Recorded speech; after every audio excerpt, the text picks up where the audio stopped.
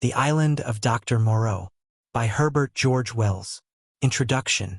On February 1, 1887, the Lady Vane was lost by collision with a derelict when about the latitude 1 degree south and longitude 107 degrees west.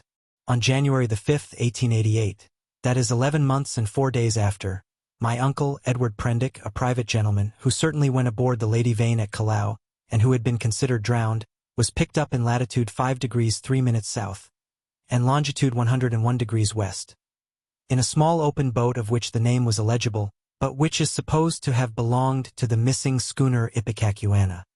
He gave such a strange account of himself that he was supposed demented.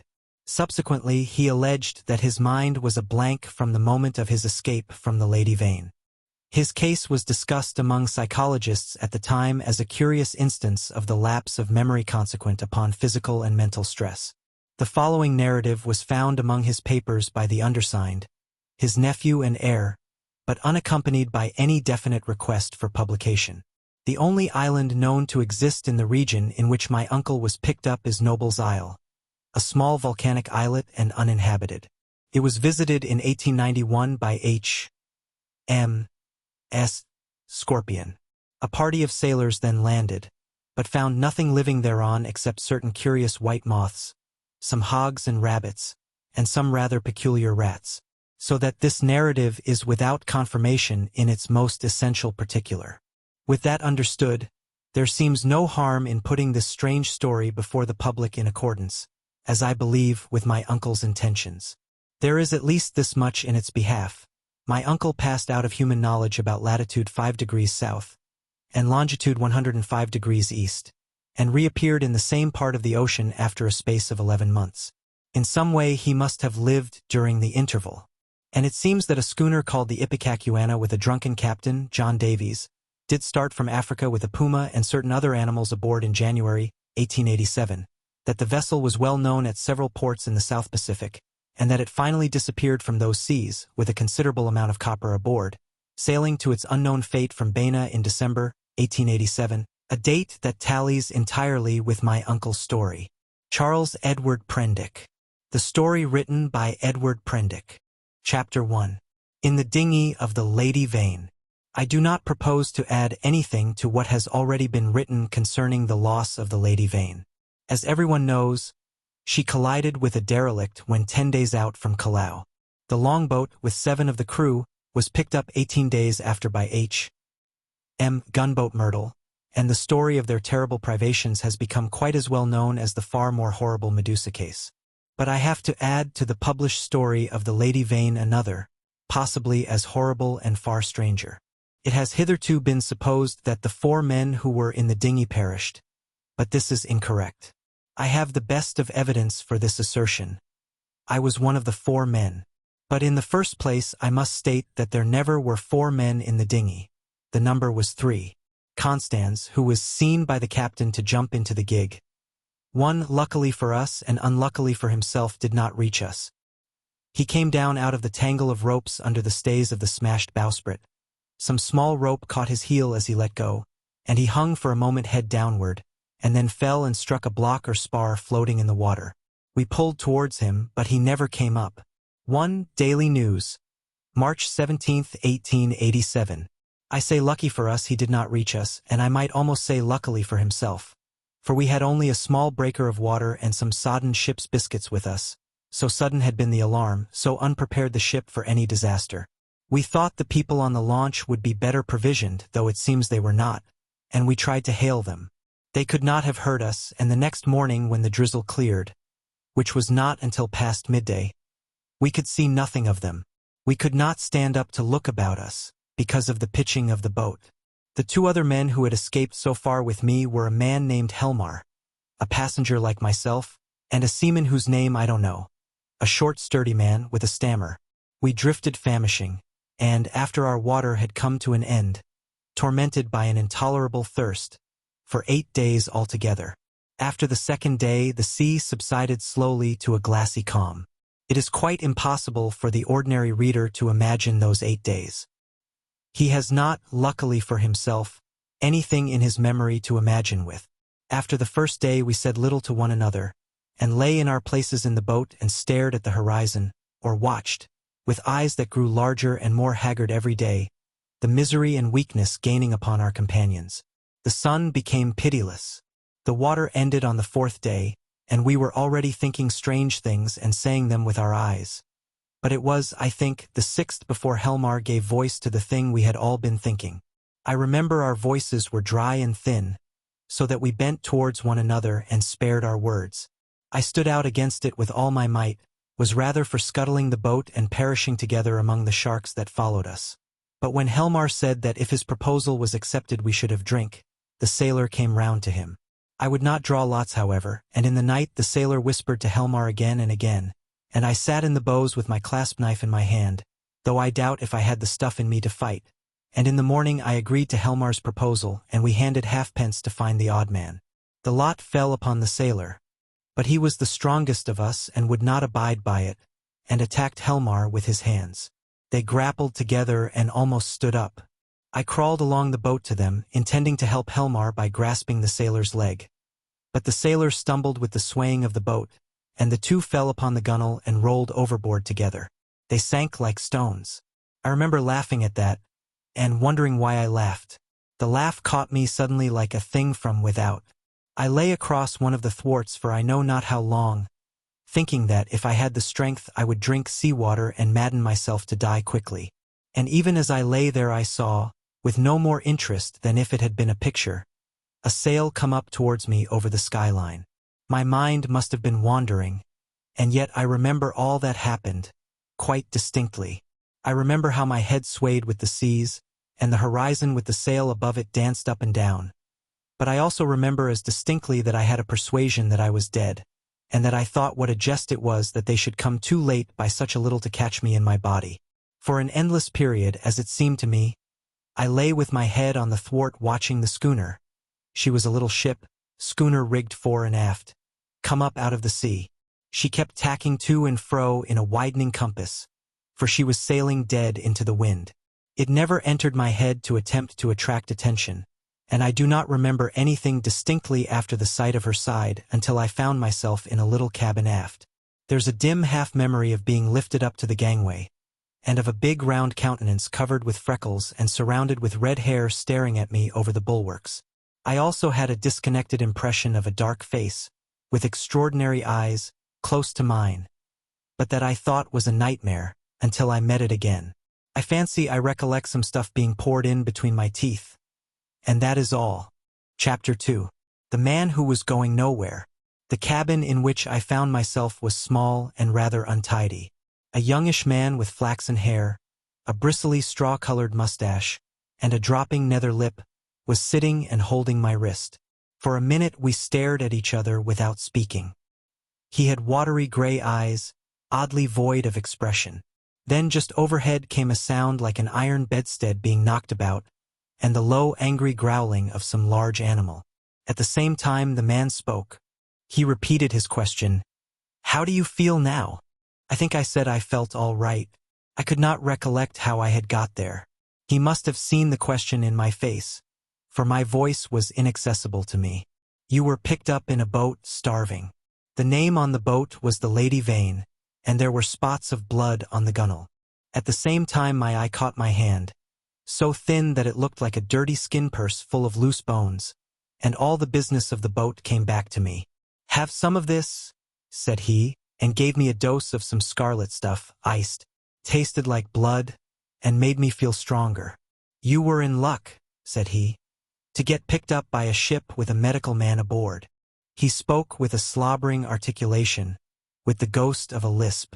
"What ship is this?" I said slowly, hoarse from my long silence. "It's a little trader from Arica and Callao. I never asked where she came from in the beginning, out of the land of born fools, I guess. I'm a passenger myself, from Arica. The silly ass who owns her, he's captain too, named Davies. He's lost his certificate or something. You know the kind of man, calls the thing the Ipecacuana of all silly, infernal names, though when there's much of a sea without any wind, she certainly acts according." Then the noise overhead began again, a snarling growl and the voice of a human being together. Then another voice, telling some heaven-forsaken idiot to desist.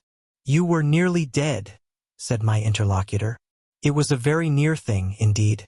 But I've put some stuff into you now. Notice your arms sore? Injections. You've been insensible for nearly 30 hours. I thought slowly. I was distracted now by the yelping of a number of dogs. "Am I eligible for solid food?" I asked. "Thanks to me," he said. "Even now the mutton is boiling." "Yes," I said with assurance. "I could eat some mutton. But," said he with a momentary hesitation, "you know I'm dying to hear of how you came to be alone in that boat. Damn that howling." I thought I detected a certain suspicion in his eyes. He suddenly left the cabin, and I heard him in violent controversy with someone who seemed to me to talk gibberish in response to him. The matter sounded as though it ended in blows, but in that I thought my ears were mistaken. Then he shouted at the dogs and returned to the cabin. "Well," said he in the doorway, "you were just beginning to tell me." I told him my name, Edward Prendick, and how I had taken to natural history as a relief from the dullness of my comfortable independence. He seemed interested in this. "I've done some science myself. I did my biology at University College, getting out the ovary of the earthworm and the radula of the snail and all that. Lord, it's 10 years ago. But go on. Tell me about the boat." He was evidently satisfied with the frankness of my story, which I told in concise sentences enough, for I felt horribly weak. And when it was finished he reverted at once to the topic of natural history and his own biological studies. He began to question me closely about Tottenham Court Road and Gower Street. "Is Kaplatzi still flourishing? What a shop that was!" He had evidently been a very ordinary medical student, and drifted incontinently to the topic of the music halls. He told me some anecdotes. "Left it all," he said. 10 years ago. How jolly it all used to be. But I made a young ass of myself, played myself out before I was 21.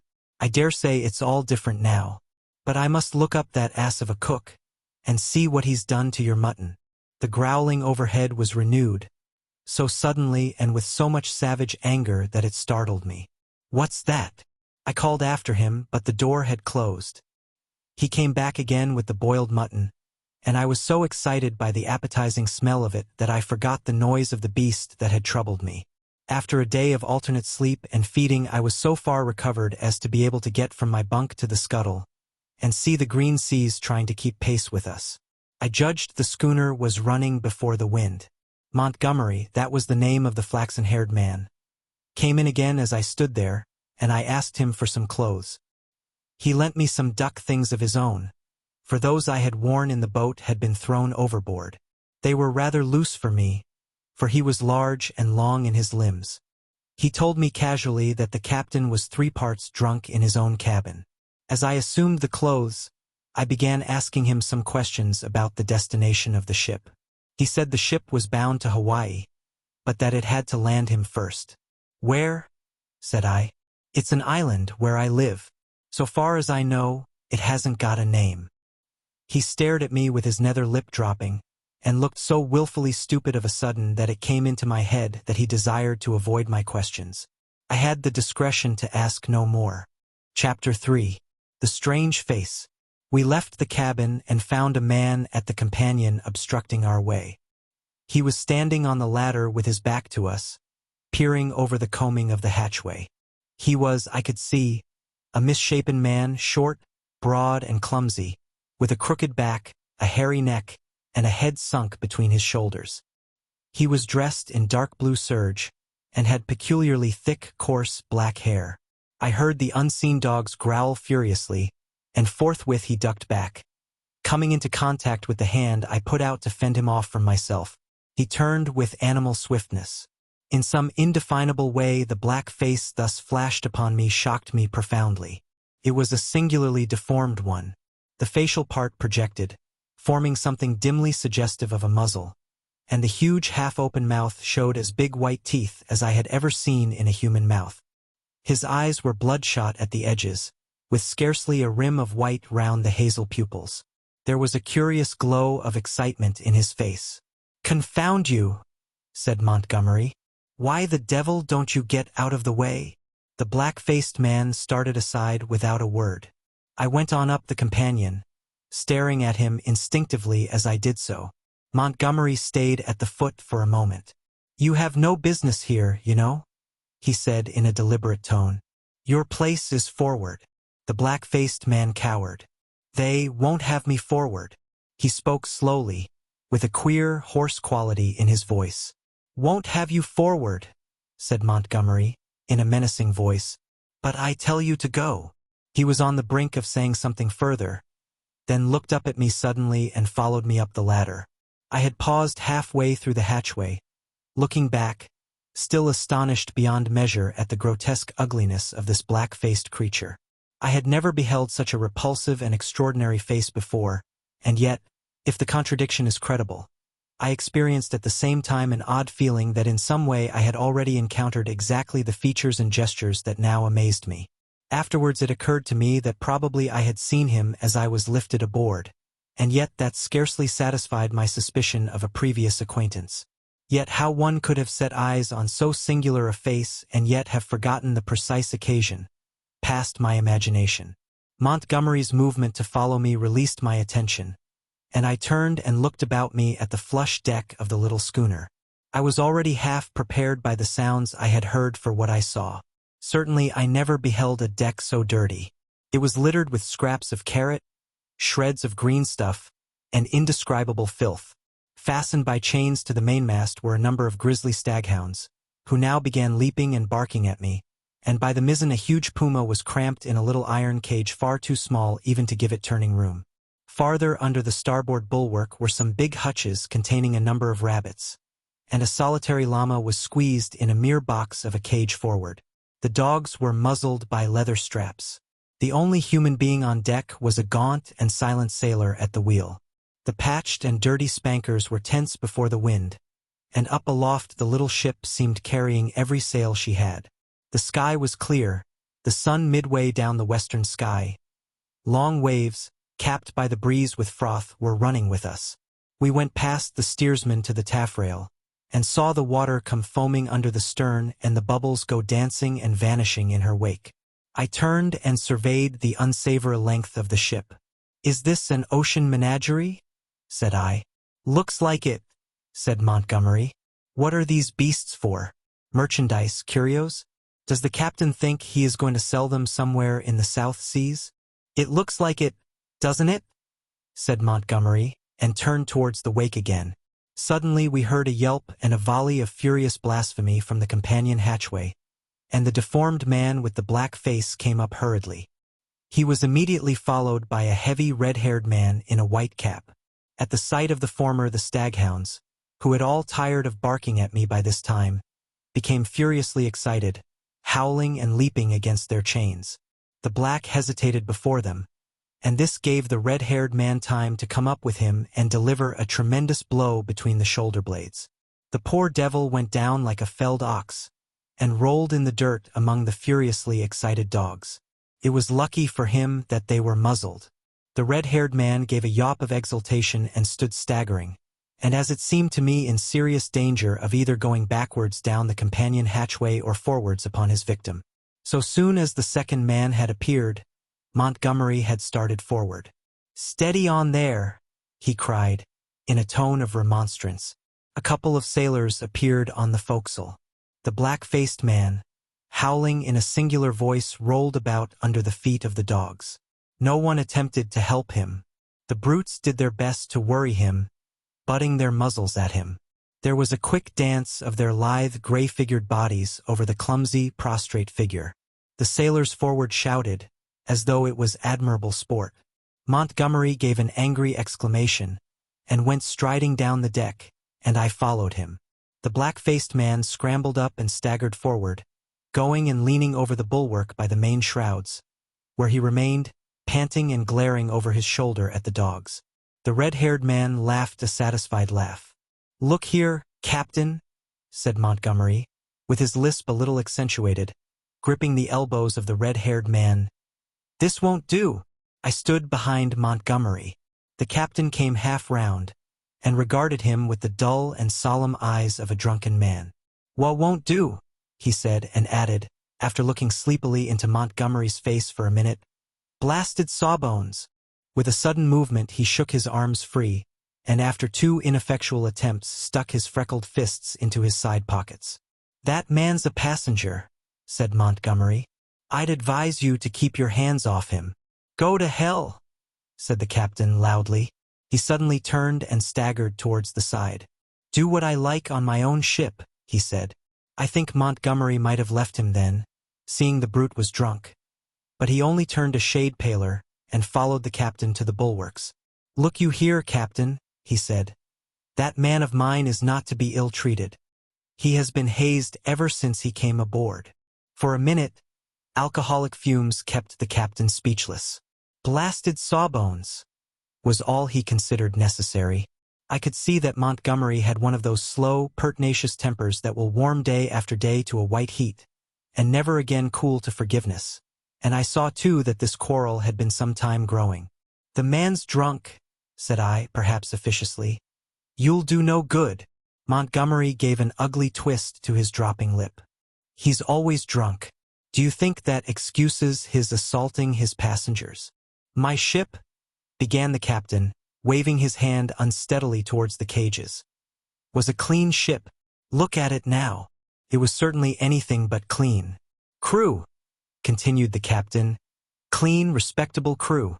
You agreed to take the beasts. I wish I'd never set eyes on your infernal island. What the devil want beasts for on an island like that? Then that man of yours understood he was a man. He's a lunatic, and he hadn't no business aft. Do you think the whole damned ship belongs to you? Your sailors began to haze the poor devil as soon as he came aboard. That's just what he is. He's a devil.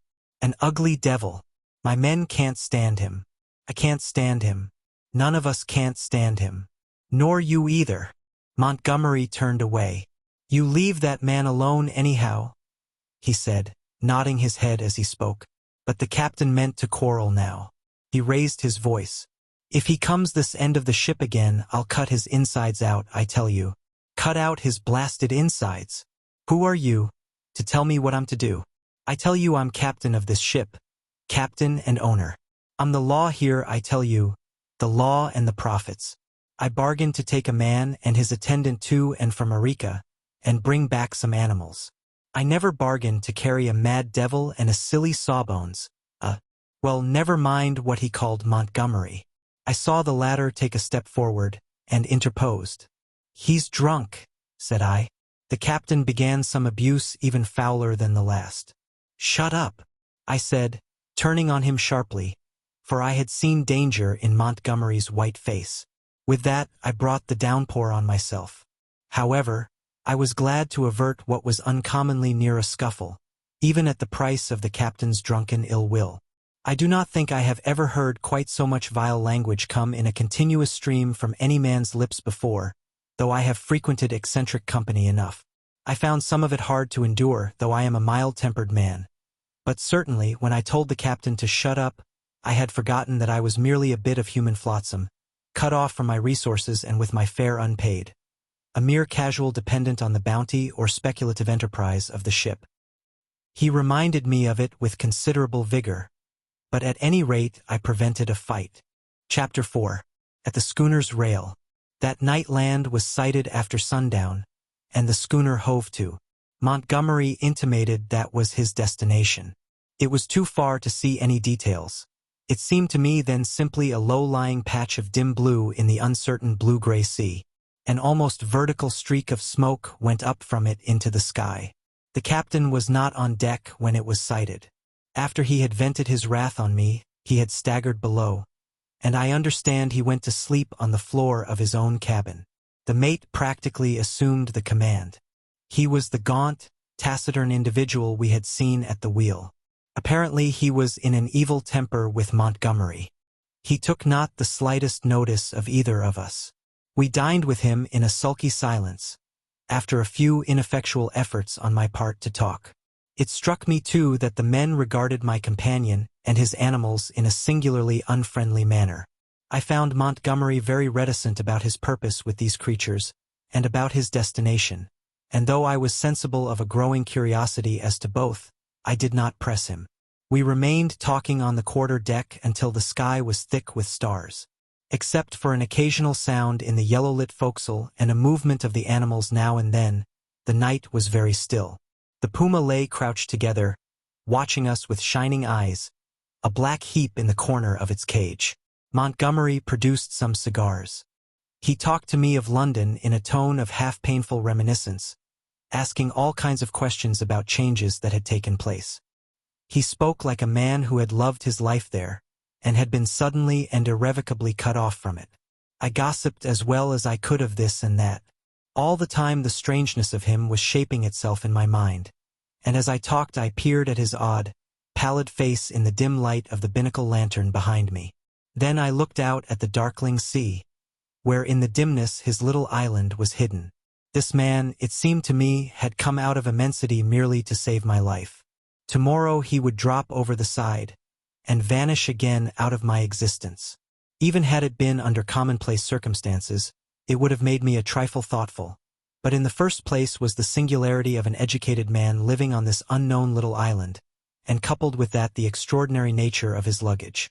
I found myself repeating the captain's question, what did he want with the beasts? Why, too, had he pretended they were not his when I had remarked about them at first? Then, again, in his personal attendant there was a bizarre quality which had impressed me profoundly. These circumstances threw a haze of mystery round the man. They laid hold of my imagination, and hampered my tongue. Towards midnight our talk of London died away, and we stood side by side leaning over the bulwarks and staring dreamily over the silent, starlit sea, each pursuing his own thoughts. It was the atmosphere for sentiment, and I began upon my gratitude. "If I may say it," said I after a time, "you have saved my life." "Chance," he answered, "just chance. I prefer to make my thanks to the accessible agent. Thank no one. You had the need and I had the knowledge, and I injected and fed you much as I might have collected a specimen. I was bored and wanted something to do. If I'd been jaded that day or hadn't liked your face, well, it's a curious question where you would have been now. This damped my mood a little. At any rate," I began. "It's a chance, I tell you," he interrupted. "As everything is in a man's life, only the asses won't see it. Why am I here now, an outcast from civilization, instead of being a happy man enjoying all the pleasures of London? Simply because 11 years ago, I lost my head for 10 minutes on a foggy night." He stopped. "Yes," said I. "That's all." We relapsed into silence. Presently he laughed. "There's something in this starlight that loosens one's tongue. I'm an ass, and yet somehow I would like to tell you. Whatever you tell me, you may rely upon my keeping to myself, if that's it." He was on the point of beginning, and then shook his head doubtfully. "Don't," said I. "It is all the same to me. After all, it is better to keep your secret. There's nothing gained but a little relief if I respect your confidence. If I don't, well," he grunted undecidedly. I felt I had him at a disadvantage, had caught him in the mood of indiscretion, and to tell the truth I was not curious to learn what might have driven a young medical student out of London. I have an imagination. I shrugged my shoulders and turned away. Over the taffrail leant a silent black figure, watching the stars. It was Montgomery's strange attendant. It looked over its shoulder quickly with my movement, then looked away again. It may seem a little thing to you, perhaps, but it came like a sudden blow to me. The only light near us was a lantern at the wheel. The creature's face was turned for one brief instant out of the dimness of the stern towards this illumination, and I saw that the eyes that glanced at me shone with a pale green light. I did not know then that a reddish luminosity, at least, is not uncommon in human eyes. The thing came to me as stark inhumanity. That black figure with its eyes of fire struck down through all my adult thoughts and feelings, and for a moment the forgotten horrors of childhood came back to my mind. Then the effect passed as it had come. An uncouth black figure of a man, a figure of no particular import, hung over the taffrail against the starlight, and I found Montgomery was speaking to me. "I'm thinking of turning in then," said he. "If you've had enough of this." I answered him incongruously. We went below, and he wished me good night at the door of my cabin. That night I had some very unpleasant dreams. The waning moon rose late. Its light struck a ghostly white beam across my cabin, and made an ominous shape on the planking by my bunk. Then the staghounds woke and began howling and baying, so that I dreamt fitfully, and scarcely slept until the approach of dawn. Chapter 5. The Man Who Had Nowhere to Go. And the early morning, it was the second morning after my recovery, and I believe the fourth after I was picked up. I awoke through an avenue of tumultuous dreams of guns and howling mobs, and became sensible of a horse shouting above me. I rubbed my eyes and lay listening to the noise, doubtful for a little while of my whereabouts. Then came a sudden pattering of bare feet, the sound of heavy objects being thrown about, a violent creaking and the rattling of chains. I heard the swish of the water as the ship was suddenly brought round, and a foamy yellow-green wave flew across the little round window and left it streaming. I jumped into my clothes and went on deck. As I came up the ladder I saw against the flushed sky, for the sun was just rising, the broad back and red hair of the captain, and over his shoulder the puma spinning from a tackle rigged on to the mizzen spanker boom. The poor brute seemed horribly scared, and crouched in the bottom of its little cage. "Overboard with 'em," bawled the captain. "Overboard with 'em. We'll have a clean ship soon of the whole bilin' of 'em." He stood in my way so that I had perforce to tap his shoulder to come on deck. He came round with a start, and staggered back a few paces to stare at me. It needed no expert eye to tell that the man was still drunk. "Hello," said he stupidly, and then with a light coming into his eyes, "Why, it's Mr.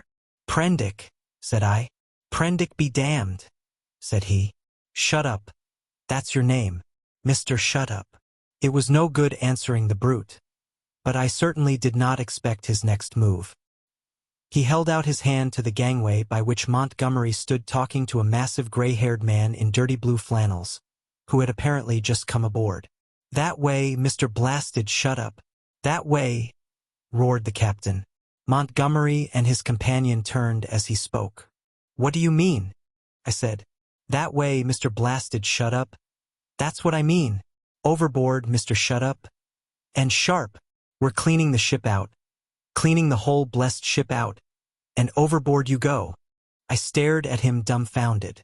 Then it occurred to me that it was exactly the thing I wanted. The lost prospect of a journey as sole passenger with this quarrelsome sot was not one to mourn over. I turned towards Montgomery. "Can't have you," said Montgomery's companion, concisely. "You can't have me," said I, aghast. He had the squarest and most resolute face I ever set eyes upon. "Look here," I began, turning to the captain. "Overboard," said the captain. "This ship ain't for beasts and cannibals and worse than beasts anymore. Overboard you go, Mr. Shut Up. If they can't have you, you goes overboard. But anyhow you go with your friends. I've done with this blessed island for evermore. Amen. I've had enough of it." "But, Montgomery," I appealed. He distorted his lower lip and nodded his head hopelessly at the gray-haired man beside him to indicate his powerlessness to help me. "I'll see to you presently," said the captain. Then began a curious three-cornered altercation. Alternately I appealed to one and another of the three men, first to the gray-haired man to let me land, and then to the drunken captain to keep me aboard. I even bawled entreaties to the sailors. Montgomery said never a word, only shook his head. "You're going overboard, I tell you," was the captain's refrain. "Law be damned. I'm king here." At last I must confess my voice suddenly broke in the middle of a vigorous threat. I felt a gust of hysterical petulance, and went aft and stared dismally at nothing. Meanwhile the sailors progressed rapidly with the task of unshipping the packages and caged animals.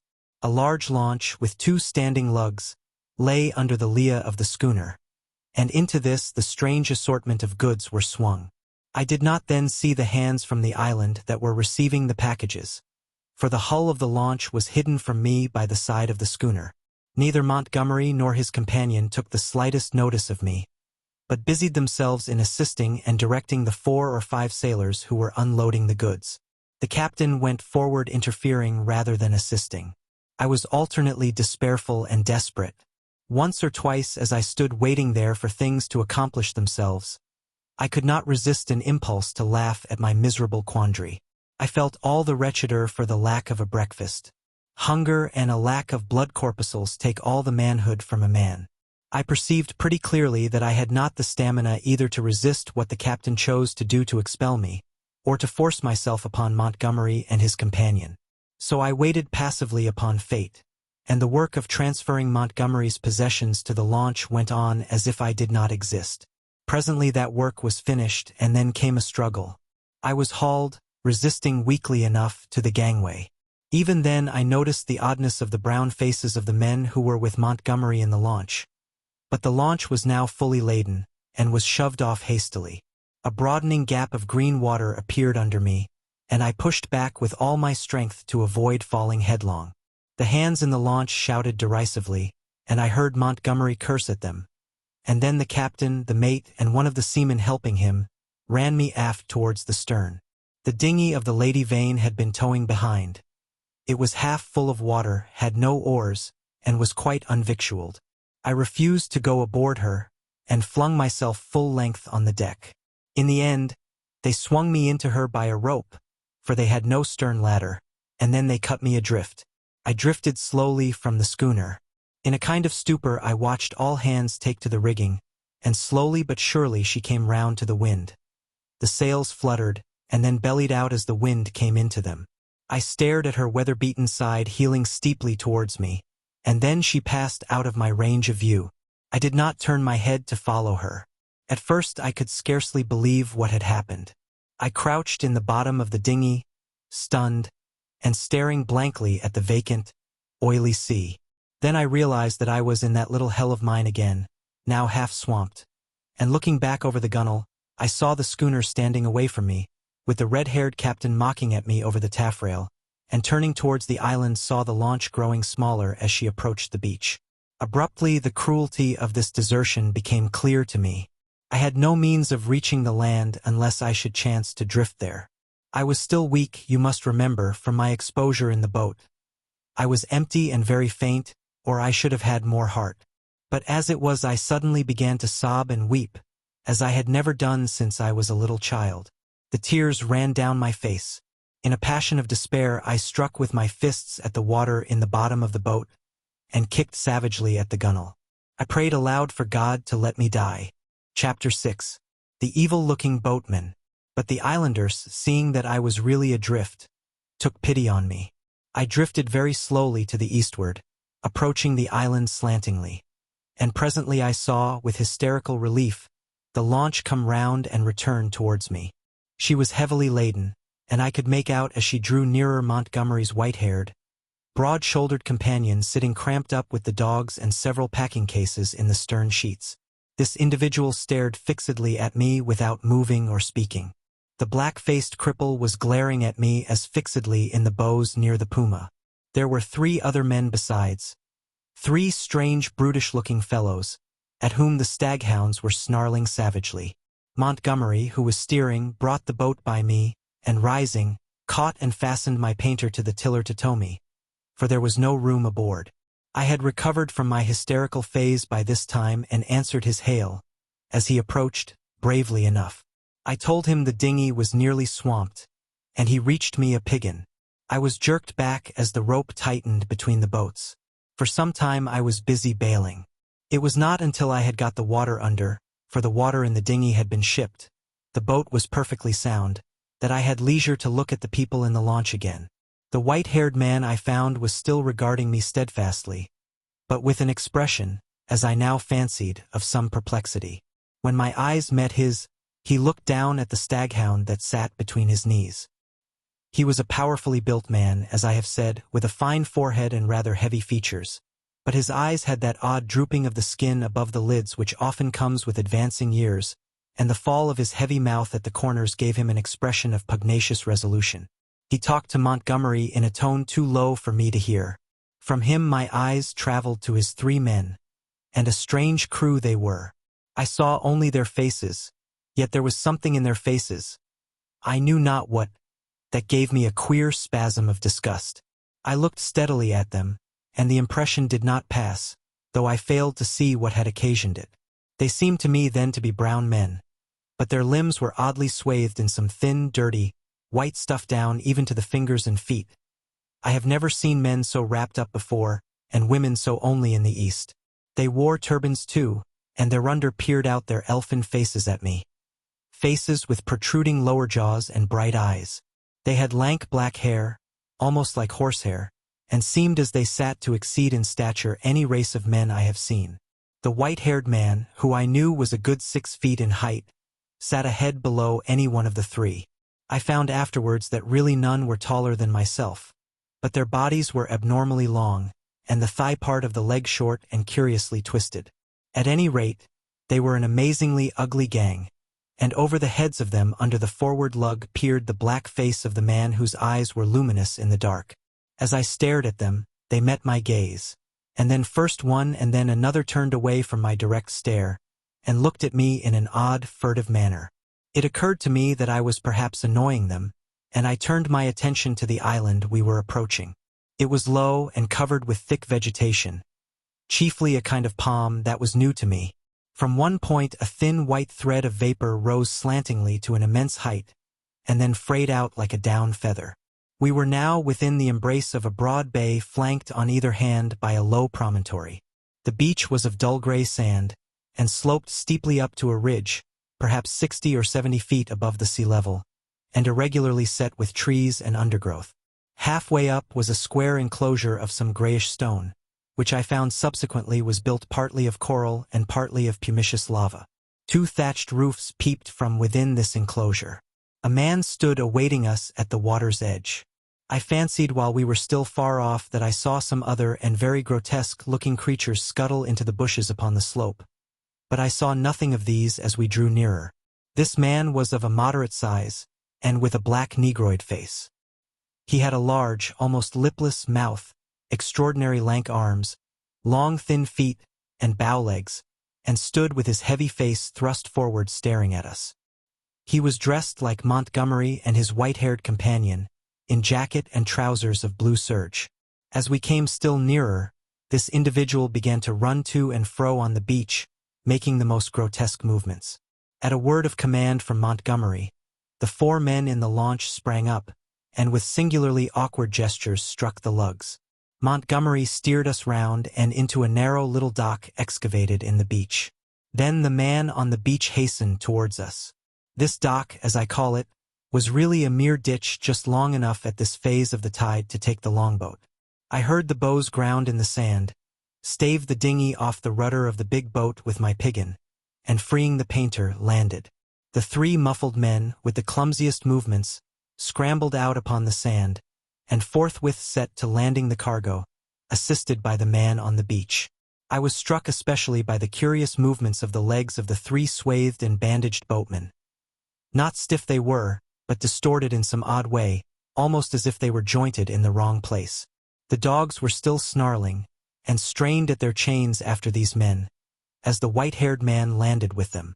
The 3 big fellows spoke to one another in odd guttural tones, and the man who had waited for us on the beach began chattering to them excitedly, a foreign language as I fancied, as they laid hands on some bales piled near the stern.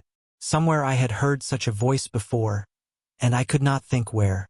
The white-haired man stood, holding in a tumult of 6 dogs, and bawling orders over their din. Montgomery, having unshipped the rudder, landed likewise, and all set to work at unloading. I was too faint, what with my long fast and the sun beating down on my bare head, to offer any assistance.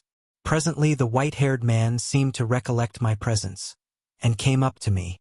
"You look," said he, "as though you had scarcely breakfasted." His little eyes were a brilliant black under his heavy brows. "I must apologize for that. Now you are our guest, we must make you comfortable, though you are uninvited, you know." He looked keenly into my face. "Montgomery says you are an educated man, Mr. Prendick. Says you know something of science. May I ask what that signifies?" I told him I had spent some years at the Royal College of Science, and had done some researches in biology under Huxley. He raised his eyebrows slightly at that. "That alters the case a little, Mr. Prendick," he said, with a trifle more respect in his manner. As it happens, we are biologists here. This is a biological station of a sort. His eye rested on the men in white who were busily hauling the puma, on rollers, towards the walled yard. I and Montgomery, at least, he added. Then, when you will be able to get away, I can't say. We're off the track to anywhere. We see a ship once in a 12-month or so. He left me abruptly and went up the beach past this group, and I think entered the enclosure. The other two men were with Montgomery, erecting a pile of smaller packages on a low-wheeled truck. The llama was still on the launch with the rabbit hutches. The staghounds were still lashed to the thwarts. The pile of things completed, all three men laid hold of the truck and began shoving the ton-weight or so upon it after the puma. Presently Montgomery left them, and coming back to me held out his hand. "I'm glad," said he. "For my own part, that captain was a silly ass. He'd have made things lively for you." "It was you," said I. "That saved me again." "That depends. You'll find this island an infernally rum place. I promise you. I'd watch my goings carefully, if I were you." He hesitated and seemed to alter his mind about what was on his lips. "I wish you'd help me with these rabbits," he said. His procedure with the rabbits was singular. I waded in with him and helped him lug one of the hutches ashore. No sooner was that done than he opened the door of it, and tilting the thing on one end turned its living contents out on the ground. They fell in a struggling heap one on the top of the other. He clapped his hands, and forthwith they went off with that hopping run of theirs, 15 or 20 of them I should think, up the beach. "Increase and multiply, my friends," said Montgomery. "Replenish the island. Hitherto we've had a certain lack of meat here." As I watched them disappearing, the white-haired man returned with a brandy flask and some biscuits. "Something to go on with, Prendick," said he, in a far more familiar tone than before. I made no ado, but set to work on the biscuits at once, while the white-haired man helped Montgomery to release about a score more of the rabbits. 3 big hutches, however, went up to the house with the puma. The brandy I did not touch, for I have been an abstainer from my birth. Chapter 7. The locked door. The reader will perhaps understand that at first everything was so strange about me, and my position was the outcome of such unexpected adventures, that I had no discernment of the relative strangeness of this or that thing. I followed the llama up the beach, and was overtaken by Montgomery, who asked me not to enter the stone enclosure. I noticed then that the puma in its cage and the pile of packages had been placed outside the entrance to this quadrangle. I turned and saw that the launch had now been unloaded, run out again, and was being beached, and the white-haired man was walking towards us. He addressed Montgomery. "And now comes the problem of this uninvited guest. What are we to do with him?" "He knows something of science," said Montgomery. "I'm itching to get to work again with this new stuff," said the white-haired man, nodding towards the enclosure. His eyes grew brighter. "I dare say you are," said Montgomery, in anything but a cordial tone. "We can't send him over there, and we can't spare the time to build him a new shanty, and we certainly can't take him into our confidence just yet." "I'm in your hands," said I. I had no idea of what he meant by over there. "I've been thinking of the same things," Montgomery answered. "There's my room with the outer door." "That's it," said the elder man promptly, looking at Montgomery, and all 3 of us went towards the enclosure. "I'm sorry to make a mystery, Mr. Prendick, but you'll remember you're uninvited. Our little establishment here contains a secret or so, is a kind of Bluebeard's chamber, in fact. Nothing very dreadful, really, to a sane man. But just now, as we don't know you—" "Decidedly," said I should be a fool to take offense at any want of confidence." He twisted his heavy mouth into a faint smile. He was one of those saturnine people who smile with the corners of the mouth down, and bowed his acknowledgment of my complaisance. The main entrance to the enclosure was passed. It was a heavy wooden gate, framed in iron and locked, with the cargo of the launch piled outside it, and at the corner we came to a small doorway I had not previously observed. The white-haired man produced a bundle of keys from the pocket of his greasy blue jacket, opened this door and entered. His keys, and the elaborate locking up of the place even while it was still under his eye, struck me as peculiar. I followed him and found myself in a small apartment, plainly but not uncomfortably furnished and with its inner door, which was slightly ajar, opening into a paved courtyard. This inner door Montgomery at once closed. A hammock was slung across the darker corner of the room, and a small unglazed window defended by an iron bar looked out towards the sea. This the white-haired man told me was to be my apartment, and the inner door which, for fear of accidents, he said, he would lock on the other side, was my limit inward. He called my attention to a convenient deck chair before the window, and to an array of old books, chiefly, I found, surgical works and editions of the Latin and Greek classics, languages I cannot read with any comfort, on a shelf near the hammock. He left the room by the outer door, as if to avoid opening the inner one again. "We usually have our meals in here," said Montgomery, and then, as if in doubt, went out after the other. "Moreau," I heard him call, and for the moment I do not think I noticed. Then as I handled the books on the shelf it came up in consciousness. Where had I heard the name of Moreau before? I sat down before the window, took out the biscuits that still remained to me, and ate them with an excellent appetite. Moreau. Through the window I saw one of those unaccountable men in white, lugging a packing case along the beach. Presently the window frame hid him. Then I heard a key inserted and turned in the lock behind me. After a little while I heard through the locked door the noise of the staghounds that had now been brought up from the beach. They were not barking, but sniffing and growling in a curious fashion. I could hear the rapid patter of their feet, and Montgomery's voice soothing them. I was very much impressed by the elaborate secrecy of these two men regarding the contents of the place, and for some time I was thinking of that and of the unaccountable familiarity of the name of Moreau. But so odd is the human memory that I could not then recall that well-known name in its proper connection. From that my thoughts went to the indefinable queerness of the deformed man on the beach. I never saw such a gait, such odd motions as he pulled at the box. I recalled that none of these men had spoken to me, though most of them I had found looking at me at one time or another in a peculiarly furtive manner, quite unlike the frank stare of your unsophisticated savage. Indeed, they had all seemed remarkably taciturn, and when they did speak, endowed with very uncanny voices. What was wrong with them? Then I recalled the eyes of Montgomery's ungainly attendant. Just as I was thinking of him he came in. He was now dressed in white, and carried a little tray with some coffee and boiled vegetables thereon. I could hardly repress a shuddering recoil as he came, bending amiably, and placed the tray before me on the table. Then astonishment paralyzed me. Under his stringy black locks I saw his ear. It jumped upon me suddenly close to my face. The man had pointed ears, covered with a fine brown fur. "Your breakfast, sir," he said. I stared at his face without attempting to answer him. He turned and went towards the door, regarding me oddly over his shoulder. I followed him out with my eyes, and as I did so, by some odd trick of unconscious cerebration, there came surging into my head the phrase, "The Moreau Hollows." Was it? The Moreau? Ah! It sent my memory back 10 years. The Moreau horrors.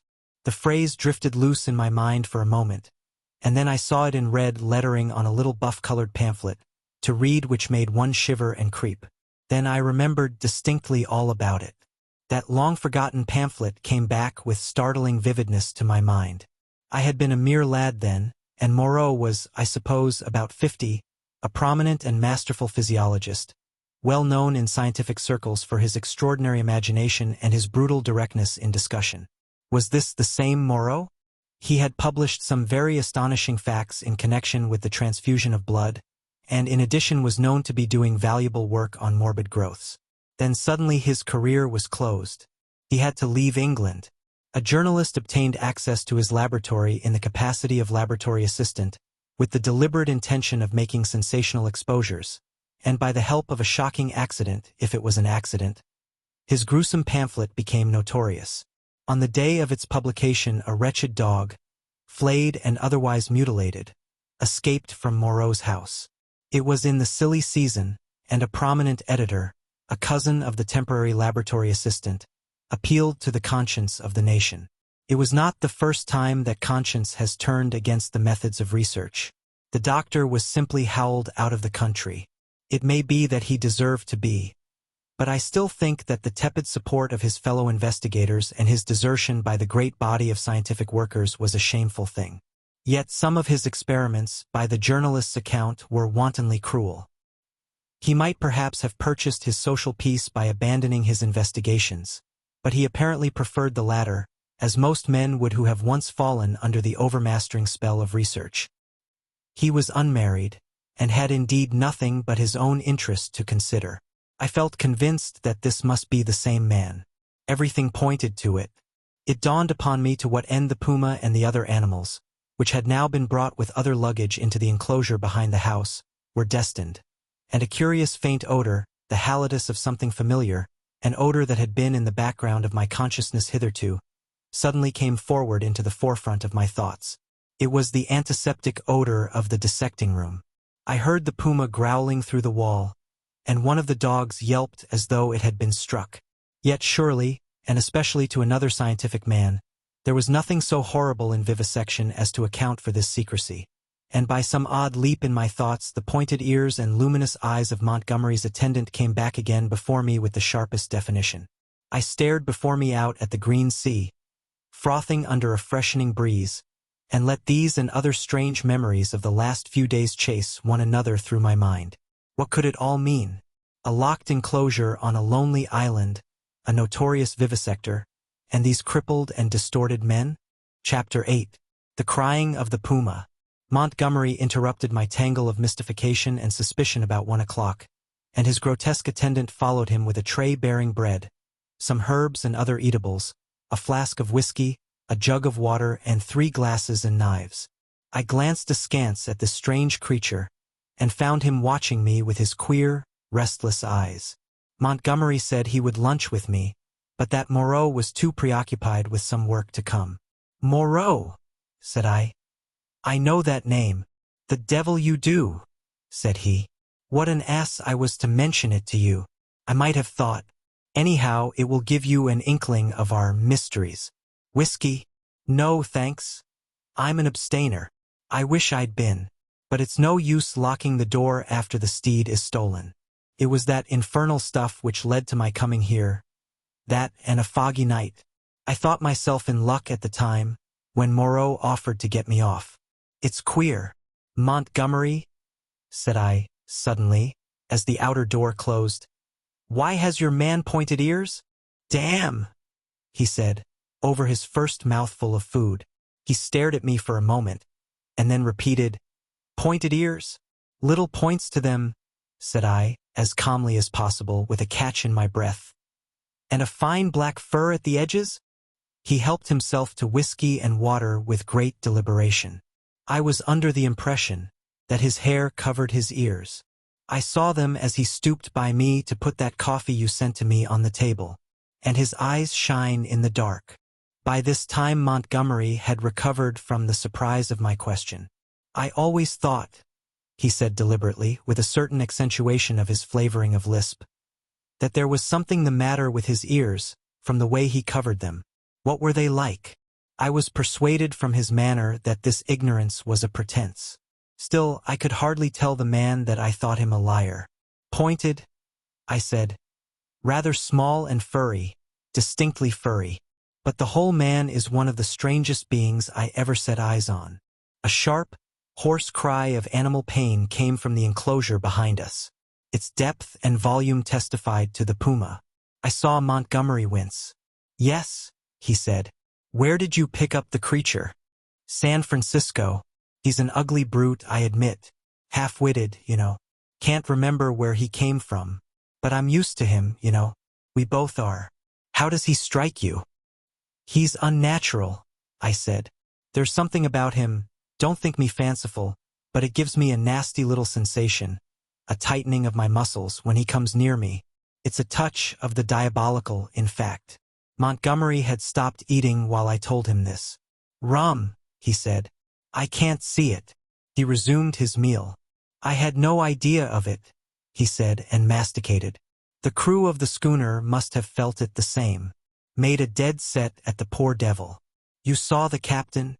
Suddenly the puma howled again, this time more painfully. Montgomery swore under his breath. I had half a mind to attack him about the men on the beach. Then the poor brute within gave vent to a series of short, sharp cries. "Your men on the beach," said I. "What race are they? Excellent fellows, aren't they?" said he, absent-mindedly, knitting his brows as the animal yelled out sharply. I said no more. There was another outcry worse than the former. He looked at me with his dull gray eyes, and then took some more whiskey. He tried to draw me into a discussion about alcohol, professing to have saved my life with it. He seemed anxious to lay stress on the fact that I owed my life to him. I answered him distractedly. Presently our meal came to an end. The misshapen monster with the pointed ears cleared the remains away, and Montgomery left me alone in the room again. All the time he had been in a state of ill-concealed irritation at the noise of the vivisected puma. He had spoken of his odd want of nerve, and left me to the obvious application. I found myself that the cries were singularly irritating, and they grew in depth and intensity as the afternoon wore on. They were painful at first, but their constant resurgence at last altogether upset my balance. I flung aside a crib of Horace I had been reading, and began to clench my fists, to bite my lips, and to pace the room. Presently I got to stopping my ears with my fingers. The emotional appeal of those yells grew upon me steadily, grew at last to such an exquisite expression of suffering that I could stand it in that confined room no longer. I stepped out of the door into the slumberous heat of the late afternoon, and walking past the main entrance, locked again, I noticed, turned the corner of the wall. The crying sounded even louder out of doors. It was as if all the pain in the world had found a voice. Yet had I known such pain was in the next room, and had it been dumb, I believe, I have thought since, I could have stood it well enough. It is when suffering finds a voice and sets our nerves quivering that this pity comes troubling us. But in spite of the brilliant sunlight and the green fans of the trees waving in the soothing sea breeze, the world was a confusion, blurred with drifting black and red phantasms, until I was out of earshot of the house in the checkered wall. Chapter 9. The Thing in the Forest. I strode through the undergrowth that clothed the ridge behind the house, scarcely heeding whither I went. Passed on through the shadow of a thick cluster of straight-stemmed trees beyond it, and so presently found myself some way on the other side of the ridge, and descending towards a streamlet that ran through a narrow valley. I paused and listened. The distance I had come, or the intervening masses of thicket, deadened any sound that might be coming from the enclosure. The air was still. Then with a rustle a rabbit emerged, and went scampering up the slope before me. I hesitated, and sat down in the edge of the shade. The place was a pleasant one. The rivulet was hidden by the luxuriant vegetation of the banks save at one point, where I caught a triangular patch of its glittering water. On the farther side I saw through a bluish haze a tangle of trees and creepers, and above these again the luminous blue of the sky. Here and there a splash of white or crimson marked the blooming of some trailing epiphyte. I let my eyes wander over this scene for a while, and then began to turn over in my mind again the strange peculiarities of Montgomery's man. But it was too hot to think elaborately, and presently I fell into a tranquil state midway between dozing and waking. From this I was aroused, after I know not how long, by a rustling amidst the greenery on the other side of the stream. For a moment I could see nothing but the waving summits of the ferns and reeds. Then suddenly upon the bank of the stream appeared something. At first I could not distinguish what it was. It bowed its round head to the water, and began to drink. Then I saw it was a man, going on all fours like a beast. He was clothed in bluish cloth, and was of a copper-colored hue, with black hair. It seemed that grotesque ugliness was an invariable character of these islanders. I could hear the suck of the water at his lips as he drank.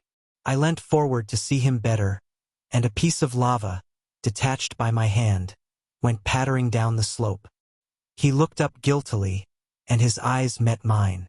Forthwith he scrambled to his feet, and stood wiping his clumsy hand across his mouth and regarding me. His legs were scarcely half the length of his body.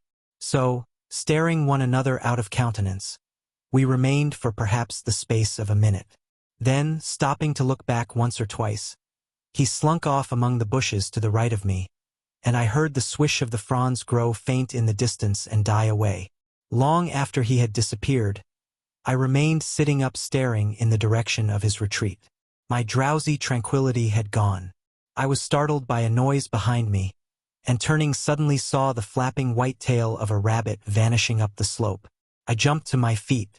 The apparition of this grotesque, half-bestial creature had suddenly populated the stillness of the afternoon for me. I looked around me rather nervously, and regretted that I was unarmed.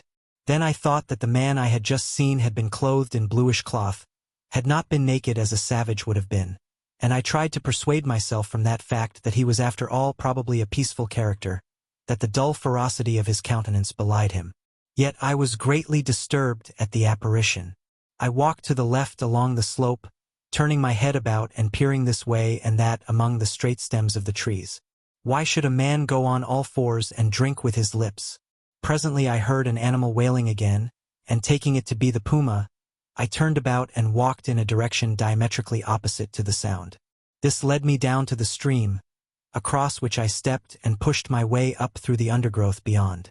I was startled by a great patch of vivid scarlet on the ground, and going up to it found it to be a peculiar fungus, branched and corrugated like a foliaceous lichen, but deliquescing into slime at the touch. And then in the shadow of some luxuriant ferns I came upon an unpleasant thing. The dead body of a rabbit covered with shining flies, but still warm and with the head torn off. I stopped aghast at the sight of the scattered blood. Here at least was one visitor to the island disposed of. There were no traces of other violence about it. It looked as though it had been suddenly snatched up and killed, and as I stared at the little furry body came the difficulty of how the thing had been done. The vague dread that had been in my mind since I had seen the inhuman face of the man at the stream grew distincter as I stood there. I began to realize the hardihood of my expedition among these unknown people. The thicket about me became altered to my imagination. Every shadow became something more than a shadow, became an ambush. Every rustle became a threat. Invisible things seemed watching me. I resolved to go back to the enclosure on the beach. I suddenly turned away and thrust myself violently, possibly even frantically, through the bushes, anxious to get a clear space about me again. I stopped just in time to prevent myself emerging upon an open space. It was a kind of glade in the forest, made by a fall.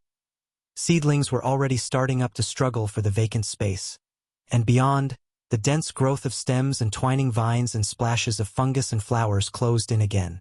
Before me, squatting together upon the fungoid ruins of a huge fallen tree and still unaware of my approach, were three grotesque human figures. One was evidently a female. The other two were men. They were naked, save for swathings of scarlet cloth about the middle, and their skins were of a dull pinkish-drab color, such as I had seen in no savages before. They had fat, heavy, chinless faces, retreating foreheads, and a scant bristly hair upon their heads. I never saw such bestial-looking creatures. They were talking, or at least one of the men was talking to the other two, and all three had been too closely interested to heed the rustling of my approach. They swayed their heads and shoulders from side to side. The speaker's words came thick and sloppy, and though I could hear them distinctly, I could not distinguish what he said. He seemed to me to be reciting some complicated gibberish. Presently his articulation became shriller, and spreading his hands he rose to his feet. At that the others began to gibber in unison, also rising to their feet, spreading their hands and swaying their bodies in rhythm with their chant. I noticed then the abnormal shortness of their legs, and their lank, clumsy feet. All three began slowly to circle round, raising and stamping their feet and waving their arms. A kind of tune crept into their rhythmic recitation, and a refrain, Alula, or Balula, it sounded like. Their eyes began to sparkle, and their ugly faces to brighten, with an expression of strange pleasure. Saliva dripped from their lipless mouths.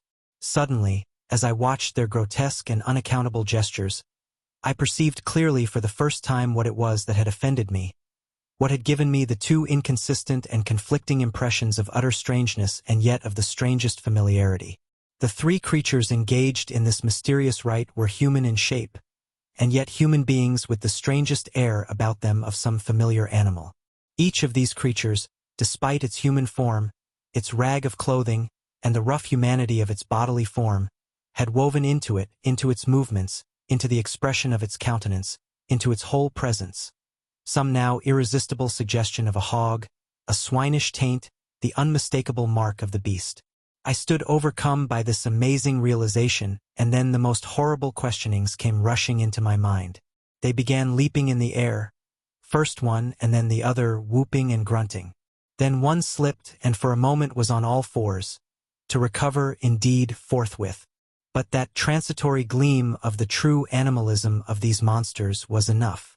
I turned as noiselessly as possible, and becoming every now and then rigid with the fear of being discovered, as a branch cracked or a leaf rustled, I pushed back into the bushes. It was long before I grew bolder and dared to move freely. My only idea for the moment was to get away from these foul beings, and I scarcely noticed that I had emerged upon a faint pathway amidst the trees. Then suddenly traversing a little glade, I saw with an unpleasant start two clumsy legs among the trees, walking with noiseless footsteps parallel with my course, and perhaps 30 yards away from me. The head and upper part of the body were hidden by a tangle of creeper. I stopped abruptly, hoping the creature did not see me. The feet stopped as I did. So nervous was I that I controlled an impulse to headlong flight with the utmost difficulty. Then, looking hard, I distinguished through the interlacing network the head and body of the brute I had seen drinking. He moved his head. There was an emerald flash in his eyes as he glanced at me from the shadow of the trees, a half-luminous color that vanished as he turned his head again. He was motionless for a moment, and then with a noiseless tread began running through the green confusion. In another moment he had vanished behind some bushes. I could not see him, but I felt that he had stopped and was watching me again. What on earth was he? Man or beast? What did he want with me? I had no weapon, not even a stick. Flight would be madness. At any rate the thing, whatever it was, lacked the courage to attack me. Setting my teeth hard, I walked straight towards him. I was anxious not to show the fear that seemed chilling my backbone. I pushed through a tangle of tall, white-flowered bushes, and saw him 20 paces beyond, looking over his shoulder at me and hesitating. I advanced a step or two, looking steadfastly into his eyes. "Who are you?" said I. He tried to meet my gaze. "No," he said suddenly, and turning went bounding away from me through the undergrowth.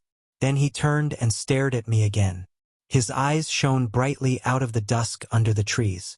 My heart was in my mouth, but I felt my only chance was bluff, and walked steadily towards him. He turned again, and vanished into the dusk. Once more I thought I caught the glint of his eyes, and that was all. For the first time I realized how the lateness of the hour might affect me. The sun had set some minutes since. The swift dusk of the tropics was already fading out of the eastern sky, and a pioneer moth fluttered silently by my head. Unless I would spend the night among the unknown dangers of the mysterious forest, I must hasten back to the enclosure. The thought of a return to that pain-haunted refuge was extremely disagreeable, but still more so was the idea of being overtaken in the open by darkness and all that darkness might conceal. I gave one more look into the blue shadows that had swallowed up this odd creature, and then retraced my way down the slope towards the stream, going as I judged in the direction from which I had come. I walked eagerly, my mind confused with many things, and presently found myself in a level place among scattered trees. The colorless clearness that comes after the sunset flush was darkling. The blue sky above grew momentarily deeper, and the little stars one by one pierced the attenuated light. The interspaces of the trees, the gaps in the further vegetation, that had been hazy blue in the daylight, grew black and mysterious. I pushed on. The color vanished from the world. The treetops rose against the luminous blue sky in inky silhouette, and all below that outline melted into one formless blackness. Presently the trees grew thinner, and the shrubby undergrowth more abundant. Then there was a desolate space covered with a white sand, and then another expanse of tangled bushes. I did not remember crossing the sand opening before. I began to be tormented by a faint rustling upon my right hand. I thought at first it was fancy, for whenever I stopped there was silence, save for the evening breeze in the treetops. Then when I turned to hurry on again, there was an echo to my footsteps. I turned away from the thickets, keeping to the more open ground, and endeavoring by sudden turns now and then to surprise something in the act of creeping upon me. I saw nothing, and nevertheless my sense of another presence grew steadily. I increased my pace, and after some time came to a slight ridge, crossed it, and turned sharply, regarding it steadfastly from the further side. It came out black and clear-cut against the darkling sky, and presently a shapeless lump heaved up momentarily against the skyline and vanished again. I felt assured now that my tawny-faced antagonist was stalking me once more, and coupled with that was another unpleasant realization, that I had lost my way. For a time I hurried on hopelessly perplexed, and pursued by that stealthy approach. Whatever it was, the thing either lacked the courage to attack me, or it was waiting to take me at some disadvantage. I kept studiously to the open. At times I would turn and listen, and presently I had half persuaded myself that my pursuer had abandoned the chase, or was a mere creation of my disordered imagination. Then I heard the sound of the sea.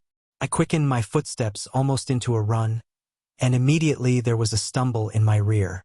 I turned suddenly, and stared at the uncertain trees behind me. One black shadow seemed to leap into another. I listened rigid, and heard nothing but the creep of the blood in my ears. I thought that my nerves were unstrung, and that my imagination was tricking me, and turned resolutely towards the sound of the sea again. In a minute or so the trees grew thinner, and I emerged upon a bare, low headland running out into the somber water. The night was calm and clear, and the reflection of the growing multitude of the stars shivered in the tranquil heaving of the sea. Some way out, the wash upon an irregular band of reef shone with a pallid light of its own. Westward I saw the zodiacal light mingling with the yellow brilliance of the evening star. The coast fell away from me to the east, and westward it was hidden by the shoulder of the cape. Then I recalled the fact that Moreau's beach lay to the west. A twig snapped behind me, and there was a rustle. I turned, and stood facing the dark trees. I could see nothing, or else I could see too much. Every dark form in the dimness had its ominous quality, its peculiar suggestion of alert watchfulness. So I stood for perhaps a minute, and then, with an eye to the trees still, turned westward to cross the headland. And as I moved, one among the lurking shadows moved to follow me. My heart beat quickly. Presently the broad sweep of a bay to the westward became visible, and I halted again. The noiseless shadow halted a dozen yards from me. A little point of light shone on the further bend of the curve, and the gray sweep of the sandy beach lay faint under the starlight. Perhaps 2 miles away was that little point of light. To get to the beach I should have to go through the trees where the shadows lurked, and down a bushy slope. I could see the thing rather more distinctly now. It was no animal, for it stood erect. At that I opened my mouth to speak, and found a hoarse phlegm choked my voice. I tried again, and shouted, "Who is there?" There was no answer. I advanced a step. The thing did not move, only gathered itself together. My foot struck a stone. That gave me an idea. Without taking my eyes off the black form before me, I stooped and picked up this lump of rock. But at my motion the thing turned abruptly as a dog might have done, and slunk obliquely into the further darkness. Then I recalled a schoolboy expedient against big dogs, and twisted the rock into my handkerchief, and gave this a turn round my wrist. I heard a movement further off among the shadows, as if the thing was in retreat. Then suddenly my tense excitement gave way. I broke into a profuse perspiration and fell a-trembling, with my adversary routed and this weapon in my hand. It was some time before I could summon resolution to go down through the trees and bushes upon the flank of the headland to the beach. At last I did it at a run, and as I emerged from the thicket upon the sand, I heard some other body come crashing after me. At that I completely lost my head with fear, and began running along the sand. Forthwith there came the swift patter of soft feet in pursuit. I gave a wild cry, and redoubled my pace. Some dim, black things about 3 or 4 times the size of rabbits went running or hopping up from the beach towards the bushes as I passed. So long as I live, I shall remember the terror of that chase. I ran near the water's edge, and heard every now and then the splash of the feet that gained upon me. Far away, hopelessly far, was the yellow light. All the night about us was black and still. Splash, splash came the pursuing feet, nearer and nearer. I felt my breath going, for I was quite out of training. It whooped as I drew it, and I felt a pain like a knife at my side. I perceived the thing would come up with me long before I reached the enclosure, and, desperate and sobbing for my breath, I wheeled round upon it and struck at it as it came up to me. Struck with all my strength. The stone came out of the sling of the handkerchief as I did so. As I turned, the thing, which had been running on all fours, rose to its feet, and the missile fell fair on its left temple. The skull rang loud, and the animal man blundered into me, thrust me back with its hands, and went staggering past me to fall headlong upon the sand with its face in the water, and there it lay still. I could not bring myself to approach that black heap. I left it there, with the water rippling round it, under the still stars, and giving it a wide berth pursued my way towards the yellow glow of the house. And presently, with a positive effect of relief, came the pitiful moaning of the puma, the sound that had originally driven me out to explore this mysterious island. At that, though I was faint and horribly fatigued, I gathered together all my strength, and began running again towards the light. I thought I heard a voice calling me. Chapter 10. The Crying of the Man. As I drew near the house, I saw that the light shone from the open door of my room, and then I heard coming from out of the darkness at the side of that orange oblong of light, the voice of Montgomery shouting, "Prendick!" I continued running. Presently I heard him again. I replied by a feeble "Hello!" and in another moment had staggered up to him. "Where have you been?" said he, holding me at arm's length, so that the light from the door fell on my face. "We have both been so busy that we forgot you until about half an hour ago." He led me into the room and sat me down in the deck chair. For a while I was blinded by the light. "We did not think you would start to explore this island of ours without telling us," he said, and then, "I was afraid, but what hello!" My last remaining strength slipped from me, and my head fell forward on my chest. I think he found a certain satisfaction in giving me brandy. "For God's sake," said I, "fasten that door. You've been meeting some of our curiosities, eh?" said he. He locked the door and turned to me again. He asked me no questions, but gave me some more brandy and water and pressed me to eat. I was in a state of collapse. He said something vague about his forgetting to warn me, and asked me briefly when I left the house and what I had seen. I answered him as briefly in fragmentary sentences. "Tell me what it all means," said I, in a state bordering on hysterics. "It's nothing so very dreadful," said he, "but I think you have had about enough for one day." The puma suddenly gave a sharp yell of pain. At that he swore under his breath. "I'm damned," said he, "if this place is not as bad as Gower Street with its cats." "Montgomery," said I, "what was that thing that came after me? Was it a beast or was it a man?" "If you don't sleep tonight," he said, "you'll be off your head tomorrow." I stood up in front of him. "What was that thing that came after me?" I asked. He looked me squarely in the eyes and twisted his mouth askew. His eyes, which had seemed animated a minute before, went dull. "From your account," said he, "I'm thinking it was a bogle." I felt a gust of intense irritation, which passed as quickly as it came. I flung myself into the chair again and pressed my hands on my forehead. The puma began once more. Montgomery came round behind me and put his hand on my shoulder. "Look here, Prendick," he said. "I had no business to let you drift out into this silly island of ours, but it's not so bad as you feel, man. Your nerves are worked to rags.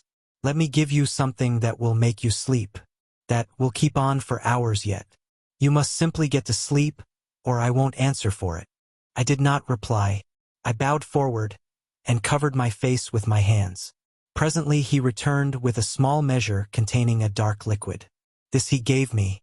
I took it unresistingly, and he helped me into the hammock. When I awoke, it was broad day. For a little while I lay flat, staring at the roof above me. The rafters, I observed, were made out of the timbers of a ship. Then I turned my head and saw a meal prepared for me on the table. I perceived that I was hungry and prepared to clamber out of the hammock, which, very politely anticipating my intention, twisted round and deposited me upon all fours on the floor. I got up and sat down before the food. I had a heavy feeling in my head, and only the vaguest memory at first of the things that had happened overnight.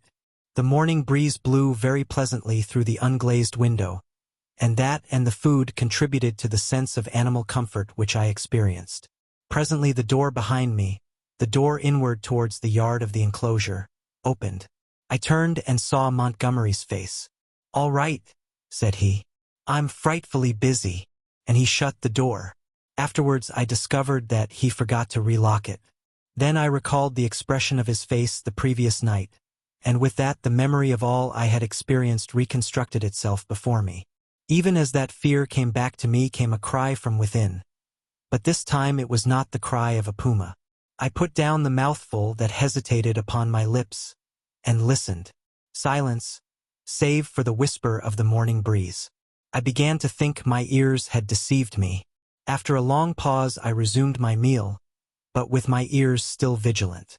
Presently I heard something else, very faint and low. I sat as if frozen in my attitude. Though it was faint and low, it moved me more profoundly than all that I had hitherto heard of the abominations behind the wall. There was no mistake this time in the quality of the dim, broken sounds, no doubt at all of their source. For it was groaning, broken by sobs and gasps of anguish. It was no brute this time. It was a human being in torment. As I realized this I rose, and in 3 steps had crossed the room, seized the handle of the door into the yard, and flung it open before me. "Prendick, man! Stop!"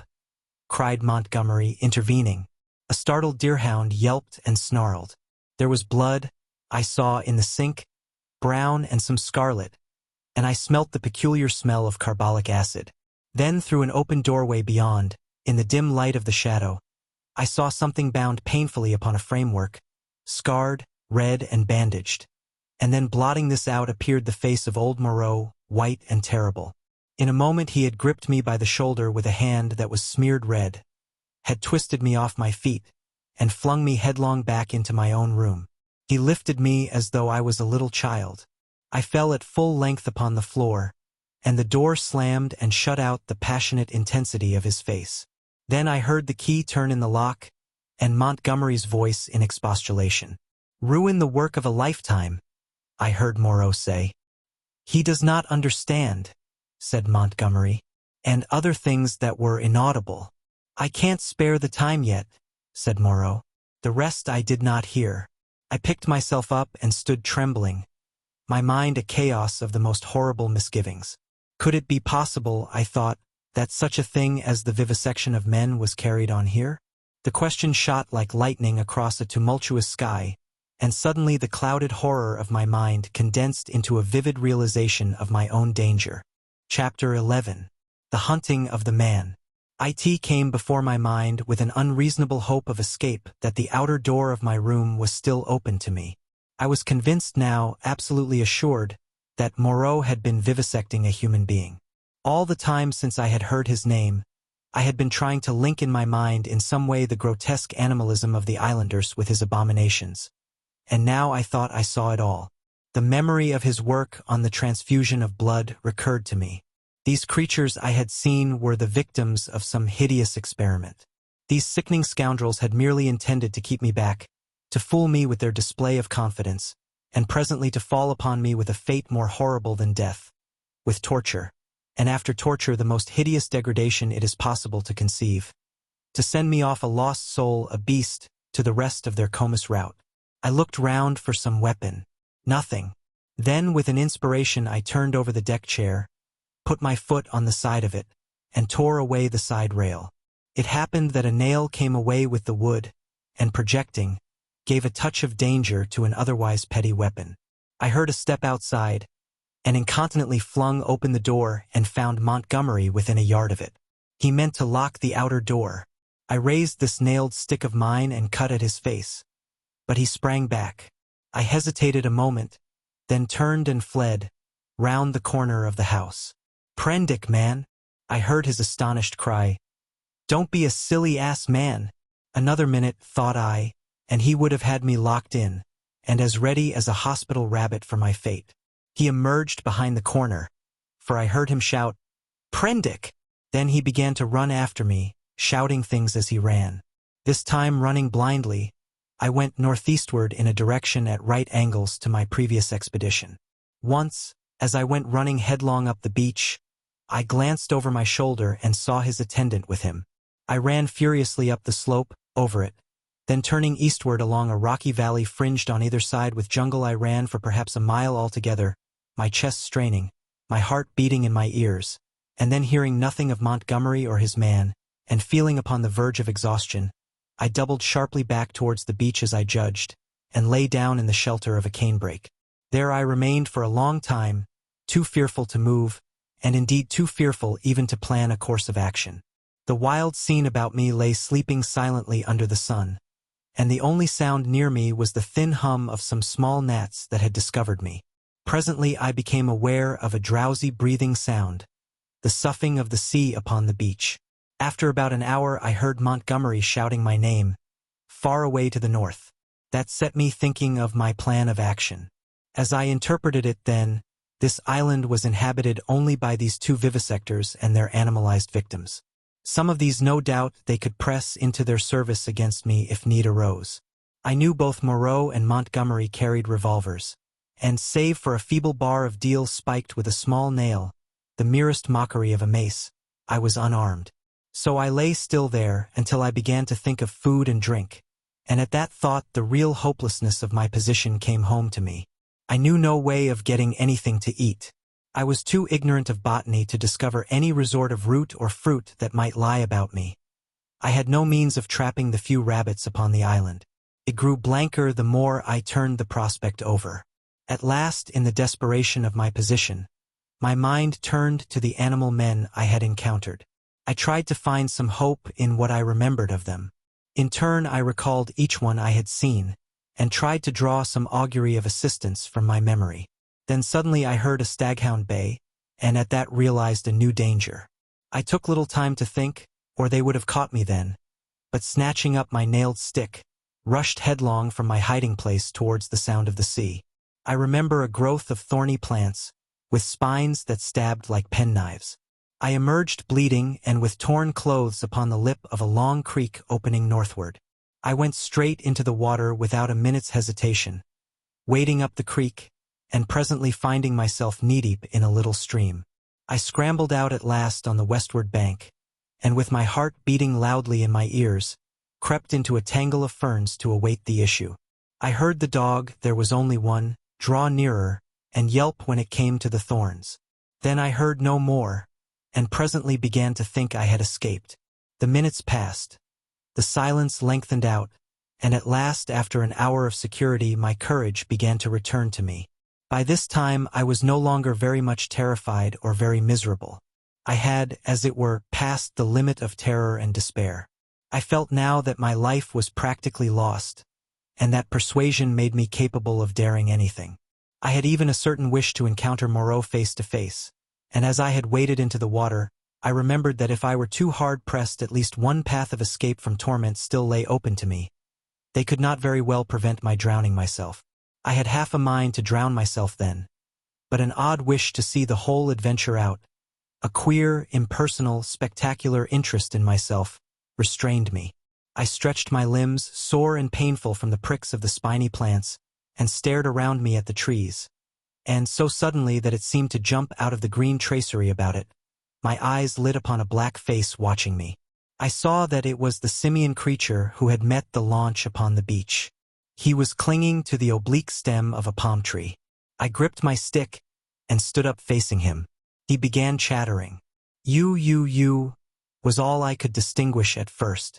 Suddenly he dropped from the tree, and in another moment was holding the fronds apart and staring curiously at me.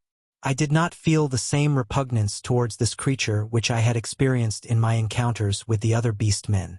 You, he said. In the boat.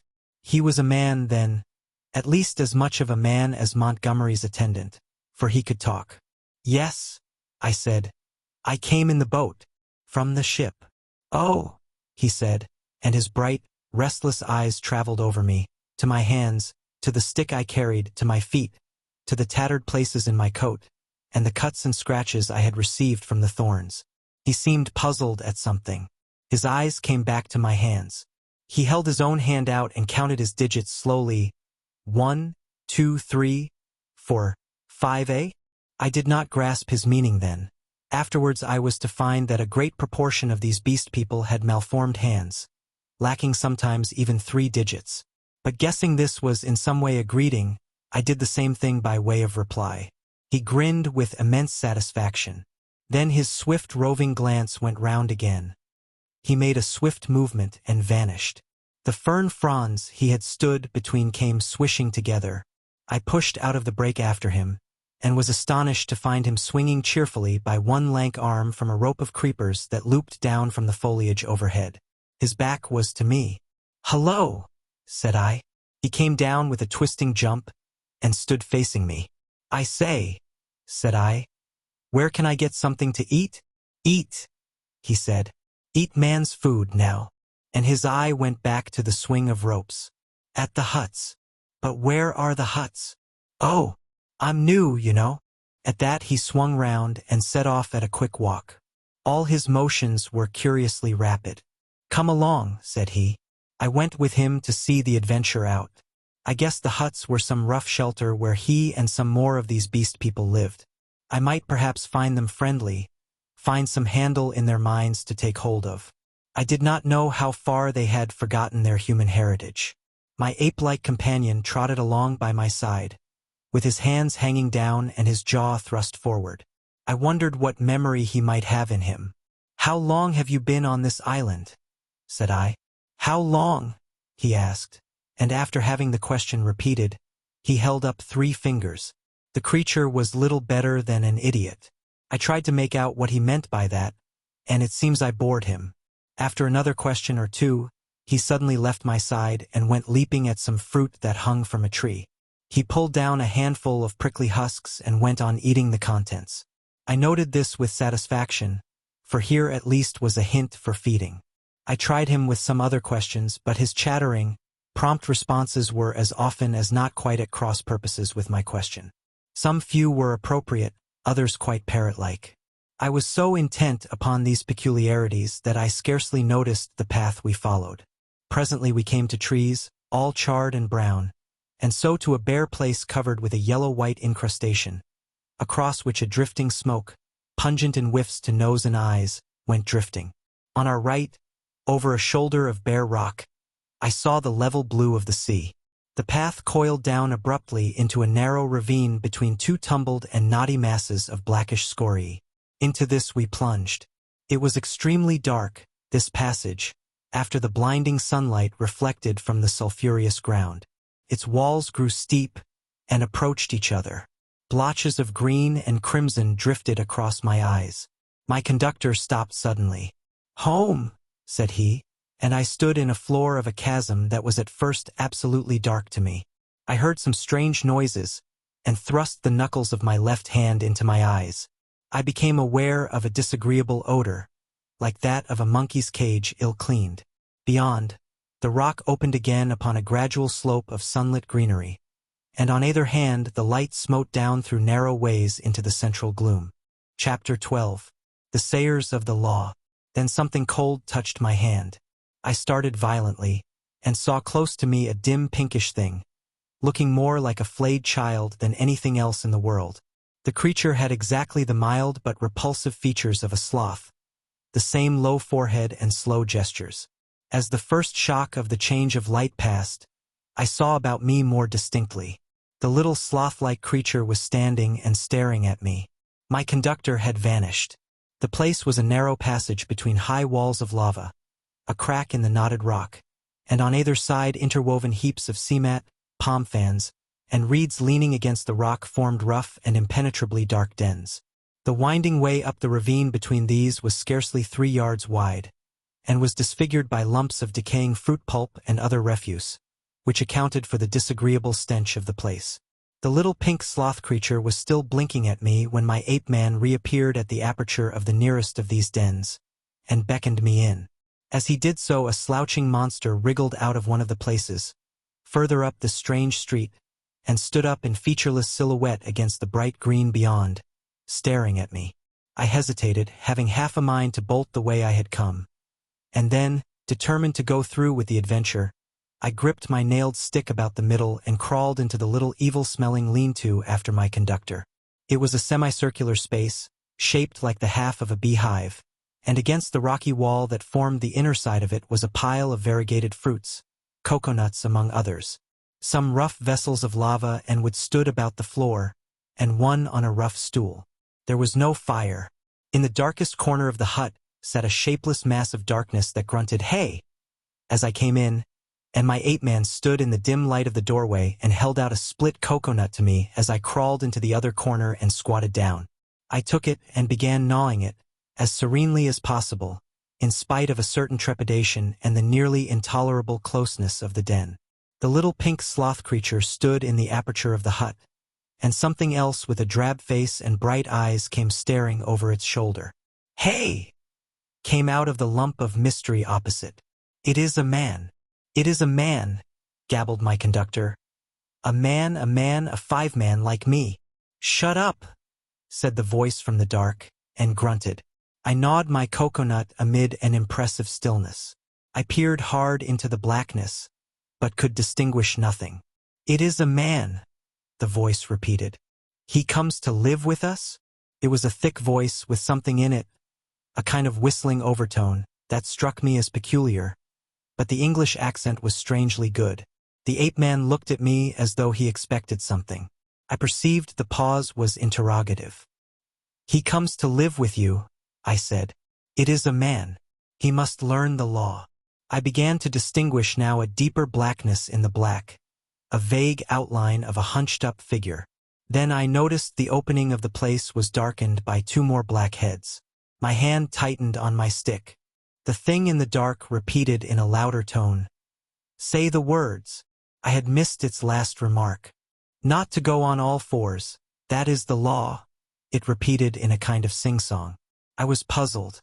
"Say the words," said the ape-man, repeating, and the figures in the doorway echoed this, with a threat in the tone of their voices. I realized that I had to repeat this idiotic formula, and then began the insanest ceremony. The voice in the dark began intoning a mad litany, line by line, and I and the rest to repeat it. As they did so, they swayed from side to side in the oddest way, and beat their hands upon their knees, and I followed their example. I could have imagined I was already dead and in another world. That dark hut, these grotesque dim figures, just flecked here and there by a glimmer of light, and all of them swaying in unison and chanting, "Not to go on all fours. That is the law. Are we not men? Not to suck up drink. That is the law. Are we not men? Not to eat fish or flesh. That is the law. Are we not men? Not to claw the bark of trees. That is the law. Are we not men? Not to chase other men. That is the law. Are we not men?" And so from the prohibition of these acts of folly, on to the prohibition of what I thought then were the maddest, most impossible, and most indecent things one could well imagine. A kind of rhythmic fervor fell on all of us. We gabbled and swayed faster and faster, repeating this amazing law. Superficially, the contagion of these brutes was upon me, but deep down within me the laughter and disgust struggled together. We ran through a long list of prohibitions, and then the chant swung round to a new formula. His is the house of pain. His is the hand that makes. His is the hand that wounds. His is the hand that heals. And so on for another long series, mostly quite incomprehensible gibberish to me about him, whoever he might be. I could have fancied it was a dream, but never before have I heard chanting in a dream. His is the lightning flash, we sang. His is the deep, salt sea. A horrible fancy came into my head that Moreau, after animalizing these men, had infected their dwarfed brains with a kind of deification of himself. However, I was too keenly aware of white teeth and strong claws about me to stop my chanting on that account. His are the stars in the sky. At last that song ended. I saw the ape-man's face shining with perspiration, and my eyes being now accustomed to the darkness, I saw more distinctly the figure in the corner from which the voice came. It was the size of a man, but it seemed covered with a dull gray hair almost like a sky terrier. What was it? What were they all? Imagine yourself surrounded by all the most horrible cripples and maniacs it is possible to conceive, and you may understand a little of my feelings with these grotesque caricatures of humanity about me. He is a five-man, a five-man, a five-man like me, said the ape-man. I held out my hands. The gray creature in the corner leant forward. Not to run on all fours. That is the law. Are we not men? He said. He put out a strangely distorted talon and gripped my fingers. The thing was almost like the hoof of a deer produced into claws. I could have yelled with surprise and pain.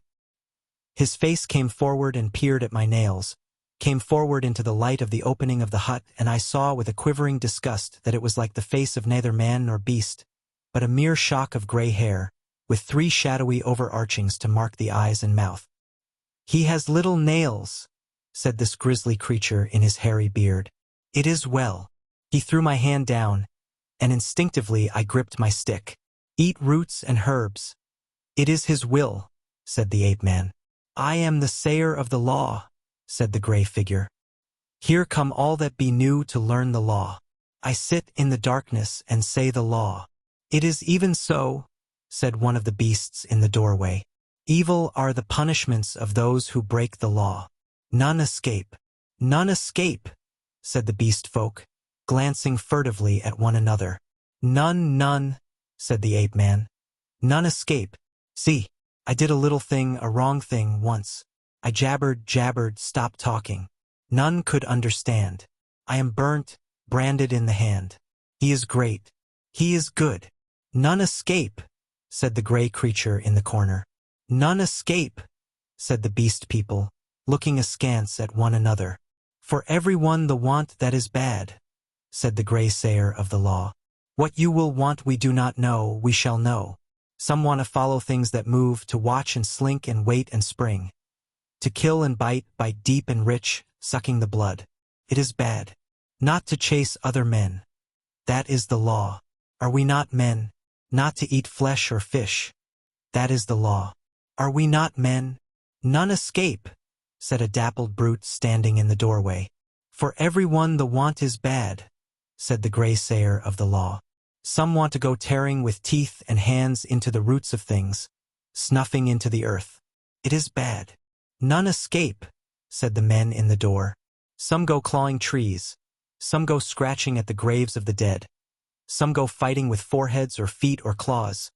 Some bite suddenly, none giving occasion. Some love uncleanness. None escape, said the ape-man, scratching his calf. None escape, said the little pink sloth creature. Punishment is sharp and sure.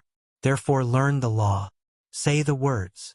And incontinently he began again the strange litany of the law, and again I and all these creatures began singing and swaying.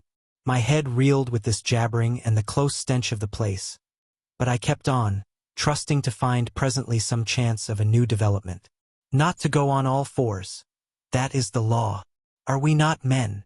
We were making such a noise that I noticed nothing of a tumult outside, until someone, who I think was one of the 2 swine men I had seen, thrust his head over the little pink sloth creature and shouted something excitedly, something that I did not catch. Incontinently those at the opening of the hut vanished. My ape-man rushed out. The thing that had sat in the dark followed him. I only observed that it was big and clumsy, and covered with silvery hair, and I was left alone. Then before I reached the aperture I heard the yelp of a staghound. In another moment I was standing outside the hovel, my chair rail in my hand, every muscle of me quivering. Before me were the clumsy backs of perhaps a score of these beast people, their misshapen heads half hidden by their shoulder blades. They were gesticulating excitedly. Other half-animal faces glared interrogation out of the hovels, looking in the direction in which they faced. I saw coming through the haze under the trees beyond the end of the passage of dens the dark figure and awful white face of Moreau. He was holding the leaping staghound back, and close behind him came Montgomery, revolver in hand. For a moment I stood horror-struck. I turned and saw the passage behind me blocked by another heavy brute, with a huge gray face and twinkling little eyes, advancing towards me. I looked round and saw to the right of me and a half-dozen yards in front of me a narrow gap in the wall of rock through which a ray of light slanted into the shadows. "Stop!" cried Moreau as I strode towards this. And then, hold him! At that, first one face turned towards me and then others. Their bestial minds were happily slow. I dashed my shoulder into a clumsy monster who was turning to see what Moreau meant, and flung him forward into another. I felt his hands fly round, clutching at me and missing me. The little pink sloth creature dashed at me, and I gashed down its ugly face with the nail in my stick, and in another minute was scrambling up a steep side pathway, a kind of sloping chimney, out of the ravine. I heard a howl behind me, and cries of "Catch him! Hold him!" And the gray-faced creature appeared behind me and jammed his huge bulk into the cleft. "Go on! Go on!" they howled. I clambered up the narrow cleft in the rock and came out upon the sulphur on the westward side of the village of the beast men. That gap was altogether fortunate for me, for the narrow chimney, slanting obliquely upward, must have impeded the nearer pursuers. I ran over the white space and down a steep slope, through a scattered growth of trees, and came to a low-lying stretch of tall reeds, through which I pushed into a dark, thick undergrowth that was black and succulent underfoot. As I plunged into the reeds, my foremost pursuers emerged from the gap. I broke my way through this undergrowth for some minutes. The air behind me and about me was soon full of threatening cries. I heard the tumult of my pursuers in the gap up the slope, then the crashing of the reeds, and every now and then the crackling crash of a branch. Some of the creatures roared like excited beasts of prey. The staghound yelped to the left. I heard Moreau and Montgomery shouting in the same direction. I turned sharply to the right. It seemed to me even then that I heard Montgomery shouting for me to run for my life. Presently the ground gave rich and oozy under my feet. But I was desperate and went headlong into it, struggled through knee-deep, and so came to a winding path among tall canes. The noise of my pursuers passed away to my left. In one place 3 strange, pink, hopping animals, about the size of cats, bolted before my footsteps. This pathway ran uphill, across another open space covered with white incrustation, and plunged into a canebrake again. Then suddenly it turned parallel with the edge of a steep-walled gap, which came without warning, like the ha-ha of an English park, turned with an unexpected abruptness. I was still running with all my might, and I never saw this drop until I was flying headlong through the air. I fell on my forearms and head, among thorns, and rose with a torn ear and bleeding face. I had fallen into a precipitous ravine, rocky and thorny, full of a hazy mist which drifted about me in wisps, and with a narrow streamlet from which this mist came meandering down the center. I was astonished at this thin fog in the full blaze of daylight, but I had no time to stand wondering then. I turned to my right, downstream, hoping to come to the sea in that direction, and so have my way open to drown myself. It was only later I found that I had dropped my nailed stick in my fall. Presently the ravine grew narrower for a space, and carelessly I stepped into the stream. I jumped out again pretty quickly, for the water was almost boiling. I noticed too there was a thin sulphurous scum drifting upon its coiling water. Almost immediately came a turn in the ravine, and the indistinct blue horizon. The nearer sea was flashing the sun from a myriad facets. I saw my death before me, but I was hot and panting, with the warm blood oozing out on my face and running pleasantly through my veins. I felt more than a touch of exultation, too, at having distanced my pursuers. It was not in me then to go out and drown myself yet. I stared back the way I had come. I listened. Save for the hum of the gnats and the chirp of some small insects that hopped among the thorns, the air was absolutely still. Then came the yelp of a dog, very faint, and a chattering and gibbering, the snap of a whip and voices. They grew louder, then fainter again. The noise receded up the stream and faded away. For a while the chase was over, but I knew now how much hope of help for me lay in the beast people. Chapter 13. A Parley. I turned again and went on down towards the sea. I found the hot stream broadened out to a shallow, weedy sand, in which an abundance of crabs and long-bodied, many-legged creatures started from my footfall. I walked to the very edge of the salt water, and then I felt I was safe. I turned and stared, arms akimbo, at the thick green behind me, into which the steamy ravine cut like a smoking gash. But, as I say, I was too full of excitement and, a true saying, though those who have never known danger may doubt it, too desperate to die. Then it came into my head that there was one chance before me yet. While Moreau and Montgomery and their bestial rabble chased me through the island, might I not go round the beach until I came to their enclosure? Make a flank march upon them, in fact, and then with a rock lugged out of their loosely built wall, perhaps, smash in the lock of the smaller door and see what I could find, knife, pistol, or what not, to fight them with when they returned. It was at any rate something to try. So I turned to the westward and walked along by the water's edge. The setting sun flashed his blinding heat into my eyes. The slight Pacific tide was running in with a gentle ripple. Presently the shore fell away southward, and the sun came round upon my right hand.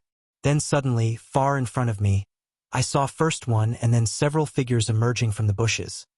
Moreau with his gray staghound, then Montgomery and two others. At that I stopped. They saw me, and began gesticulating and advancing. I stood watching them approach. The two beast men came running forward to cut me off from the undergrowth inland. Montgomery came running also, but straight towards me. Moreau followed slower with the dog. At last I roused myself from my inaction, and turning seaward walked straight into the water. The water was very shallow at first. I was 30 yards out before the waves reached to my waist. Dimly I could see the intertidal creatures darting away from my feet. "What are you doing, man?"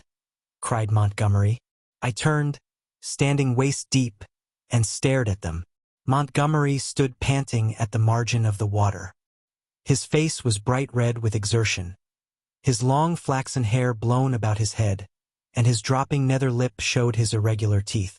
Moreau was just coming up, his face pale and firm, and the dog at his hand barked at me. Both men had heavy whips. Farther up the beach stared the beast men. "What am I doing? I am going to drown myself," said I. Montgomery and Moreau looked at each other. "Why?" asked Moreau. "Because that is better than being tortured by you." "I told you so," said Montgomery, and Moreau said something in a low tone. "What makes you think I shall torture you?" asked Moreau. "What I saw," I said. "And those yonder."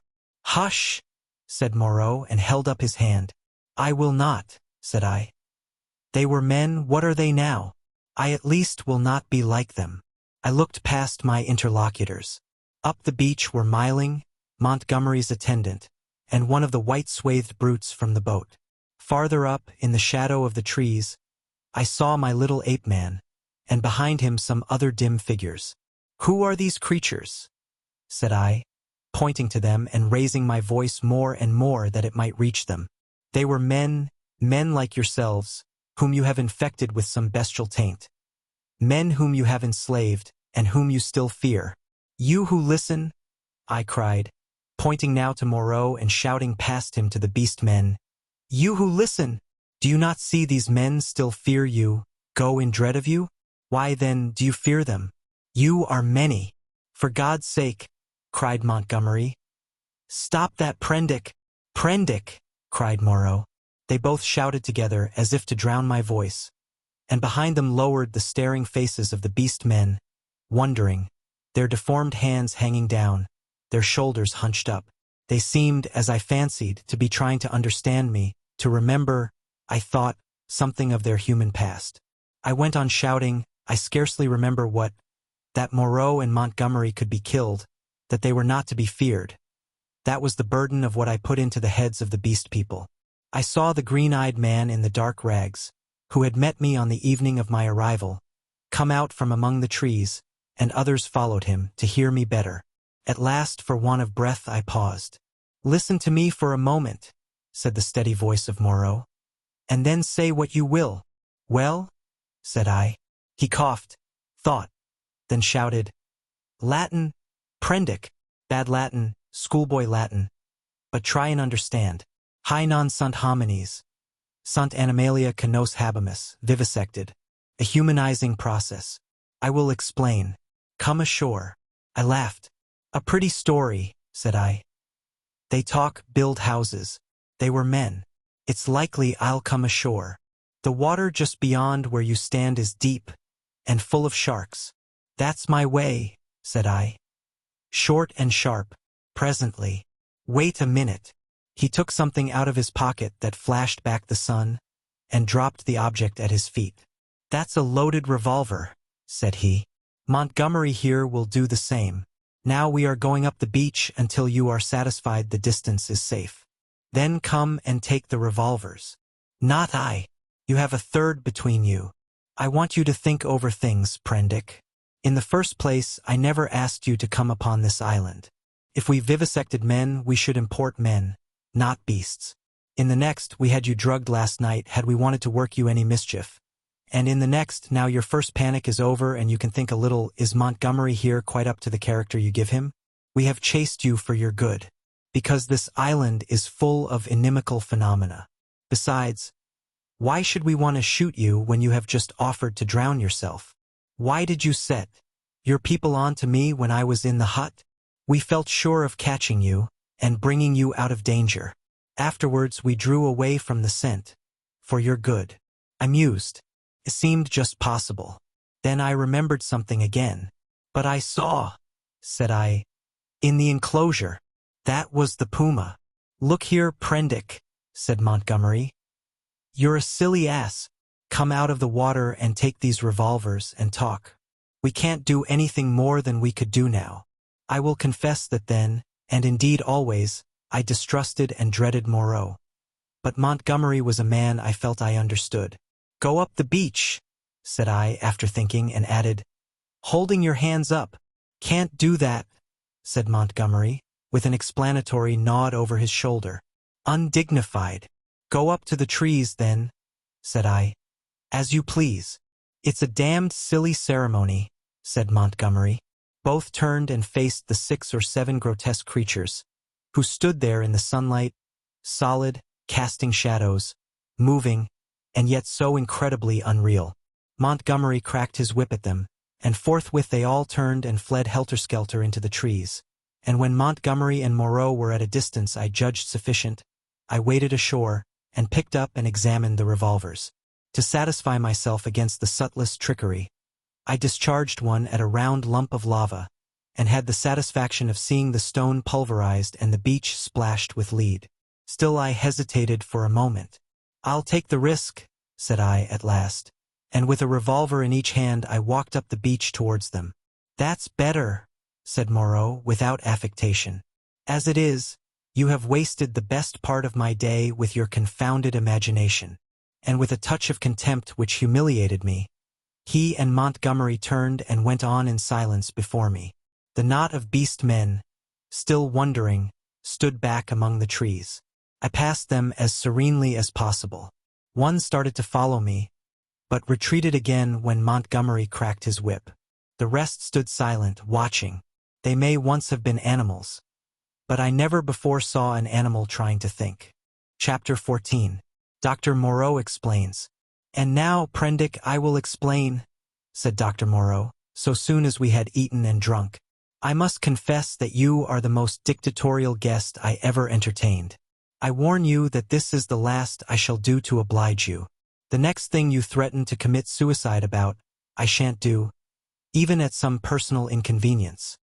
He sat in my deck chair, a cigar half consumed in his white, dexterous-looking fingers.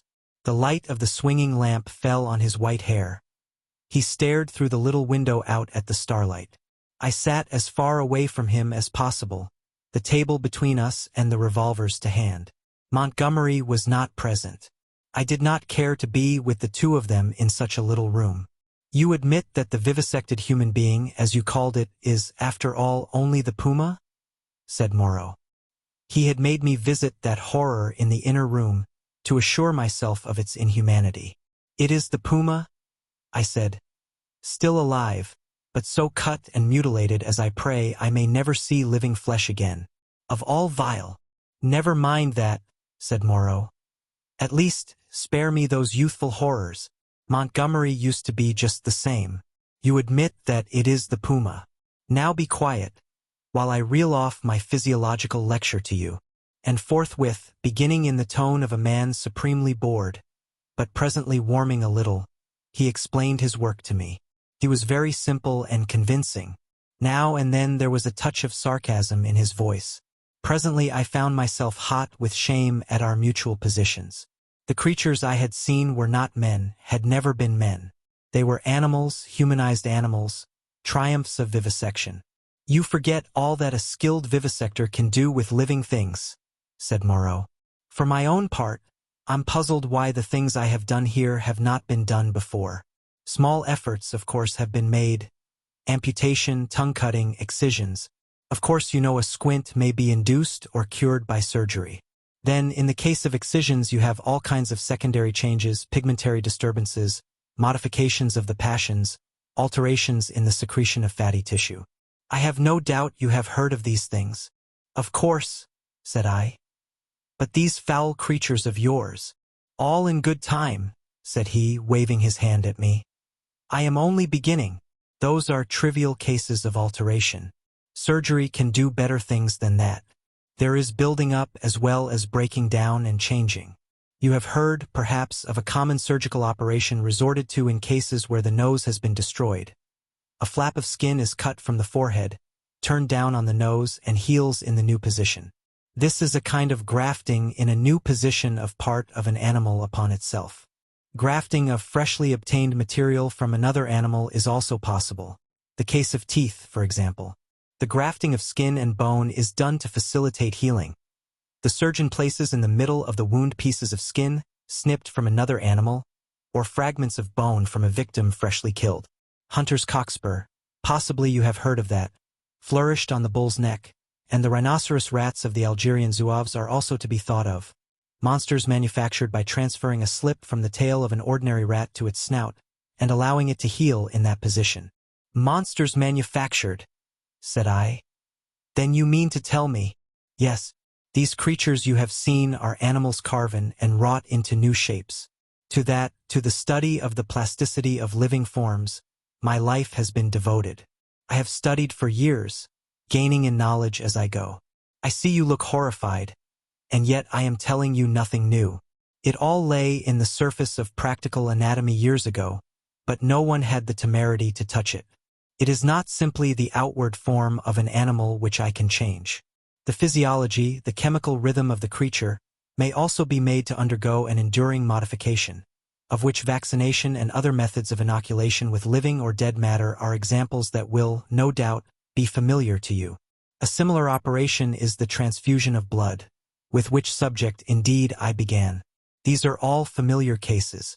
Less so, and probably far more extensive, were the operations of those medieval practitioners who made dwarfs and beggar cripples, show monsters, some vestiges of whose art still remain in the preliminary manipulation of the young mountebank or contortionist. Victor Hugo gives an account of them in L'Homme Carré. But perhaps my meaning grows plain now. You begin to see that it is a possible thing to transplant tissue from one part of an animal to another, or from one animal to another, to alter its chemical reactions and methods of growth, to modify the articulations of its limbs, and indeed to change it in its most intimate structure. And yet this extraordinary branch of knowledge has never been sought as an end, and systematically, by modern investigators until I took it up. Some such things have been hit upon in the last resort of surgery. Most of the kindred evidence that will recur to your mind has been demonstrated as it were by accident. By tyrants, by criminals, by the breeders of horses and dogs, by all kinds of untrained clumsy-handed men working for their own immediate ends. I was the first man to take up this question armed with antiseptic surgery, and with a really scientific knowledge of the laws of growth. Yet one would imagine it must have been practiced in secret before. Such creatures as the Siamese twins, and in the vaults of the Inquisition. No doubt their chief aim was artistic torture, but some at least of the inquisitors must have had a touch of scientific curiosity. "But," said I, "these things, these animals talk." He said that was so, and proceeded to point out that the possibility of vivisection does not stop at a mere physical metamorphosis. A pig may be educated. The mental structure is even less determinate than the bodily. In our growing science of hypnotism, we find the promise of a possibility of superseding old inherent instincts by new suggestions, grafting upon or replacing the inherited fixed ideas. Very much indeed of what we call moral education, he said, is such an artificial modification and perversion of instinct. Pugnacity is trained into courageous self-sacrifice, and suppressed sexuality into religious emotion. And the great difference between man and monkey is in the larynx, he continued, in the incapacity to frame delicately different sound symbols by which thought could be sustained. In this I failed to agree with him, but with a certain incivility he declined to notice my objection. He repeated that the thing was so, and continued his account of his work. I asked him why he had taken the human form as a model. There seemed to me then, and there still seems to me now, a strange wickedness for that choice. He confessed that he had chosen that form by chance. I might just as well have worked to form sheep into llamas and llamas into sheep. I suppose there is something in the human form that appeals to the artistic turn of mind more powerfully than any animal shape can. But I've not confined myself to man-making. Once or twice. He was silent, for a minute perhaps. These years, how they have slipped by. And here I have wasted a day saving your life, and am now wasting an hour explaining myself. But, said I still do not understand. Where is your justification for inflicting all this pain?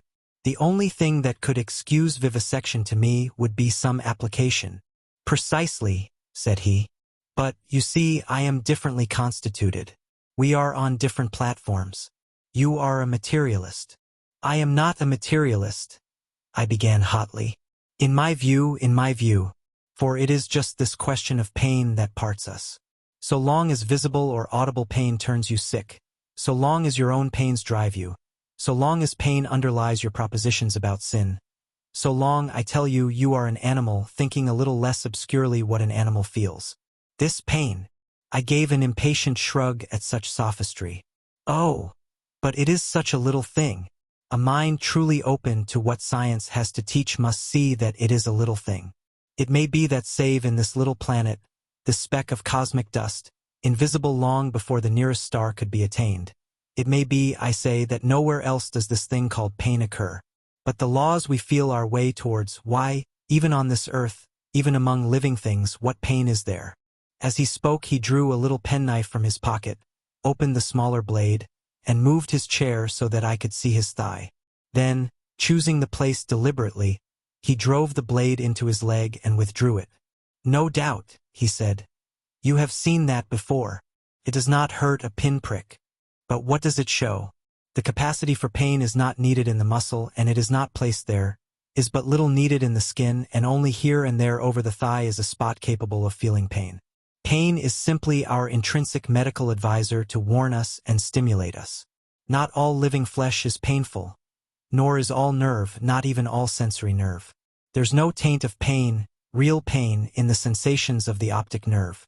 If you wound the optic nerve, you merely see flashes of light, just as disease of the auditory nerve merely means a humming in our ears. Plants do not feel pain, nor the lower animals. It's possible that such animals as the starfish and crayfish do not feel pain at all. Then with men, the more intelligent they become, the more intelligently they will see after their own welfare, and the less they will need the goad to keep them out of danger. I never yet heard of a useless thing that was not ground out of existence by evolution sooner or later. Did you? And pain gets needless. Then I am a religious man, Prendick, as every sane man must be. It may be, I fancy, that I have seen more of the ways of this world's maker than you. For I have sought his laws in my way all my life, while you, I understand, have been collecting butterflies. And I tell you, pleasure and pain have nothing to do with heaven or hell. Pleasure and pain. Bah! What is your theologian's ecstasy but Mahomet's houri in the dark? This store which men and women set on pleasure and pain, Prendick, is the mark of the beast upon them. The mark of the beast from which they came. Pain, and pleasure. They are for us only so long as we wriggle in the dust. You see, I went on with this research just the way it led me. That is the only way I ever heard of true research going. I asked a question, devised some method of obtaining an answer, and got a fresh question. Was this possible or that possible? You cannot imagine what this means to an investigator, what an intellectual passion grows upon him. You cannot imagine the strange, colorless delight of these intellectual desires. The thing before you is no longer an animal, a fellow creature, but a problem, sympathetic pain, All I know of it I remember as a thing I used to suffer from years ago. It was the one thing I wanted, to find out the extreme limit of plasticity in a living shape. But, said I, the thing is an abomination. To this day I have never troubled about the ethics of the matter, he continued. The study of nature makes a man at last as remorseless as nature. I have gone on, not heeding anything but the question I was pursuing, and the material has dripped into the huts yonder. It is nearly 11 years since we came here, I and Montgomery and 6 Kanakas. I remember the green stillness of the island and the empty ocean about us, as though it was yesterday. The place seemed waiting for me. The stores were landed and the house was built. The Kanakas founded some huts near the ravine. I went to work here upon what I had brought with me. There were some disagreeable things happened at first. I began with a sheep, and killed it after a day and a half by a slip of the scalpel. I took another sheep, and made a thing of pain and fear and left it bound up to heal. It looked quite human to me when I had finished it, but when I went to it I was discontented with it. It remembered me, and was terrified beyond imagination, and it had no more than the wits of a sheep. The more I looked at it the clumsier it seemed, until at last I put the monster out of its misery. These animals without courage, these fear-haunted, pain-driven things, without a spark of pugnacious energy to face torment. They are no good for man-making. Then I took a gorilla I had, and upon that, working with infinite care and mastering difficulty after difficulty, I made my first man. All the week, night and day, I molded him. With him it was chiefly the brain that needed molding. Much had to be added, much changed. I thought him a fair specimen of the Negroid type when I had finished him, and he lay bandaged, bound, and motionless before me. It was only when his life was assured that I left him and came into this room again, and found Montgomery much as you are. He had heard some of the cries as the thing grew human, cries like those that disturbed you so. I didn't take him completely into my confidence at first, and the Kanakas too had realized something of it. They were scared out of their wits by the sight of me. I got Montgomery over to me, in a way, but I and he had the hardest job to prevent the Kanakas deserting. Finally they did, and so we lost the yacht. I spent many days educating the brute. Altogether I had him for 3 or 4 months. I taught him the rudiments of English, gave him ideas of counting, even made the thing read the alphabet. But at that he was slow, though I've met with idiots slower. He began with a clean sheet mentally, had no memories left in his mind of what he had been. When his scars were quite healed, and he was no longer anything but painful and stiff, and able to converse a little, I took him yonder and introduced him to the Kanakas as an interesting stowaway. They were horribly afraid of him at first, somehow, which offended me rather, for I was conceited about him. But his ways seemed so mild, and he was so abject, that after a time they received him and took his education in hand. He was quick to learn, very imitative and adaptive, and built himself a hovel rather better, it seemed to me, than their own shanties. There was one among the boys a bit of a missionary, and he taught the thing to read, or at least to pick out letters, and gave him some rudimentary ideas of morality. But it seems the beast's habits were not all that is desirable. I rested from work for some days after this, and was in a mind to write an account of the whole affair to wake up English physiology. Then I came upon the creature squatting up in a tree and gibbering at 2 of the Kanakas who had been teasing him. I threatened him, told him the inhumanity of such a proceeding, aroused his sense of shame, and came home resolved to do better before I took my work back to England. I have been doing better, but somehow the things drift back again. The stubborn beast flesh grows day by day back again. But I mean to do better things still. I mean to conquer this puma. But that's the story. All the Kanaka boys are dead now. One fell overboard of the launch, and one died of a wounded heel that he poisoned in some way with plant juice. 3 went away in the yacht, and I suppose in hope were drowned. The other one was killed. Well, I have replaced them. Montgomery went on much as you are disposed to do at first. And then, what became of the other one? Said I sharply. The other Kanaka who was killed? The fact is, after I had made a number of human creatures I made a thing. He hesitated. Yes, said I. It was killed.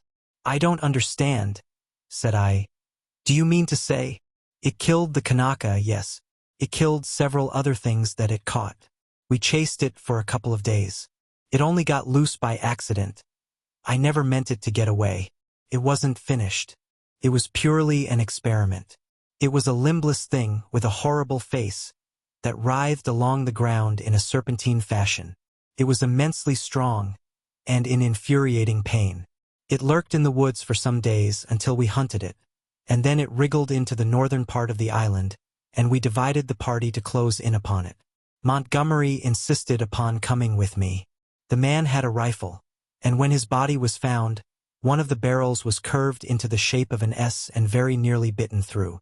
Montgomery shot the thing. After that, I stuck to the ideal of humanity, except for little things. He became silent. I sat in silence watching his face. So for 20 years altogether, counting 9 years in England, I have been going on. And there is still something in everything I do that defeats me, makes me dissatisfied, challenges me to further effort. Sometimes I rise above my level, sometimes I fall below it. But always I fall short of the things I dream. The human shape I can get now, almost with ease, so that it is lithe and graceful or thick and strong. But often there is trouble with the hands and the claws, painful things that I dare not shape too freely. But it is in the subtle grafting and reshaping one must needs do to the brain that my trouble lies. The intelligence is often oddly low, with unaccountable blank ends, unexpected gaps. And least satisfactory of all is something that I cannot touch somewhere. I cannot determine where, in the seat of the emotions. Cravings, instincts, desires that harm humanity. A strange hidden reservoir to burst forth suddenly and inundate the whole being of the creature with anger, hate, or fear.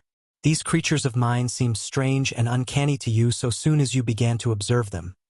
But to me, just after I make them, they seem to be indisputably human beings. It's afterwards, as I observe them, that the persuasion fades. First one animal trait, then another, creeps to the surface and stares out at me. But I will conquer yet. Each time I dip a living creature into the bath of burning pain, I say, this time I will burn out all the animal. This time I will make a rational creature of my own. After all, what is 10 years? Men have been 100,000 in the making. He thought darkly. But I am drawing near the fastness. This puma of mine, after a silence, and they revert. As soon as my hand is taken from them, the beast begins to creep back, begins to assert itself again. Another long silence. Then you take the things you make into those dens? Said I. They go. I turn them out when I begin to feel the beast in them, and presently they wander there. They all dread this house and me. There is a kind of travesty of humanity over there. Montgomery knows about it, for he interferes in their affairs. He has trained 1 or 2 of them to our service. He's ashamed of it, but I believe he half likes some of those beasts. It's his business, not mine. They only sicken me with a sense of failure. I take no interest in them. I fancy they follow in the lines the Kanaka missionary marked out, and have a kind of mockery of a rational life. Poor beasts. There's something they call the law. Sing hymns about all thine. They build themselves their dens, gather fruit, and pull herbs, marry even. But I can see through it all, see into their very souls, and see they're nothing but the souls of beasts, beasts that perish, anger and the lusts to live and gratify themselves. Yet they're odd, complex like everything else alive. There is a kind of upward striving in them, part vanity, part waste sexual emotion, part waste curiosity. It only mocks me. I have some hope of this puma. I have worked hard at her head and brain. And now, said he, standing up after a long gap of silence, during which we had each pursued our own thoughts. What do you think? Are you in fear of me still? I looked at him, and saw but a white-faced, white-haired man with calm eyes. Save for his serenity, the touch almost of beauty that resulted from his set tranquility and his magnificent build, he might have passed muster among 100 other comfortable old gentlemen. Then I shivered. By way of answer to his second question, I handed him a revolver with either hand. Keep them, he said, and snatched at a yawn. He stood up, stared at me for a moment, and smiled. You have had 2 eventful days, said he. I should advise some sleep. I'm glad it's all clear. Good night. He thought me over for a moment, then went out by the inner door. I immediately turned the key in the outer one. I sat down again. Sat for a time in a kind of stagnant mood, so weary, emotionally, mentally, and physically, that I could not think beyond the point at which he had left me. The black window stared at me like an eye. At last, with an effort, I put out the light and got into the hammock. Very soon I was asleep. Chapter 15. Concerning the beast folk. I woke early. Moreau's explanation stood before my mind, clear and definite, from the moment of my awakening. I got out of the hammock and went to the door to assure myself that the key was turned. Then I tried the window bar and found it firmly fixed. That these man-like creatures were in truth only bestial monsters, mere grotesque travesties of men, filled me with a vague uncertainty of their possibilities which was far worse than any definite fear. A tapping came at the door, and I heard the glutinous accents of Myling speaking. I pocketed one of the revolvers, keeping one hand upon it, and opened to him. "Good morning, sir," he said, bringing in addition to the customary herb breakfast, an ill-cooked rabbit. Montgomery followed him. His roving eye caught the position of my arm, and he smiled askew. The puma was resting to heal that day, but Moreau, who was singularly solitary in his habits, did not join us. I talked with Montgomery to clear my ideas of the way in which the beast folk lived.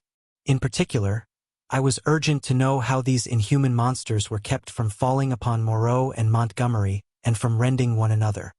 He explained to me that the comparative safety of Moreau and himself was due to the limited mental scope of these monsters. In spite of their increased intelligence and the tendency of their animal instincts to reawaken, they had certain fixed ideas implanted by Moreau in their minds, which absolutely bounded their imaginations. They were really hypnotized, had been told that certain things were impossible, and that certain things were not to be done, and these prohibitions were woven into the texture of their minds beyond any possibility of disobedience or dispute. Certain matters, however, in which old instinct was at war with Moreau's convenience, were in a less stable condition. A series of propositions called the law, I had already heard them recited, battled in their minds with the deep-seated, ever-rebellious cravings of their animal natures. This law they were ever repeating, I found, and ever breaking. Both Montgomery and Moreau displayed particular solicitude to keep them ignorant of the taste of blood. They feared the inevitable suggestions of that flavor. Montgomery told me that the law, especially among the feline beast people, became oddly weakened about nightfall, that then the animal was at its strongest, that a spirit of adventure sprang up in them at the dusk, when they would dare things they never seemed to dream about by day. To that I owed my stalking by the leopard man on the night of my arrival. But during these earlier days of my stay they broke the law only furtively and after dark. In the daylight there was a general atmosphere of respect for its multifarious prohibitions. And here perhaps I may give a few general facts about the island and the beast people. The island, which was of irregular outline and lay low upon the wide sea, had a total area, I suppose, of 7 or 8 square miles. It was volcanic in origin, and was now fringed on 3 sides by coral reefs. Some fumaroles to the northward and a hot spring were the only vestiges of the forces that had long since originated it. Now and then a faint quiver of earthquake would be sensible, and sometimes the ascent of the spire of smoke would be rendered tumultuous by gusts of steam. But that was all. The population of the island, Montgomery informed me, now numbered rather more than 60 of these strange creations of Moreau's art, not counting the smaller monstrosities which lived in the undergrowth and were without human form. Altogether he had made nearly 120. But many had died, and others, like the writhing footless thing of which he had told me, had come by violent ends. In answer to my question, Montgomery said that they actually bore offspring, but that these generally died. When they lived, Moreau took them and stamped the human form upon them. There was no evidence of the inheritance of their acquired human characteristics. The females were less numerous than the males, and liable to much furtive persecution in spite of the monogamy the law enjoined. This description corresponds in every respect to Noble's Isle. C.E.P. It would be impossible for me to describe these beast people in detail. My eye has had no training in details, and unhappily I cannot sketch. Most striking, perhaps, in their general appearance was the disproportion between the legs of these creatures and the length of their bodies. And yet so relative is our idea of grace. My eye became habituated to their forms, and at last I even fell in with their persuasion that my own long thighs were ungainly. Another point was the forward carriage of the head and the clumsy and inhuman curvature of the spine. Even the ape-man lacked that inward sinuous curve of the back which makes the human figure so graceful. Most had their shoulders hunched clumsily, and their short forearms hung weakly at their sides. Few of them were conspicuously hairy, at least until the end of my time upon the island. The next most obvious deformity was in their faces, almost all of which were prognathes, malformed about the ears, with large and protuberant noses, very furry or very bristly hair, and often strangely colored or strangely placed eyes. None could laugh, though the ape-man had a chattering titter. Beyond these general characters their heads had little in common. Each preserved the quality of its particular species. The human mark distorted but did not hide the leopard, the ox or the sow or other animal or animals, from which the creature had been molded. The voices, too, varied exceedingly. The hands were always malformed, and though some surprised me by their unexpected human appearance, almost all were deficient in the number of the digits, clumsy about the fingernails, and lacking any tactile sensibility. The two most formidable animal men were my leopard man and a creature made of hyena and swine. Larger than these were the three bull creatures who pulled in the boat. Then came the silvery hairy man, who was also the sayer of the law, miling, and a satyr-like creature of ape and goat. There were 3 swine men and a swine woman, a mare rhinoceros creature, and several other females whose sources I did not ascertain. There were several wolf creatures, a bear bull, and a St. Bernard man. I have already described the ape-man, and there was a particularly hateful and evil-smelling old woman made of vixen and bear, whom I hated from the beginning. She was said to be a passionate votary of the law. Smaller creatures were certain dappled youths and my little sloth creature. But enough of this catalogue. At first I had a shivering horror of the brutes, felt all too keenly that they were still brutes, but insensibly I became a little habituated to the idea of them, and moreover I was affected by Montgomery's attitude towards them. He had been with them so long that he had come to regard them as almost normal human beings. His London days seemed a glorious, impossible past to him. Only once in a year or so did he go to Arica to deal with Moreau's agent, a trader in animals there. He hardly met the finest type of mankind in that seafaring village of Spanish mongrels. The men aboard ship, he told me, seemed at first just as strange to him as the beast men seemed to me.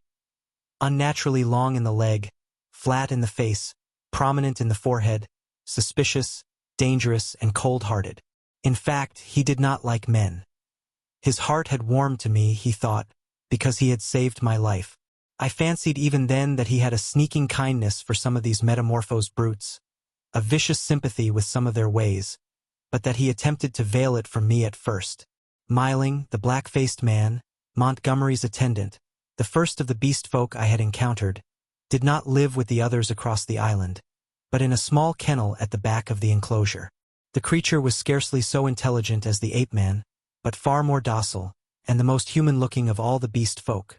And Montgomery had trained it to prepare food, and indeed to discharge all the trivial domestic offices that were required. It was a complex trophy of Moreau's horrible skill. A bear, tainted with dog and ox, and one of the most elaborately made of all his creatures. It treated Montgomery with a strange tenderness and devotion. Sometimes he would notice it, pat it, call it half-mocking, half-jocular names, and so make it caper with extraordinary delight. Sometimes he would ill-treat it, especially after he had been at the whiskey, kicking it, beating it, pelting it with stones or lighted fusees. But whether he treated it well or ill, it loved nothing so much as to be near him. I say I became habituated to the beast people, that 1,000 things which had seemed unnatural and repulsive speedily became natural and ordinary to me. I suppose everything in existence takes its color from the average hue of our surroundings. Montgomery and Moreau were too peculiar and individual to keep my general impressions of humanity well defined. I would see one of the clumsy bovine creatures who worked the launch treading heavily through the undergrowth, and find myself asking, trying hard to recall, how he differed from some really human yokel trudging home from his mechanical labors. Or I would meet the fox-bear woman's vulpine, shifty face, strangely human in its speculative cunning, and even imagine I had met it before in some city byway. Yet every now and then the beast would flash out upon me beyond doubt or denial. An ugly-looking man, a hunchbacked human savage to all appearance, squatting in the aperture of one of the dens, would stretch his arms and yawn, showing with startling suddenness scissor-edged incisors and saber-like canines, keen and brilliant as knives. Or in some narrow pathway, glancing with a transitory daring into the eyes of some lithe, white-swathed female figure, I would suddenly see, with a spasmodic revulsion, that she had slit-like pupils, or glancing down note the curving nail with which she held her shapeless wrap about her.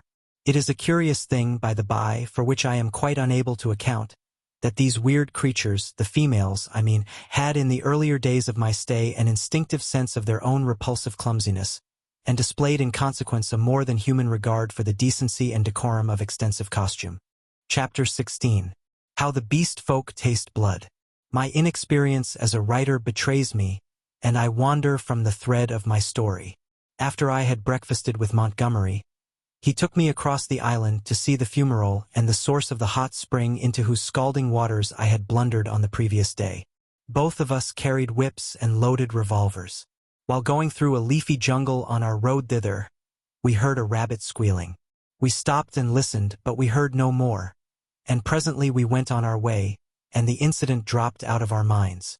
Montgomery called my attention to certain little pink animals with long hind legs that went leaping through the undergrowth. He told me they were creatures made of the offspring of the beast people that Moreau had invented. He had fancied they might serve for meat, but a rabbit-like habit of devouring their young had defeated this intention. I had already encountered some of these creatures, once during my moonlight flight from the Leopard Man, and once during my pursuit by Moreau on the previous day. By chance, one hopping to avoid us leapt into the hole caused by the uprooting of a wind-blown tree. Before it could extricate itself, we managed to catch it. It spat like a cat, scratched and kicked vigorously with its hind legs, and made an attempt to bite, but its teeth were too feeble to inflict more than a painless pinch. It seemed to me rather a pretty little creature, and as Montgomery stated that it never destroyed the turf by burrowing, and was very cleanly in its habits, I should imagine it might prove a convenient substitute for the common rabbit in gentlemen's parks. We also saw on our way the trunk of a tree barked in long strips and splintered deeply. Montgomery called my attention to this. Not to claw bark of trees. Undersures the law, he said. Much some of them care for it. It was after this, I think, that we met the satyr and the ape-man. The satyr was a gleam of classical memory on the part of Moreau. His face ovine in expression, like the coarser Hebrew type. His voice a harsh bleat, his nether extremities satanic. He was gnawing the husk of a pod-like fruit as he passed us. Both of them saluted Montgomery. "Hail," said they. "To the other with the whip." "There's a third with a whip now," said Montgomery. "So you'd better mind."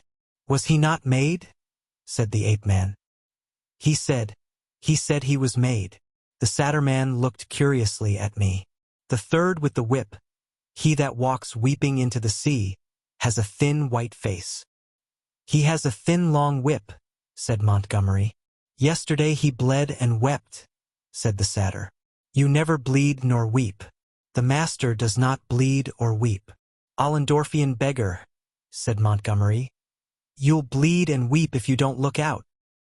"He has 5 fingers, he is a 5-man like me," said the ape-man. "Come along, Prendick," said Montgomery, taking my arm, and I went on with him.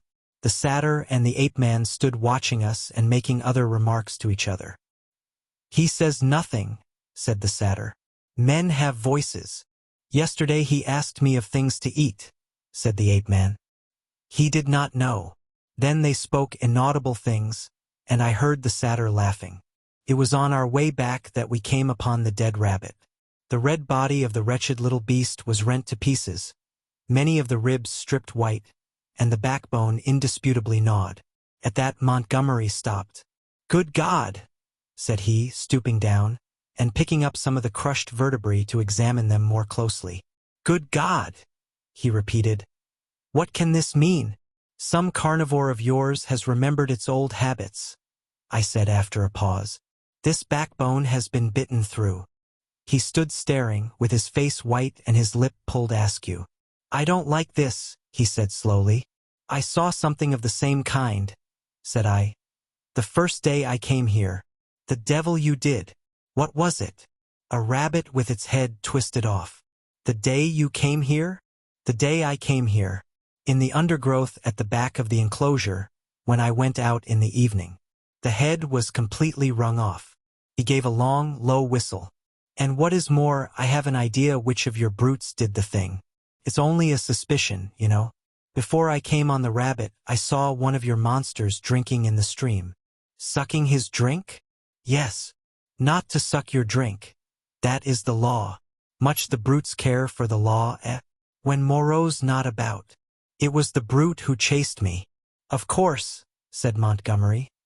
"It's just the way with carnivores. After a kill, they drink. It's the taste of blood, you know. What was the brute like?" he continued. "Would you know him again?" He glanced about us, standing astride over the mess of dead rabbit, his eyes roving among the shadows and screens of greenery, the lurking places and ambuscades of the forest that bounded us in. "The taste of blood," he said again. He took out his revolver, examined the cartridges in it, and replaced it. Then he began to pull at his dropping lip. "I think I should know the brute again," I said. "I stunned him. He ought to have a handsome bruise on the forehead of him." "But then we have to prove that he killed the rabbit," said Montgomery. "I wish I'd never brought the things here. I should have gone on." But he stayed there thinking over the mangled rabbit in a puzzle-headed way. As it was, I went to such a distance that the rabbit's remains were hidden. "Come on," I said. Presently he woke up and came towards me. "You see," he said almost in a whisper, "they are all supposed to have a fixed idea against eating anything that runs on land. If some brute has by any accident tasted blood." We went on some way in silence. "I wonder what can have happened," he said to himself. Then, after a pause again, "I did a foolish thing the other day. That servant of mine, I showed him how to skin and cook a rabbit. It's odd. I saw him licking his hands. It never occurred to me. Then, we must put a stop to this. I must tell Moreau." He could think of nothing else on our homeward journey. Moreau took the matter even more seriously than Montgomery, and I need scarcely say that I was affected by their evident consternation. "We must make an example," said Moreau. "I've no doubt in my own mind that the leopard man was the sinner, but how can we prove it? I wish, Montgomery, you had kept your taste for meat in hand, and gone without these exciting novelties. We may find ourselves in a mess yet, through it." "I was a silly ass," said Montgomery. "But the thing's done now, and you said I might have them, you know." "We must see to the thing at once," said Moreau. "I suppose if anything should turn up, Miling can take care of himself?" "I'm not so sure of Miling," said Montgomery. "I think I ought to know him." In the afternoon, Moreau, Montgomery, myself, and Miling went across the island to the huts in the ravine. We three were armed. Miling carried the little hatchet he used in chopping firewood, and some coils of wire.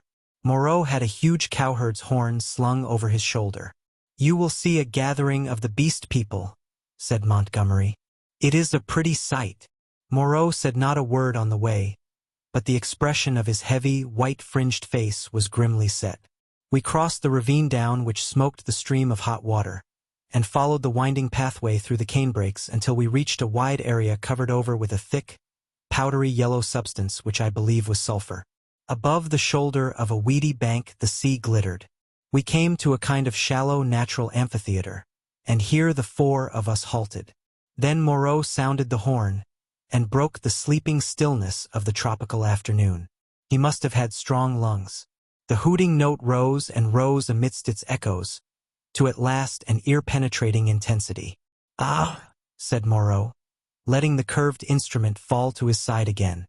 Immediately there was a crashing through the yellow canes, and a sound of voices from the dense green jungle that marked the morass through which I had run on the previous day. Then at 3 or 4 points on the edge of the sulphurous area appeared the grotesque forms of the beast people hurrying towards us. I could not help a creeping horror, as I perceived first one and then another trot out from the trees or reeds and come shambling along over the hot dust. But Moreau and Montgomery stood calmly enough, and, perforce, I stuck beside them. First to arrive was the satyr, strangely unreal for all that he cast a shadow and tossed the dust with his hoofs. After him from the brake came a monstrous lout, a thing of horse and rhinoceros, chewing a straw as it came. Then appeared the swine woman and 2 wolf women. Then the fox bear witch with her red eyes and her peaked red face, and then others, all hurrying eagerly. As they came forward they began to cringe towards Moreau and chant, quite regardless of one another, fragments of the latter half of the litany of the law. His is the hand that wounds, his is the hand that heals, and so forth. As soon as they had approached within a distance of perhaps 30 yards they halted, and bowing on knees and elbows began flinging the white dust upon their heads. Imagine the scene if you can. We 3 blue-clad men, with our misshapen black-faced attendant, standing in a wide expanse of sunlit yellow dust under the blazing blue sky, and surrounded by this circle of crouching and gesticulating monstrosities. Some almost human save in their subtle expression and gestures, some like cripples, some so strangely distorted as to resemble nothing but the denizens of our wildest dreams. And, beyond, the reedy lines of a canebrake in one direction, a dense tangle of palm trees on the other, separating us from the ravine with the huts, and to the north the hazy horizon of the Pacific Ocean. 62, 63, counted Moreau. There are 4 more. I do not see the leopard man, said I. Presently Moreau sounded the great horn again, and at the sound of it all the beast people writhed and grovelled in the dust. Then, slinking out of the canebrake, stooping near the ground and trying to join the dust-throwing circle behind Moreau's back, came the leopard man. The last of the beast people to arrive was the little ape man. The earlier animals, hot and weary with their groveling, shot vicious glances at him. "Cease," said Moreau in his firm, loud voice, and the beast people sat back upon their hams and rested from their worshipping. "Where is the sayer of the law?" said Moreau, and the hairy gray monster bowed his face in the dust. "Say the words," said Moreau. Forthwith all in the kneeling assembly, swaying from side to side and dashing up the sulphur with their hands, first the right hand and a puff of dust, and then the left, began once more to chant their strange litany. When they reached, "Not to eat flesh or fish, that is the law," Moreau held up his lank white hand. "Stop!" he cried, and there fell absolute silence upon them all. I think they all knew and dreaded what was coming. I looked round at their strange faces. When I saw their wincing attitudes and the furtive dread in their bright eyes, I wondered that I had ever believed them to be men. "That law has been broken," said Moreau. "None escape. From the faceless creature with the silvery hair. None escape," repeated the kneeling circle of beast people. "Who is he?" cried Moreau, and looked round at their faces, cracking his whip. I fancied the hyena swine looked dejected. So too did the leopard man. Moreau stopped, facing this creature, who cringed towards him with the memory and dread of infinite torment. "Who is he?" repeated Moreau, in a voice of thunder. "Evil is he who breaks the law," chanted the sayer of the law. Moreau looked into the eyes of the leopard man, and seemed to be dragging the very soul out of the creature. "Who breaks the law," said Moreau, taking his eyes off his victim, and turning towards us. It seemed to me there was a touch of exultation in his voice. "Goes back to the house of pain," they all clamored. "Goes back to the house of pain, O master! Back to the house of pain! Back to the house of pain!" gabbled the ape-man, as though the idea was sweet to him. "Do you hear?" said Moreau, turning back to the criminal. "My friend, hello!" For the leopard man, released from Moreau's eye, had risen straight from his knees, and now, with eyes aflame and his huge feline tusks flashing out from under his curling lips, leapt towards his tormentor. I am convinced that only the madness of unendurable fear could have prompted this attack. The whole circle of 80 monsters seemed to rise about us. I drew my revolver. The 2 figures collided. I saw Moreau reeling back from the leopard man's blow. There was a furious yelling and howling all about us. Everyone was moving rapidly. For a moment I thought it was a general revolt. The furious face of the leopard man flashed by mine, with Myling close in pursuit. I saw the yellow eyes of the hyena swine blazing with excitement, his attitude as if he were half resolved to attack me. The satyr, too, glared at me over the hyena swine's hunched shoulders. I heard the crack of Moreau's pistol, and saw the pink flash dart across the tumult. The whole crowd seemed to swing round in the direction of the glint of fire, and I too was swung round by the magnetism of the movement. In another second I was running, one of a tumultuous shouting crowd, in pursuit of the escaping leopard man. That is all I can tell definitely. I saw the leopard man strike Moreau, and then everything spun about me until I was running headlong. Myling was ahead, close in pursuit of the fugitive. Behind, their tongues already lolling out, ran the wolf women in great leaping strides. The swine folk followed, squealing with excitement, and the two bullmen in their swathings of white.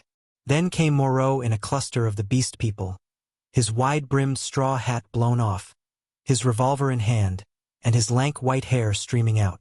The hyena swine ran beside me, keeping pace with me and glancing furtively at me out of his feline eyes, and the others came pattering and shouting behind us. The leopard man went bursting his way through the long canes, which sprang back as he passed, and rattled in Myling's face. We others in the rear found a trampled path for us when we reached the break. The chase lay through the break for perhaps a quarter of a mile, and then plunged into a dense thicket, which retarded our movements exceedingly, though we went through it in a crowd together. Fronds flicking into our faces, ropey creepers catching us under the chin or gripping our ankles, thorny plants hooking into and tearing cloth and flesh together. "He has gone on all fours through this?" panted Moreau, now just ahead of me. "None escape," said the wolf bear, laughing into my face with the exultation of hunting. We burst out again among rocks, and saw the quarry ahead running lightly on all fours and snarling at us over his shoulder. At that the wolf folk howled with delight. The thing was still clothed, and at a distance its face still seemed human. But the carriage of its four limbs was feline, and the furtive droop of its shoulder was distinctly that of a hunted animal. It leapt over some thorny yellow flowering bushes, and was hidden. Myling was halfway across the space. Most of us now had lost the first speed of the chase, and had fallen into a longer and steadier stride. I saw as we traversed the open that the pursuit was now spreading from a column into a line. The hyena swine still ran close to me, watching me as it ran, every now and then puckering its muzzle with a snarling laugh. At the edge of the rocks the leopard man, realizing that he was making for the projecting cape upon which he had stalked me on the night of my arrival, had doubled in the undergrowth. But Montgomery had seen the maneuver and turned him again. So, panting, tumbling against rocks, torn by brambles, impeded by ferns and reeds, I helped to pursue the leopard man who had broken the law, and the hyena swine ran, laughing savagely, by my side. I staggered on, my head reeling and my heart beating against my ribs, tired almost to death, and yet not daring to lose sight of the chase lest I should be left alone with this horrible companion. I staggered on in spite of infinite fatigue and the dense heat of the tropical afternoon. At last the fury of the hunt slackened. We had pinned the wretched brute into a corner of the island. Moreau, whip in hand, marshaled us all into an irregular line, and we advanced now slowly, shouting to one another as we advanced and tightening the cordon about our victim. He lurked noiseless and invisible in the bushes through which I had run from him during that midnight pursuit. "Steady!" cried Moreau. "Steady!" as the ends of the line crept round the tangle of undergrowth and hemmed the brute in. "Where a rush!" came the voice of Montgomery from beyond the thicket. I was on the slope above the bushes. Montgomery and Moreau beat along the beach beneath. Slowly we pushed in among the fretted network of branches and leaves. The quarry was silent. "Back to the house of pain, the house of pain, the house of pain!" yelped the voice of the ape-man, some 20 yards to the right. When I heard that, I forgave the poor wretch all the fear he had inspired in me. I heard the twigs snap and the boughs swish aside before the heavy tread of the horse rhinoceros upon my right. Then suddenly through a polygon of green, in the half-darkness under the luxuriant growth, I saw the creature we were hunting. I halted. He was crouched together into the smallest possible compass. His luminous green eyes turned over his shoulder regarding me. It may seem a strange contradiction in me.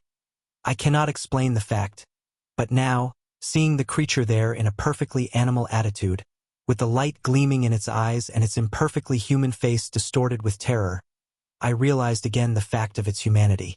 In another moment other of its pursuers would see it, and it would be overpowered and captured, to experience once more the horrible tortures of the enclosure. Abruptly I slipped out my revolver, aimed between its terror-struck eyes, and fired. As I did so, the hyena swine saw the thing, and flung itself upon it with an eager cry, thrusting thirsty teeth into its neck. All about me the green masses of the thicket were swaying and cracking as the beast people came rushing together. One face and then another appeared. "Don't kill it, Prendick!" cried Moreau. "Don't kill it!" And I saw him stooping as he pushed through under the fronds of the big ferns. In another moment he had beaten off the hyena swine with the handle of his whip, and he and Montgomery were keeping away the excited carnivorous beast people, and particularly Miling, from the still quivering body. The hairy gray thing came sniffing at the corpse under my arm. The other animals, in their animal ardor, jostled me to get a nearer view. "Confound you, Prendick," said Moreau. "I wanted him." "I'm sorry," said I, though I was not. It was the impulse of the moment. I felt sick with exertion and excitement. Turning, I pushed my way out of the crowding beast people and went on alone up the slope towards the higher part of the headland. Under the shouted directions of Moreau, I heard the 3 white-swathed bullmen begin dragging the victim down towards the water. It was easy now for me to be alone. The beast people manifested a quite human curiosity about the dead body, and followed it in a thick knot, sniffing and growling at it as the bullmen dragged it down the beach. I went to the headland and watched the bullmen, black against the evening sky as they carried the weighted dead body out to sea, and like a wave across my mind came the realization of the unspeakable aimlessness of things upon the island. Upon the beach among the rocks beneath me were the ape-man, the hyena swine, and several other of the beast people, standing about Montgomery and Moreau. They were all still intensely excited, and all overflowing with noisy expressions of their loyalty to the law, yet I felt an absolute assurance in my own mind that the hyena swine was implicated in the rabbit killing. A strange persuasion came upon me, that, save for the grossness of the line, the grotesqueness of the forms, I had here before me the whole balance of human life in miniature, the whole interplay of instinct, reason, and fate in its simplest form. The leopard man had happened to go under. That was all the difference. Poor brute. Poor brutes. I began to see the viler aspect of Moreau's cruelty. I had not thought before of the pain and trouble that came to these poor victims after they had passed from Moreau's hands. I had shivered only at the days of actual torment in the enclosure. But now that seemed to me the lesser part. Before, they had been beasts, their instincts fitly adapted to their surroundings, and happy as living things may be. Now they stumbled in the shackles of humanity, lived in a fear that never died, fretted by a law they could not understand. Their mock-human existence, begun in an agony, was one long internal struggle, one long dread of Moreau, and for what? It was the wantonness of it that stirred me. Had Moreau had any intelligible object, I could have sympathized at least a little with him. I am not so squeamish about pain as that. I could have forgiven him a little even, had his motive been only hate. But he was so irresponsible, so utterly careless. His curiosity, his mad, aimless investigations, drove him on. And the things were thrown out to live a year or so, to struggle and blunder and suffer, and at last to die painfully. They were wretched in themselves. The old animal hate moved them to trouble one another. The law held them back from a brief hot struggle and a decisive end to their natural animosities. In those days my fear of the beast people went the way of my personal fear for Moreau. I fell indeed into a morbid state, deep and enduring, and alien to fear, which has left permanent scars upon my mind. I must confess that I lost faith in the sanity of the world when I saw it suffering the painful disorder of this island. A blind fate, a vast pitiless mechanism, seemed to cut and shape the fabric of existence, and I, Moreau, by his passion for research, Montgomery, by his passion for drink, The beast people, with their instincts and mental restrictions, were torn and crushed, ruthlessly, inevitably, amid the infinite complexity of its incessant wheels. But this condition did not come all at once. I think indeed that I anticipate a little in speaking of it now. Chapter 17. A catastrophe. Scarcely 6 weeks passed before I had lost every feeling but dislike and abhorrence for this infamous experiment of Moreau's. My one idea was to get away from these horrible caricatures of my Maker's image, back to the sweet and wholesome intercourse of men. My fellow creatures, from whom I was thus separated, began to assume idyllic virtue and beauty in my memory.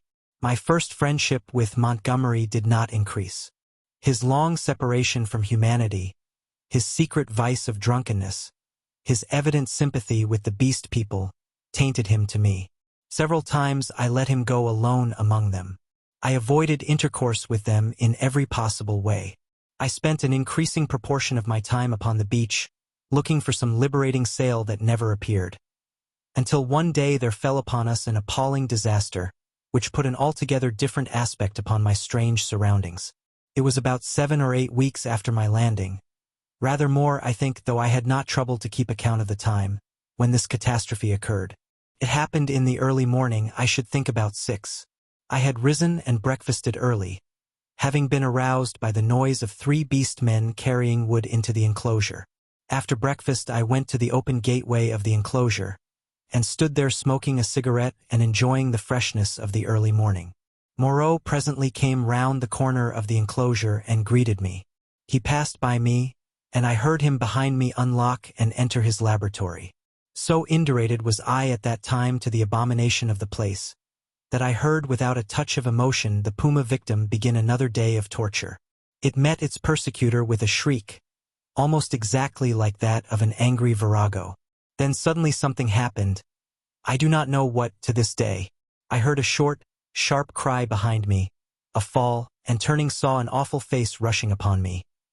Not human, not animal, but hellish brown, seamed with red branching scars, red drops starting out upon it, and the lidless eyes ablaze. I threw up my arm to defend myself from the blow that flung me headlong with a broken forearm. And the great monster, swathed in lint and with red-stained bandages fluttering about it, leapt over me and passed. I rolled over and over down the beach, tried to sit up, and collapsed upon my broken arm. Then Moreau appeared, his massive white face all the more terrible for the blood that trickled from his forehead. He carried a revolver in one hand. He scarcely glanced at me, but rushed off at once in pursuit of the puma. I tried the other arm and sat up. The muffled figure in front ran in great striding leaps along the beach, and Moreau followed her.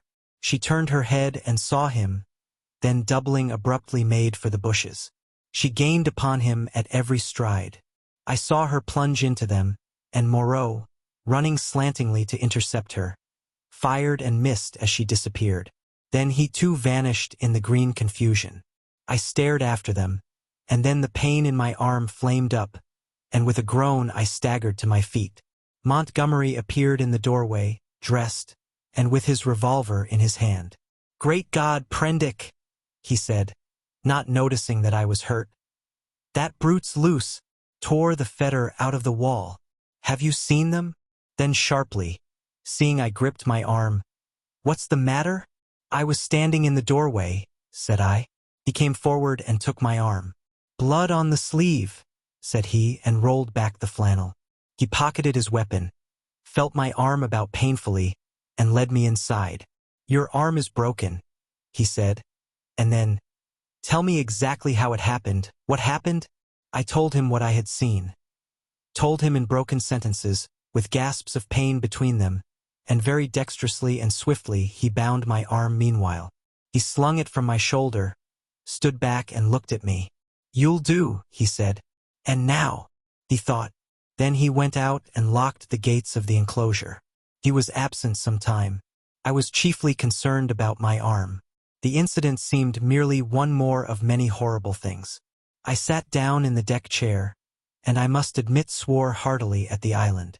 The first dull feeling of injury in my arm had already given way to a burning pain when Montgomery reappeared. His face was rather pale, and he showed more of his lower gums than ever. I can neither see nor hear anything of him, he said. I've been thinking he may want my help. He stared at me with his expressionless eyes. That was a strong brute, he said. It simply wrenched its fetter out of the wall. He went to the window, then to the door, and there turned to me. I shall go after him, he said. There's another revolver I can leave with you. To tell you the truth, I feel anxious somehow. He obtained the weapon and put it ready to my hand on the table, then went out, leaving a restless contagion in the air. I did not sit long after he left, but took the revolver in hand and went to the doorway. The morning was as still as death. Not a whisper of wind was stirring. The sea was like polished glass, the sky empty, the beach desolate. In my half-excited, half-feverish state, this stillness of things oppressed me. I tried to whistle, and the tune died away. I swore again, the second time that morning. Then I went to the corner of the enclosure and stared inland at the green bush that had swallowed up Moreau and Montgomery. When would they return, and how? Then far away up the beach a little gray beast man appeared, ran down to the water's edge and began splashing about. I strolled back to the doorway, then to the corner again, and so began pacing to and fro like a sentinel upon duty. Once I was arrested by the distant voice of Montgomery bawling, "Coup Moreau!" My arm became less painful but very hot. I got feverish and thirsty. My shadow grew shorter. I watched the distant figure until it went away again. Would Moreau and Montgomery never return? 3 seabirds began fighting for some stranded treasure. Then from far away behind the enclosure I heard a pistol shot. A long silence, and then came another. Then a yelling cry nearer, and another dismal gap of silence. My unfortunate imagination set to work to torment me. Then suddenly a shot close by. I went to the corner, startled, and saw Montgomery. His face scarlet, his hair disordered, and the knee of his trousers torn. His face expressed profound consternation. Behind him slouched the beast man, Miling, and round Miling's jaws were some queer dark stains. "Has he come?" said Montgomery. "Moreau?" said I. "No. My God!" The man was panting, almost sobbing. "Go back in," he said, taking my arm. "They're mad. They're all rushing about mad. What can have happened? I don't know. I'll tell you when my breath comes. Where's some brandy?" Montgomery limped before me into the room and sat down in the deck chair. Miling flung himself down just outside the doorway and began panting like a dog. I got Montgomery some brandy and water. He sat staring in front of him at nothing, recovering his breath. After some minutes, he began to tell me what had happened. He had followed their track for some way. It was plain enough at first on account of the crushed and broken bushes, white rags torn from the puma's bandages, and occasional smears of blood on the leaves of the shrubs and undergrowth. He lost the track, however, on the stony ground beyond the stream where I had seen the beast man drinking, and went wandering aimlessly westward shouting Moreau's name. Then Miling had come to him carrying a light hatchet. Miling had seen nothing of the puma affair, had been felling wood and heard him calling. They went on shouting together. 2 beast men came crouching and peering at them through the undergrowth, with gestures and a furtive carriage that alarmed Montgomery by their strangeness. He hailed them and they fled guiltily. He stopped shouting after that, and after wandering some time farther in an undecided way, determined to visit the huts. He found the ravine deserted. Growing more alarmed every minute, he began to retrace his steps. Then it was he encountered the 2 swine men I had seen dancing on the night of my arrival. Blood-stained they were about the mouth, and intensely excited. They came crashing through the ferns, and stopped with fierce faces when they saw him. He cracked his whip in some trepidation, and forthwith they rushed at him. Never before had a beast man dared to do that. One he shot through the head. Miling flung himself upon the other, and the 2 rolled grappling. Miling got his brute under and with his teeth in its throat, and Montgomery shot that too as it struggled in Miling's grip. He had some difficulty in inducing Miling to come on with him. Thence they had hurried back to me. On the way, Miling had suddenly rushed into a thicket and driven out an undersized ocelot man, also blood-stained, and lame through a wound in the foot. This brute had run a little way and then turned savagely at bay, and Montgomery, with a certain wantonness, I thought, had shot him. "What does it all mean?" said I. He shook his head and turned once more to the brandy. Chapter 18. The Finding of Moreau. When I saw Montgomery swallow a third dose of brandy, I took it upon myself to interfere. He was already more than half fuddled. I told him that some serious thing must have happened to Moreau by this time, or he would have returned before this, and that it behoved us to ascertain what that catastrophe was. Montgomery raised some feeble objections, and at last agreed. We had some food, and then all three of us started. It is possibly due to the tension of my mind, at the time, but even now that start into the hot stillness of the tropical afternoon is a singularly vivid impression. Miling went first, his shoulder hunched, his strange black head moving with quick starts as he peered first on this side of the way and then on that. He was unarmed. His axe he had dropped when he encountered the swine man. Teeth were his weapons when it came to fighting. Montgomery followed with stumbling footsteps, his hands in his pockets, his face downcast. He was in a state of muddled sullenness with me on account of the brandy. My left arm was in a sling, it was lucky it was my left, and I carried my revolver in my right. Soon we traced a narrow path through the wild luxuriance of the island, going northwestward, and presently Miling stopped and became rigid with watchfulness. Montgomery almost staggered into him, and then stopped too. Then, listening intently, we heard coming through the trees the sound of voices and footsteps approaching us. "He is dead," said a deep, vibrating voice. "He is not dead, he is not dead," jabbered another. We saw," said several voices. "Hello!" suddenly shouted Montgomery. "Hello there!" "Confound you!" said I, and gripped my pistol. There was a silence, then a crashing among the interlacing vegetation. First here, then there, and then half a dozen faces appeared. Strange faces, lit by a strange light. Miling made a growling noise in his throat. I recognized the ape-man. I had indeed already identified his voice, and two of the white-swathed, brown-featured creatures I had seen in Montgomery's boat. With these were the two dappled brutes and that gray, horribly crooked creature who said the law, with gray hair streaming down its cheeks, heavy gray eyebrows, and gray locks pouring off from a central parting upon its sloping forehead.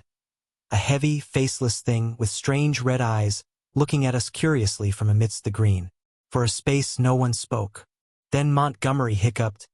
"Who said he was dead?" The monkey man looked guiltily at the hairy gray thing. "He is dead," said this monster. They saw. There was nothing threatening about this detachment, at any rate. They seemed awe-stricken and puzzled. "Where is he?" said Montgomery. "Beyond." And the gray creature pointed. "Is there a law now?" asked the monkey man. "Is it still to be this and that? Is he dead indeed?" "Is there a law?" repeated the man in white. "Is there a law, thou other with the whip?" "He is dead," said the hairy gray thing, and they all stood watching us. "Prendick," said Montgomery, turning his dull eyes to me. "He's dead, evidently." I had been standing behind him during this colloquy. I began to see how things lay with them. I suddenly stepped in front of Montgomery and lifted up my voice. "Children of the law," I said, "he is not dead." Miling turned his sharp eyes on me. "He has changed his shape, he has changed his body," I went on. "For a time you will not see him. He is there," I pointed upward, "where he can watch you. You cannot see him, but he can see you. Fear the law." I looked at them squarely. They flinched. "He is great, he is good," said the ape-man, peering fearfully upward among the dense trees. "And the other thing?" I demanded. "The thing that bled and ran screaming and sobbing. That is dead too," said the gray thing, still regarding me. "That's well," grunted Montgomery. "The other with the whip," began the gray thing. "Well," said I, "said he was dead." But Montgomery was still sober enough to understand my motive in denying Moreau's death. "He is not dead," he said slowly. "Not dead at all. No more dead than I am. Some," said I, "have broken the law, they will die. Some have died." Show us now where his old body lies. The body he cast away because he had no more need of it. It is this way, man who walked in the sea, said the gray thing. And with these 6 creatures guiding us, we went through the tumult of ferns and creepers and tree stems towards the northwest. Then came a yelling, a crashing among the branches, and a little pink homunculus rushed by us shrieking. Immediately after appeared a monster in headlong pursuit, blood bedabbled, who was amongst us almost before he could stop his career. The gray thing leapt aside. Myling, with a snarl, flew at it, and was struck aside. Montgomery fired and missed, bowed his head, threw up his arm and turned to run. I fired, and the thing still came on. Fired again, point blank, into its ugly face. I saw its features vanish in a flash. Its face was driven in. Yet it passed me, gripped Montgomery, and holding him, fell headlong beside him and pulled him sprawling upon itself in its death agony. I found myself alone with Myling, the dead brute, and the prostrate man. Montgomery raised himself slowly and stared in a muddled way at the shattered beast man beside him. It more than half sobered him. He scrambled to his feet. Then I saw the gray thing returning cautiously through the trees. "See," said I, pointing to the dead brute. "Is the law not alive? This came of breaking the law." He peered at the body. "He sends the fire that kills," said he in his deep voice, repeating part of the ritual. The others gathered round and stared for a space. At last we drew near the westward extremity of the island. We came upon the gnawed and mutilated body of the puma, its shoulder bone smashed by a bullet, and perhaps 20 yards farther found at last what we sought. Moreau lay face downward in a trampled space in a canebrake. One hand was almost severed at the wrist, and his silvery hair was dabbled in blood. His head had been battered in by the fetters of the puma. The broken canes beneath him were smeared with blood. His revolver we could not find. Montgomery turned him over.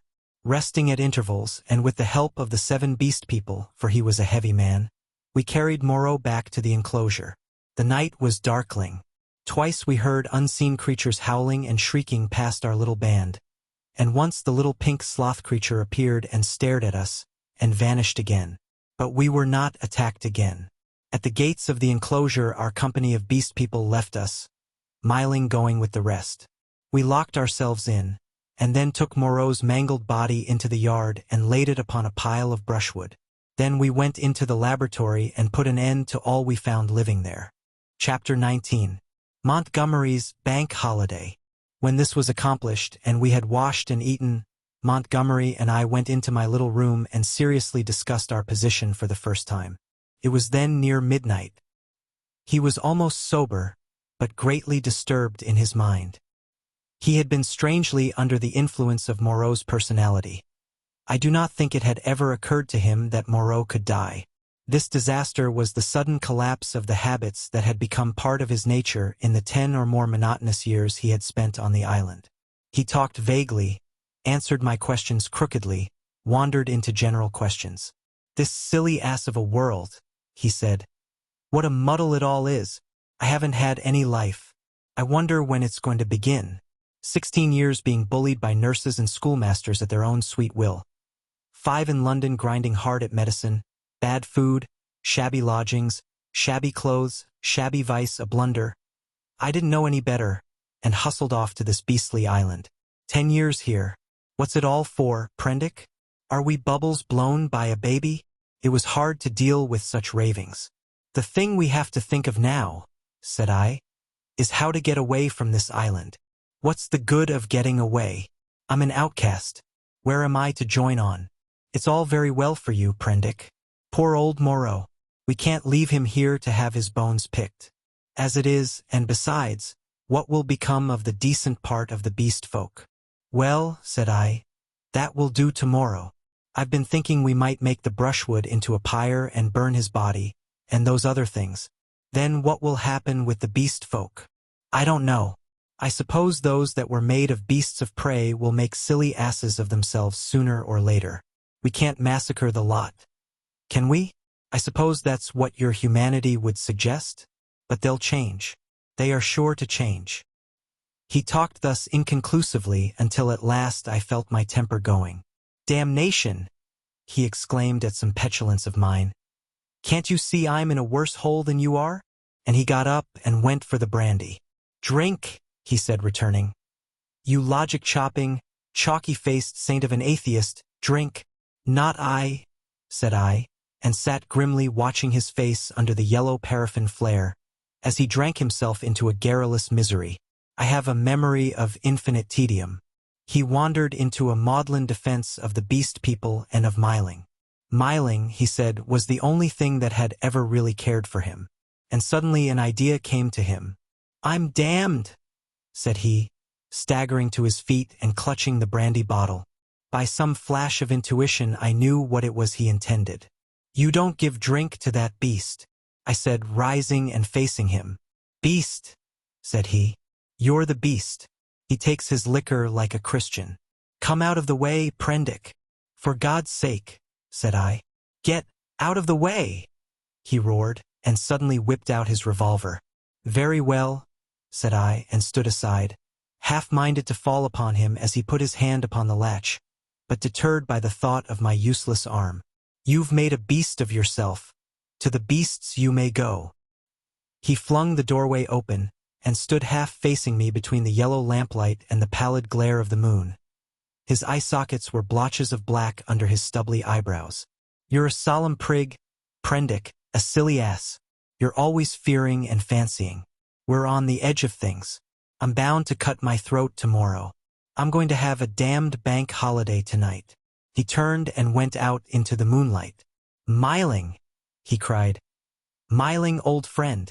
3 dim creatures in the silvery light came along the edge of the wan beach, one a white-wrapped creature, the other 2 blotches of blackness following it. They halted, staring. Then I saw Myling's hunched shoulders as he came round the corner of the house. "Drink!" cried Montgomery. "Drink, you brutes! Drink and be men. Damn, I'm the cleverest. Moreau forgot this. This is the last touch.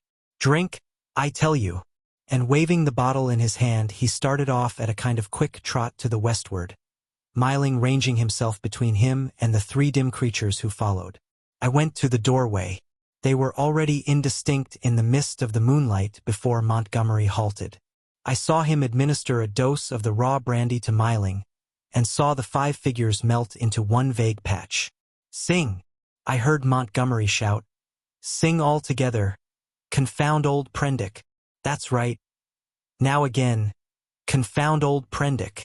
The black group broke up into 5 separate figures, and wound slowly away from me along the band of shining beach. Each went howling at his own sweet will, yelping insults at me, or giving whatever other vent this new inspiration of brandy demanded. Presently I heard Montgomery's voice shouting, "Right turn!" And they passed with their shouts and howls into the blackness of the landward trees. Slowly, very slowly, they receded into silence. The peaceful splendor of the night healed again. The moon was now past the meridian and traveling down the west. It was at its full, and very bright, riding through the empty blue sky. The shadow of the wall lay, a yard wide and of inky blackness, at my feet.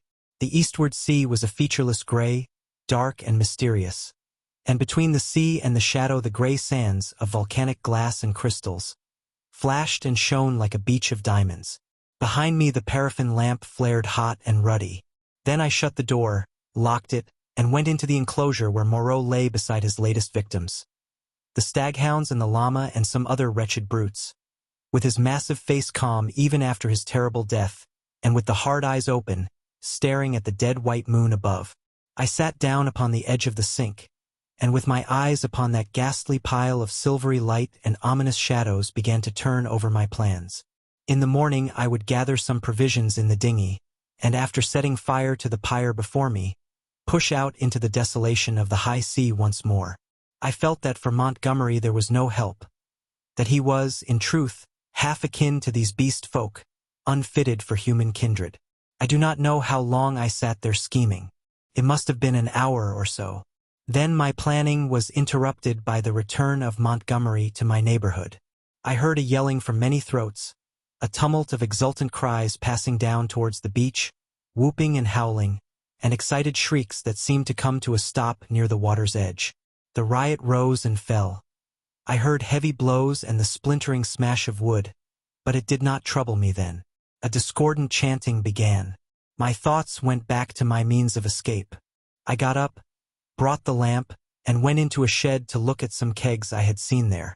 Then I became interested in the contents of some biscuit tins, and opened one. I saw something out of the tail of my eye, a red figure, and turned sharply. Behind me lay the yard, vividly black and white in the moonlight, and the pile of wood and faggots on which Moreau and his mutilated victims lay, one over another. They seemed to be gripping one another in one last revengeful grapple. His wounds gaped, black as night, and the blood that had dripped lay in black patches upon the sand. Then I saw, without understanding, the cause of my phantom. A ruddy glow that came and danced and went upon the wall opposite. I misinterpreted this, fancied it was a reflection of my flickering lamp, and turned again to the stores in the shed. I went on rummaging among them as well as a one-armed man could, finding this convenient thing and that, and putting them aside for tomorrow's launch. My movements were slow, and the time passed quickly. Insensibly the daylight crept upon me. The chanting died down, giving place to a clamor. Then it began again and suddenly broke into a tumult. I heard cries of, "More! More!" A sound like quarreling, and a sudden wild shriek. The quality of the sounds changed so greatly that it arrested my attention. I went out into the yard and listened. Then, cutting like a knife across the confusion, came the crack of a revolver. I rushed at once through my room to the little doorway. As I did so, I heard some of the packing cases behind me go sliding down and smash together with a clatter of glass on the floor of the shed. But I did not heed these. I flung the door open and looked out. Up the beach by the boathouse a bonfire was burning, raining up sparks into the indistinctness of the dawn. Around this struggled a mass of black figures. I heard Montgomery call my name. I began to run at once towards this fire, revolver in hand. I saw the pink tongue of Montgomery's pistol lick out once, close to the ground.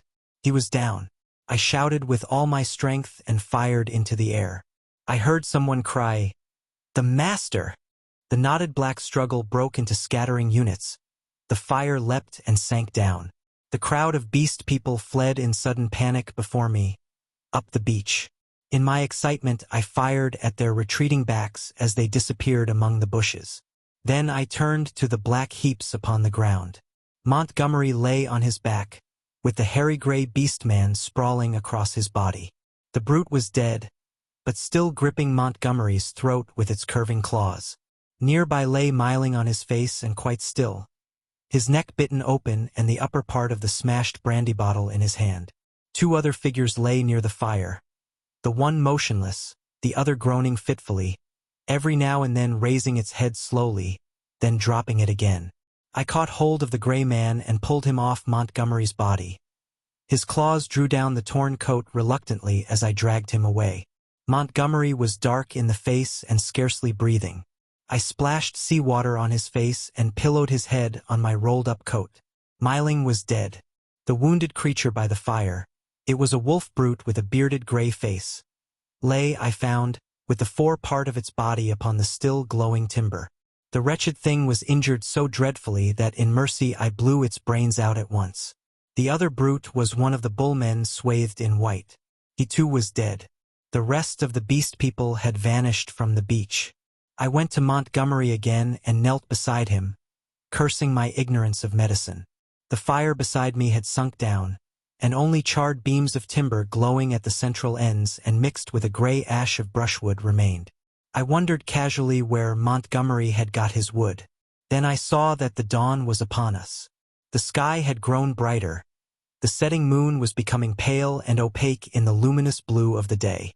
The sky to the eastward was rimmed with red. Suddenly I heard a thud and a hissing behind me, and, looking round, sprang to my feet with a cry of horror. Against the warm dawn great tumultuous masses of black smoke were boiling up out of the enclosure, and through their stormy darkness shot flickering threads of blood-red flame. Then the thatched roof caught. I saw the curving charge of the flames across the sloping straw. A A spurt of fire jetted from the window of my room. I knew at once what had happened. I remembered the crash I had heard. When I had rushed out to Montgomery's assistance, I had overturned the lamp. The hopelessness of saving any of the contents of the enclosure stared me in the face. My mind came back to my plan of flight, and turning swiftly I looked to see where the 2 boats lay upon the beach. They were gone. 2 axes lay upon the sands beside me. Chips and splinters were scattered broadcast, and the ashes of the bonfire were blackening and smoking under the dawn. Montgomery had burnt the boats to revenge himself upon me and prevent our return to mankind. A sudden convulsion of rage shook me. I was almost moved to batter his foolish head in, as he lay there helpless at my feet. Then suddenly his hand moved, so feebly, so pitifully, that my wrath vanished. He groaned and opened his eyes for a minute. I knelt down beside him and raised his head. He opened his eyes again, staring silently at the dawn, and then they met mine. The lids fell. "Sorry," he said presently, with an effort. He seemed trying to think. "The last," he murmured. "The last of this silly universe. What a mess." I listened. His head fell helplessly to one side. I thought some drink might revive him, but there was neither drink nor vessel in which to bring drink at hand. He seemed suddenly heavier. My heart went cold. I bent down to his face, put my hand through the rent in his blouse. He was dead, and even as he died a line of white heat, the limb of the sun, rose eastward beyond the projection of the bay, splashing its radiance across the sky and turning the dark sea into a weltering tumult of dazzling light. It fell like a glory upon his death-shrunken face. I let his head fall gently upon the rough pillow I had made for him and stood up. Before me was the glittering desolation of the sea, the awful solitude upon which I had already suffered so much. Behind me the island, hushed under the dawn, its beast people silent and unseen. The enclosure, with all its provisions and ammunition, burnt noisily, with sudden gusts of flame, a fitful crackling, and now and then a crash. The heavy smoke drove up the beach away from me, rolling low over the distant treetops towards the huts in the ravine. Beside me were the charred vestiges of the boats and these 5 dead bodies. Then out of the bushes came 3 beast people, with hunched shoulders, protruding heads, misshapen hands awkwardly held, and inquisitive, unfriendly eyes, and advanced towards me with hesitating gestures. Chapter 20. Alone with the beast folk. I faced these people, facing my fate in them, single-handed now. Literally single-handed, for I had a broken arm. In my pocket was a revolver with 2 empty chambers. Among the chips scattered about the beach lay the 2 axes that had been used to chop up the boats. The tide was creeping in behind me. There was nothing for it but courage.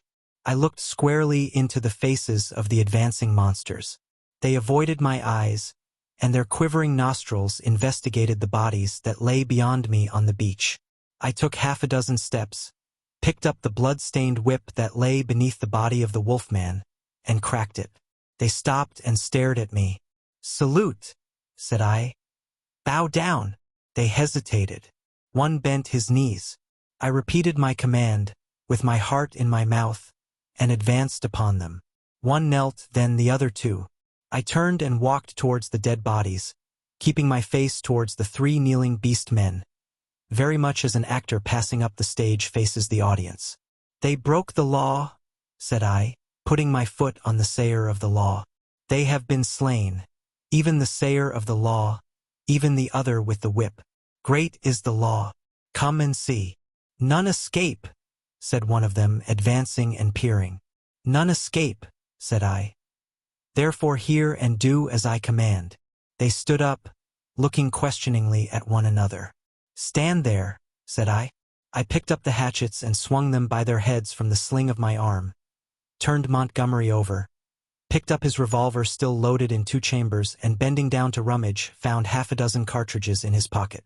"Take him," said I, standing up again and pointing with the whip. "Take him and carry him out and cast him into the sea."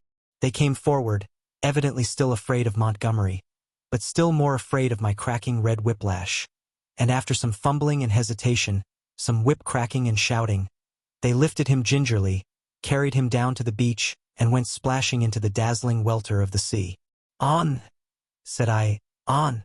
Carry him far." They went in up to their armpits and stood regarding me. "Let go," said I, and the body of Montgomery vanished with a splash. Something seemed to tighten across my chest. "Good," said I, with a break in my voice, and they came back, hurrying and fearful, to the margin of the water, leaving long wakes of black in the silver.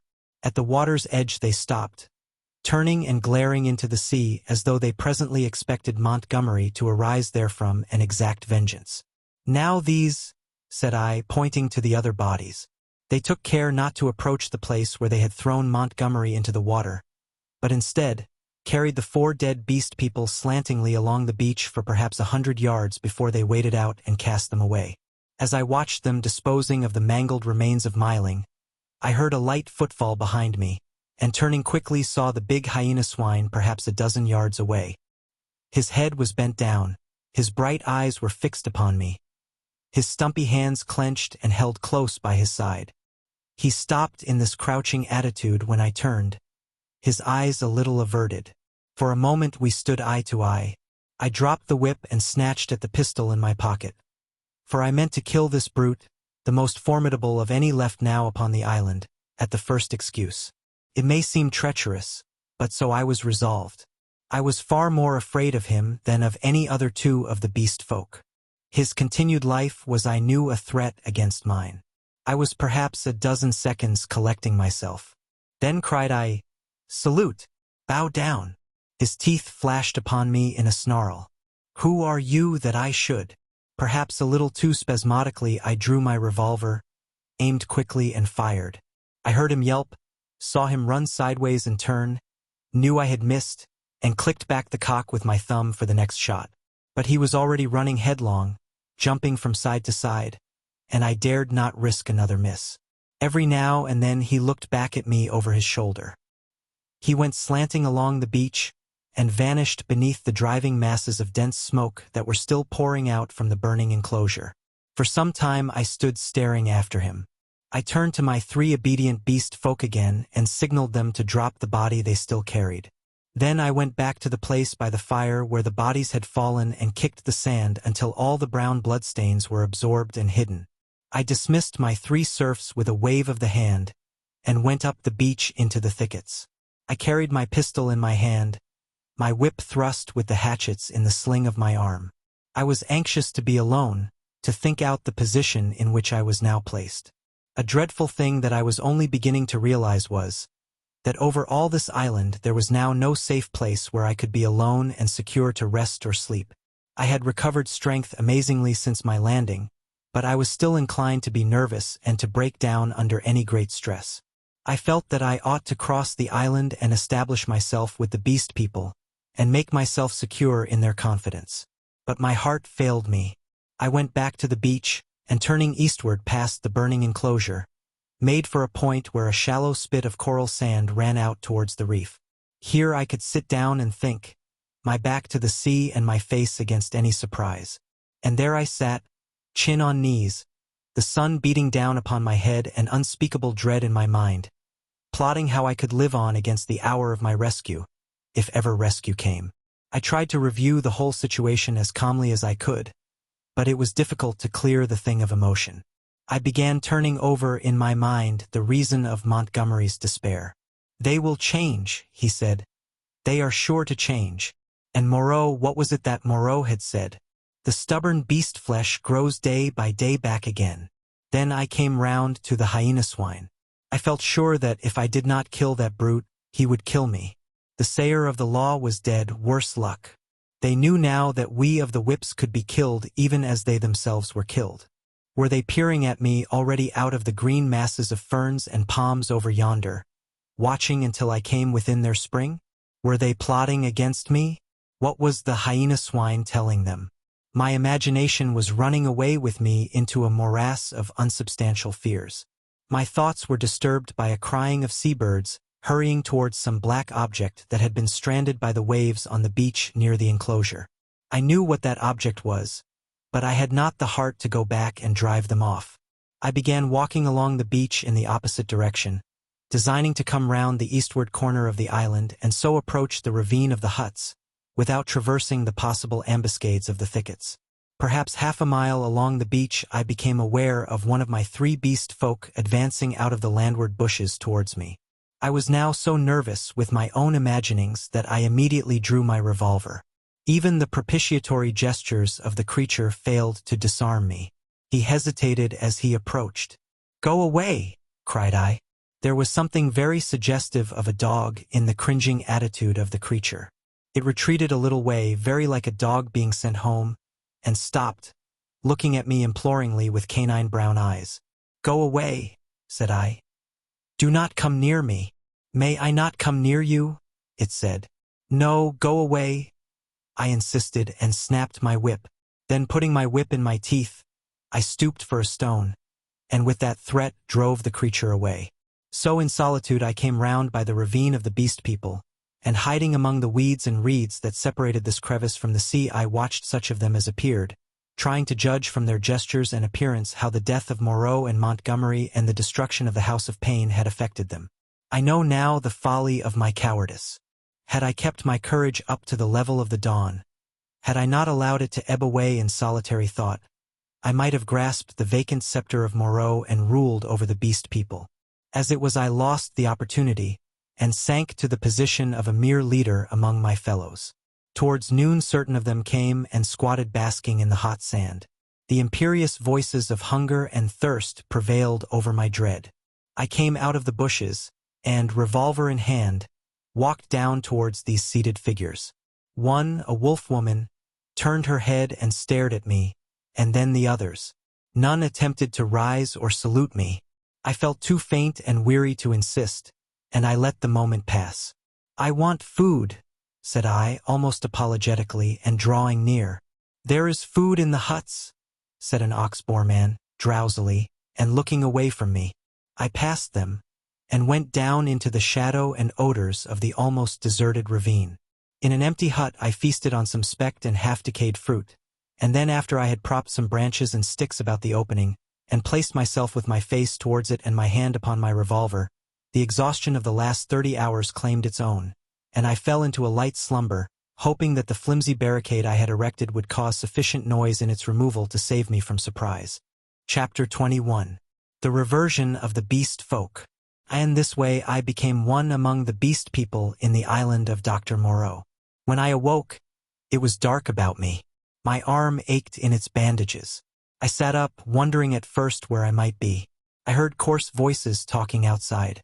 Then I saw that my barricade had gone, and that the opening of the hut stood clear. My revolver was still in my hand. I heard something breathing, saw something crouched together close beside me. I held my breath, trying to see what it was. It began to move slowly, interminably. Then something soft and warm and moist passed across my hand. All my muscles contracted. I snatched my hand away. A cry of alarm began and was stifled in my throat. Then I just realized what had happened sufficiently to stay my fingers on the revolver. "Who is that?" I said in a hoarse whisper. The revolver still pointed. "I, master." "Who are you?" "They say there is no master now. But I know. I carried the bodies into the sea. O walker in the sea, the bodies of those you slew. I am your slave, master." "Are you the one I met on the beach?" I asked. "The same, master." The thing was evidently faithful enough, for it might have fallen upon me as I slept. "It is well," I said, extending my hand for another licking kiss. I began to realize what its presence meant, and the tide of my courage flowed. "Where are the others?" I asked. "They are mad. They are fools," said the dogman. "Even now they talk together beyond there. They say, 'The master is dead. The other with the whip is dead. That other who walked in the sea is as we are. We have no master, no whips, no house of pain, any more. There is an end. We love the law and will keep it. But there is no pain, no master, no whips forever again.' So they say. But I know, master, I know." I felt in the darkness, and patted the dogman's head. "It is well," I said again. "Presently you will slay them all," said the dogman. "Presently," I answered. I will slay them all, after certain days and certain things have come to pass. Every one of them save those you spare. Every one of them shall be slain. What the master wishes to kill, the master kills, said the dog-man with a certain satisfaction in his voice. And that their sins may grow, I said. Let them live in their folly until their time is ripe. Let them not know that I am the master. The master's will is sweet, said the dog-man, with the ready tact of his canine blood. But one has sinned, said I. Him I will kill whenever I may meet him. When I say to you, that is he, see that you fall upon him. And now I will go to the men and women who are assembled together. For a moment the opening of the hut was blackened by the exit of the dog-man. Then I followed and stood up, almost in the exact spot where I had been when I had heard Moreau and his staghound pursuing me. But now it was night, and all the miasmatic ravine about me was black. And beyond, instead of a green, sunlit slope, I saw a red fire, before which hunched, grotesque figures moved to and fro. Farther were the thick trees, a bank of darkness, fringed above with the black lace of the upper branches. The moon was just riding up on the edge of the ravine, and like a bar across its face drove the spire of vapor that was forever streaming from the fumaroles of the island. Walk by me, said I, nerving myself, and side by side we walked down the narrow way, taking little heed of the dim things that peered at us out of the huts. None about the fire attempted to salute me. Most of them disregarded me, ostentatiously. I looked round for the hyena swine, but he was not there. Altogether, perhaps 20 of the beast folk squatted, staring into the fire or talking to one another. He is dead. He is dead. The master is dead, said the voice of the ape-man to the right of me. The house of pain. There is no house of pain. He is not dead, said I in a loud voice. Even now he watches us. This startled them. 20 pairs of eyes regarded me. The house of pain is gone, said I. It will come again. The master you cannot see. Yet even now he listens among you. True, true, said the dog-man. They were staggered at my assurance. An animal may be ferocious and cunning enough, but it takes a real man to tell a lie. The man with the bandaged arm speaks a strange thing, said one of the beast folk. I tell you it is so, I said. The master and the house of pain will come again. Woe be to him who breaks the law. They looked curiously at one another. With an affectation of indifference, I began to chop idly at the ground in front of me with my hatchet. They looked, I noticed, at the deep cuts I made in the turf. Then the satyr raised a doubt. I answered him. Then one of the dappled things objected, and an animated discussion sprang up round the fire. Every moment I began to feel more convinced of my present security. I talked now without the catching in my breath, due to the intensity of my excitement that had troubled me at first. In the course of about an hour I had really convinced several of the beast folk of the truth of my assertions, and talked most of the others into a dubious state. I kept a sharp eye for my enemy the hyena swine, but he never appeared. Every now and then a suspicious movement would startle me, but my confidence grew rapidly. Then as the moon crept down from the zenith, one by one the listeners began to yawn, showing the oddest teeth in the light of the sinking fire, and first one and then another retired towards the dens in the ravine. And I, dreading the silence and darkness, went with them, knowing I was safer with several of them than with one alone. In this manner began the longer part of my sojourn upon this island of Dr. Moreau. But from that night until the end came, there was but one thing happened to tell save a series of innumerable small unpleasant details and the fretting of an incessant uneasiness. So that I prefer to make no chronicle for that gap of time, to tell only one cardinal incident of the 10 months I spent as an intimate of these half-humanized brutes. There is much that sticks in my memory that I could write, things that I would cheerfully give my right hand to forget, but they do not help the telling of the story. In the retrospect, it is strange to remember how soon I fell in with these monsters' ways, and gained my confidence again. I had my quarrels with them, of course, and could show some of their teeth marks still. But they soon gained a wholesome respect for my trick of throwing stones and for the bite of my hatchet. And my St. Bernard man's loyalty was of infinite service to me. I found their simple scale of honor was based mainly on the capacity for inflicting trenchant wounds. Indeed, I may say, without vanity, I hope that I held something like preeminence among them. One or two, whom in a rare access of high spirits I had scarred rather badly, bore me a grudge, but it vented itself chiefly behind my back, and at a safe distance from my missiles in grimaces. The hyena swine avoided me, and I was always on the alert for him. My inseparable dogman hated and dreaded him intensely. I really believe that was at the root of the brute's attachment to me. It was soon evident to me that the former monster had tasted blood, and gone the way of the leopard man. He formed a lair somewhere in the forest, and became solitary. Once I tried to induce the beast folk to hunt him, but I lacked the authority to make them cooperate for one end. Again and again I tried to approach his den and come upon him unaware, but always he was too acute for me, and saw or winded me and got away. He too made every forest pathway dangerous to me and my ally with his lurking ambuscades. The dogman scarcely dared to leave my side. In the first month or so the beast folk, compared with their latter condition, were human enough, and for one or two besides my canine friend I even conceived a friendly tolerance. The little pink sloth creature displayed an odd affection for me, and took to following me about. The monkey man bored me, however. He assumed, on the strength of his 5 digits, that he was my equal, and was forever jabbering at me. Jabbering the most errant nonsense. One thing about him entertained me a little. He had a fantastic trick of coining new words. He had an idea, I believe, that to gabble about names that meant nothing was the proper use of speech. He called it big thinks to distinguish it from little thinks, the sane, everyday interests of life. If ever I made a remark he did not understand, he would praise it very much, ask me to say it again, learn it by heart, and go off repeating it with a word wrong here or there to all the milder of the beast people. He thought nothing of what was plain and comprehensible. I invented some very curious big thinks for his especial use. I think now that he was the silliest creature I ever met. He had developed in the most wonderful way the distinctive silliness of man without losing one jot of the natural folly of a monkey. This, I say, was in the earlier weeks of my solitude among these brutes. During that time they respected the usage established by the law, and behaved with general decorum. Once I found another rabbit torn to pieces. By the hyena swine, I am assured, but that was all.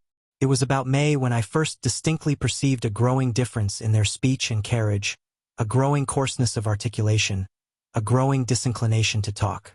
My monkey man's jabber multiplied in volume but grew less and less comprehensible, more and more simian. Some of the others seemed altogether slipping their hold upon speech, though they still understood what I said to them at that time. Can you imagine language, once clear-cut and exact, softening and guttering, losing shape and import, becoming mere lumps of sound again? And they walked erect with an increasing difficulty. Though they evidently felt ashamed of themselves, every now and then I would come upon one or another running on toes and fingertips, and quite unable to recover the vertical attitude.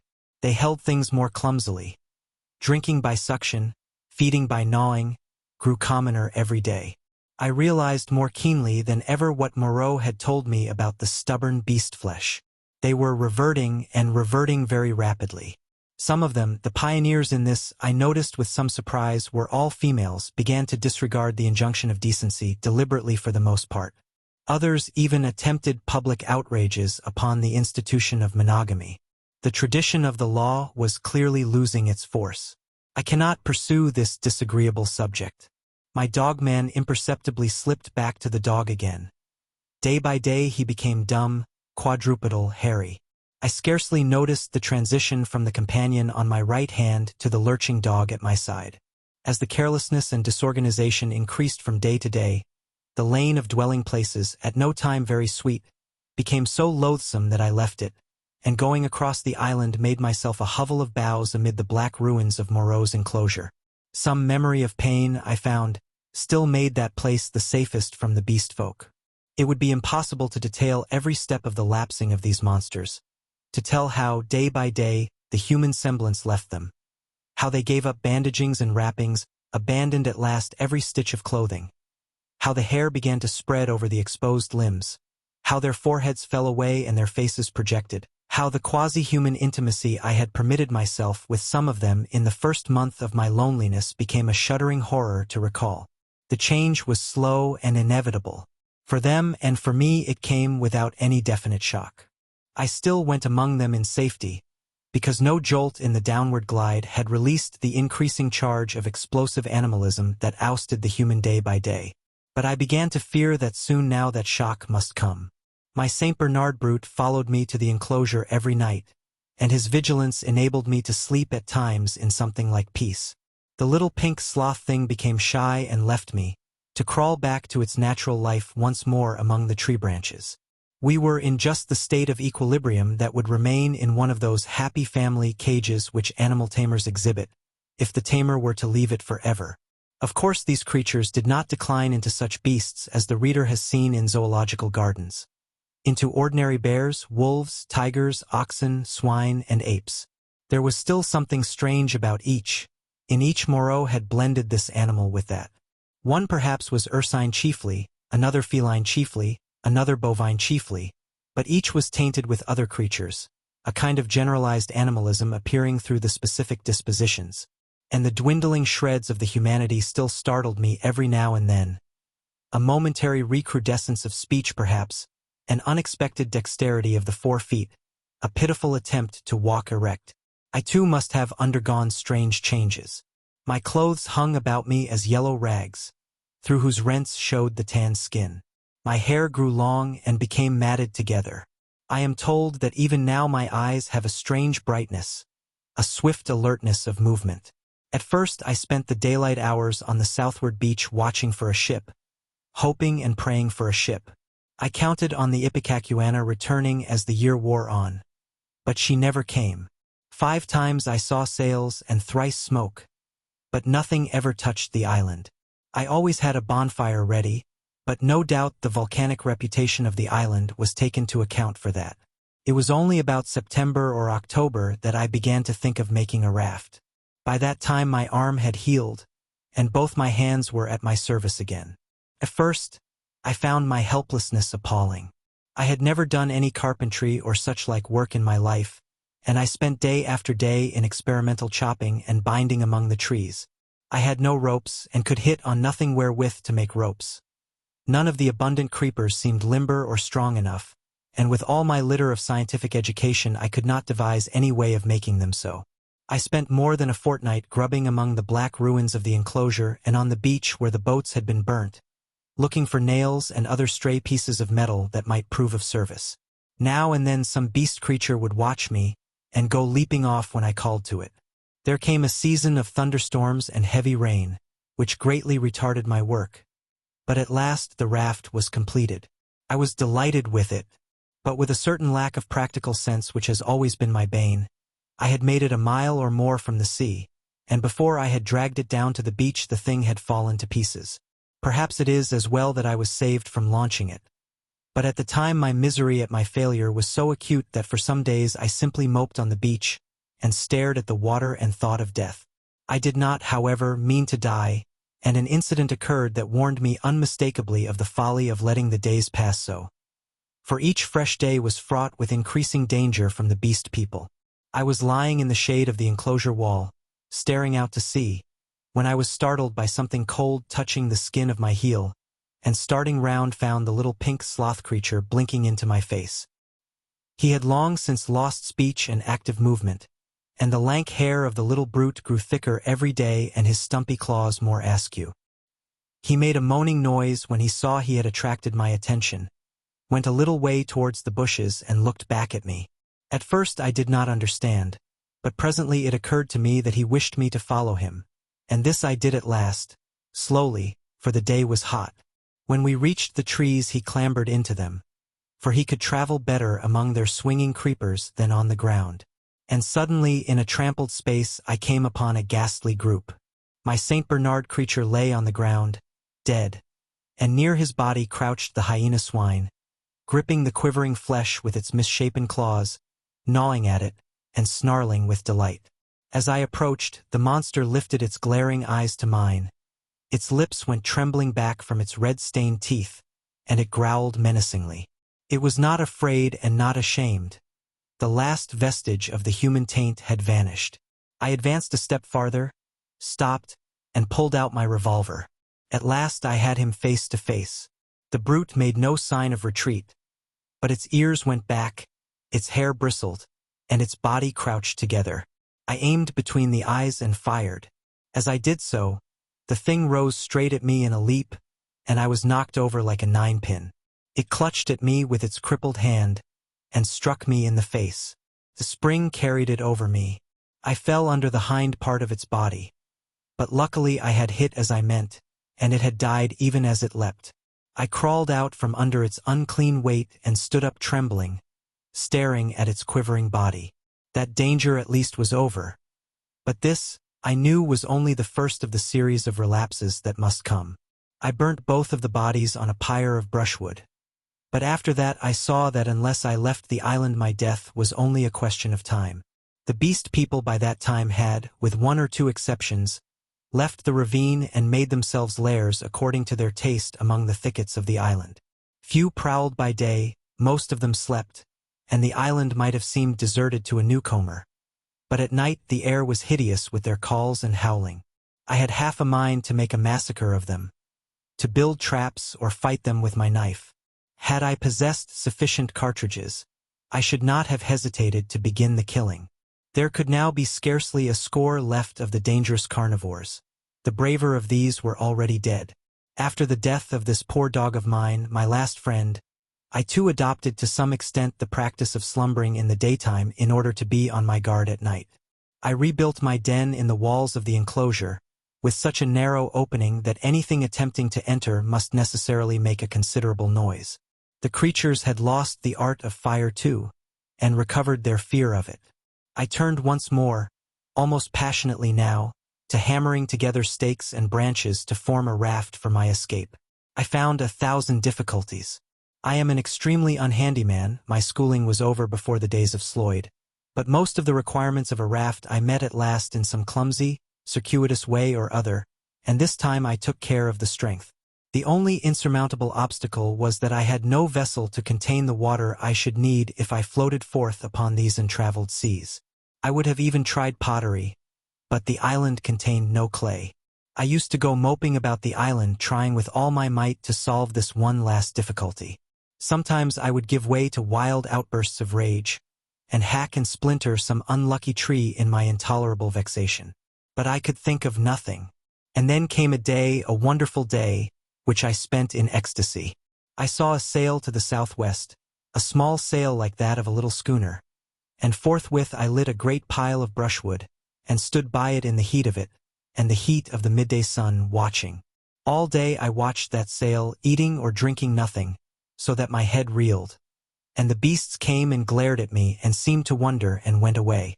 It was still distant when night came and swallowed it up, and all night I toiled to keep my blaze bright and high, and the eyes of the beasts shone out of the darkness, marveling. In the dawn the sail was nearer, and I saw it was the dirty lug sail of a small boat. But it sailed strangely. My eyes were weary with watching, and I peered and could not believe them. 2 men were in the boat, sitting low down, one by the bows, the other at the rudder.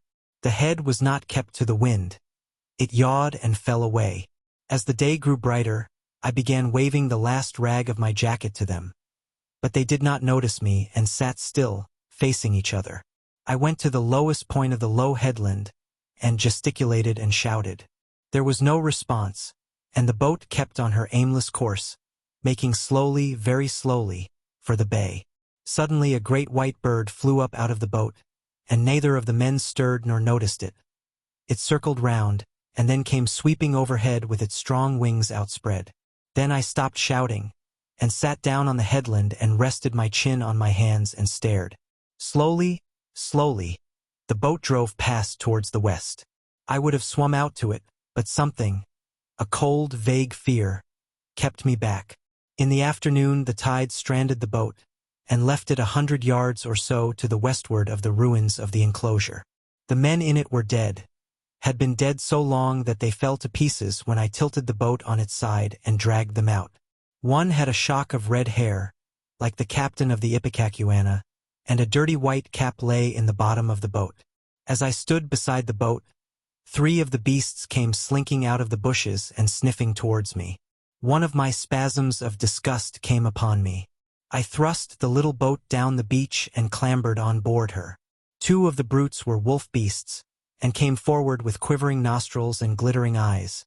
The 3rd was the horrible nondescript of bear and bull. When I saw them approaching those wretched remains, heard them snarling at one another and caught the gleam of their teeth, a frantic horror succeeded my repulsion. I turned my back upon them, struck the lug and began paddling out to sea. I could not bring myself to look behind me. I lay, however, between the reef and the island that night, and the next morning went round to the stream and filled the empty keg aboard with water. Then, with such patience as I could command, I collected a quantity of fruit, and waylaid and killed 2 rabbits with my last 3 cartridges. While I was doing this, I left the boat moored to an inward projection of the reef, for fear of the beast people. Chapter 22. The Man Alone. And the evening I started, and drove out to sea before a gentle wind from the southwest, slowly, steadily. And the island grew smaller and smaller, and the lank spire of smoke dwindled to a finer and finer line against the hot sunset. The ocean rose up around me, hiding that low, dark patch from my eyes. The daylight, the trailing glory of the sun, went streaming out of the sky, was drawn aside like some luminous curtain, and at last I looked into the blue gulf of immensity which the sunshine hides, and saw the floating hosts of the stars. The sea was silent, the sky was silent. I was alone with the night and silence. So I drifted for 3 days, eating and drinking sparingly, and meditating upon all that had happened to me, not desiring very greatly then to see men again. One unclean rag was about me, my hair a black tangle. No doubt my discoverers thought me a madman. It is strange, but I felt no desire to return to mankind. I was only glad to be quit of the foulness of the beast people. And on the 3rd day I was picked up by a brig from Apia to San Francisco. Neither the captain nor the mate would believe my story, judging that solitude and danger had made me mad, and fearing their opinion might be that of others, I refrained from telling my adventure further, and professed to recall nothing that had happened to me between the loss of the Lady Vane and the time when I was picked up again, the space of a year. I had to act with the utmost circumspection to save myself from the suspicion of insanity. My memory of the law, of the 2 dead sailors, of the ambuscades of the darkness, of the body in the canebrake, haunted me.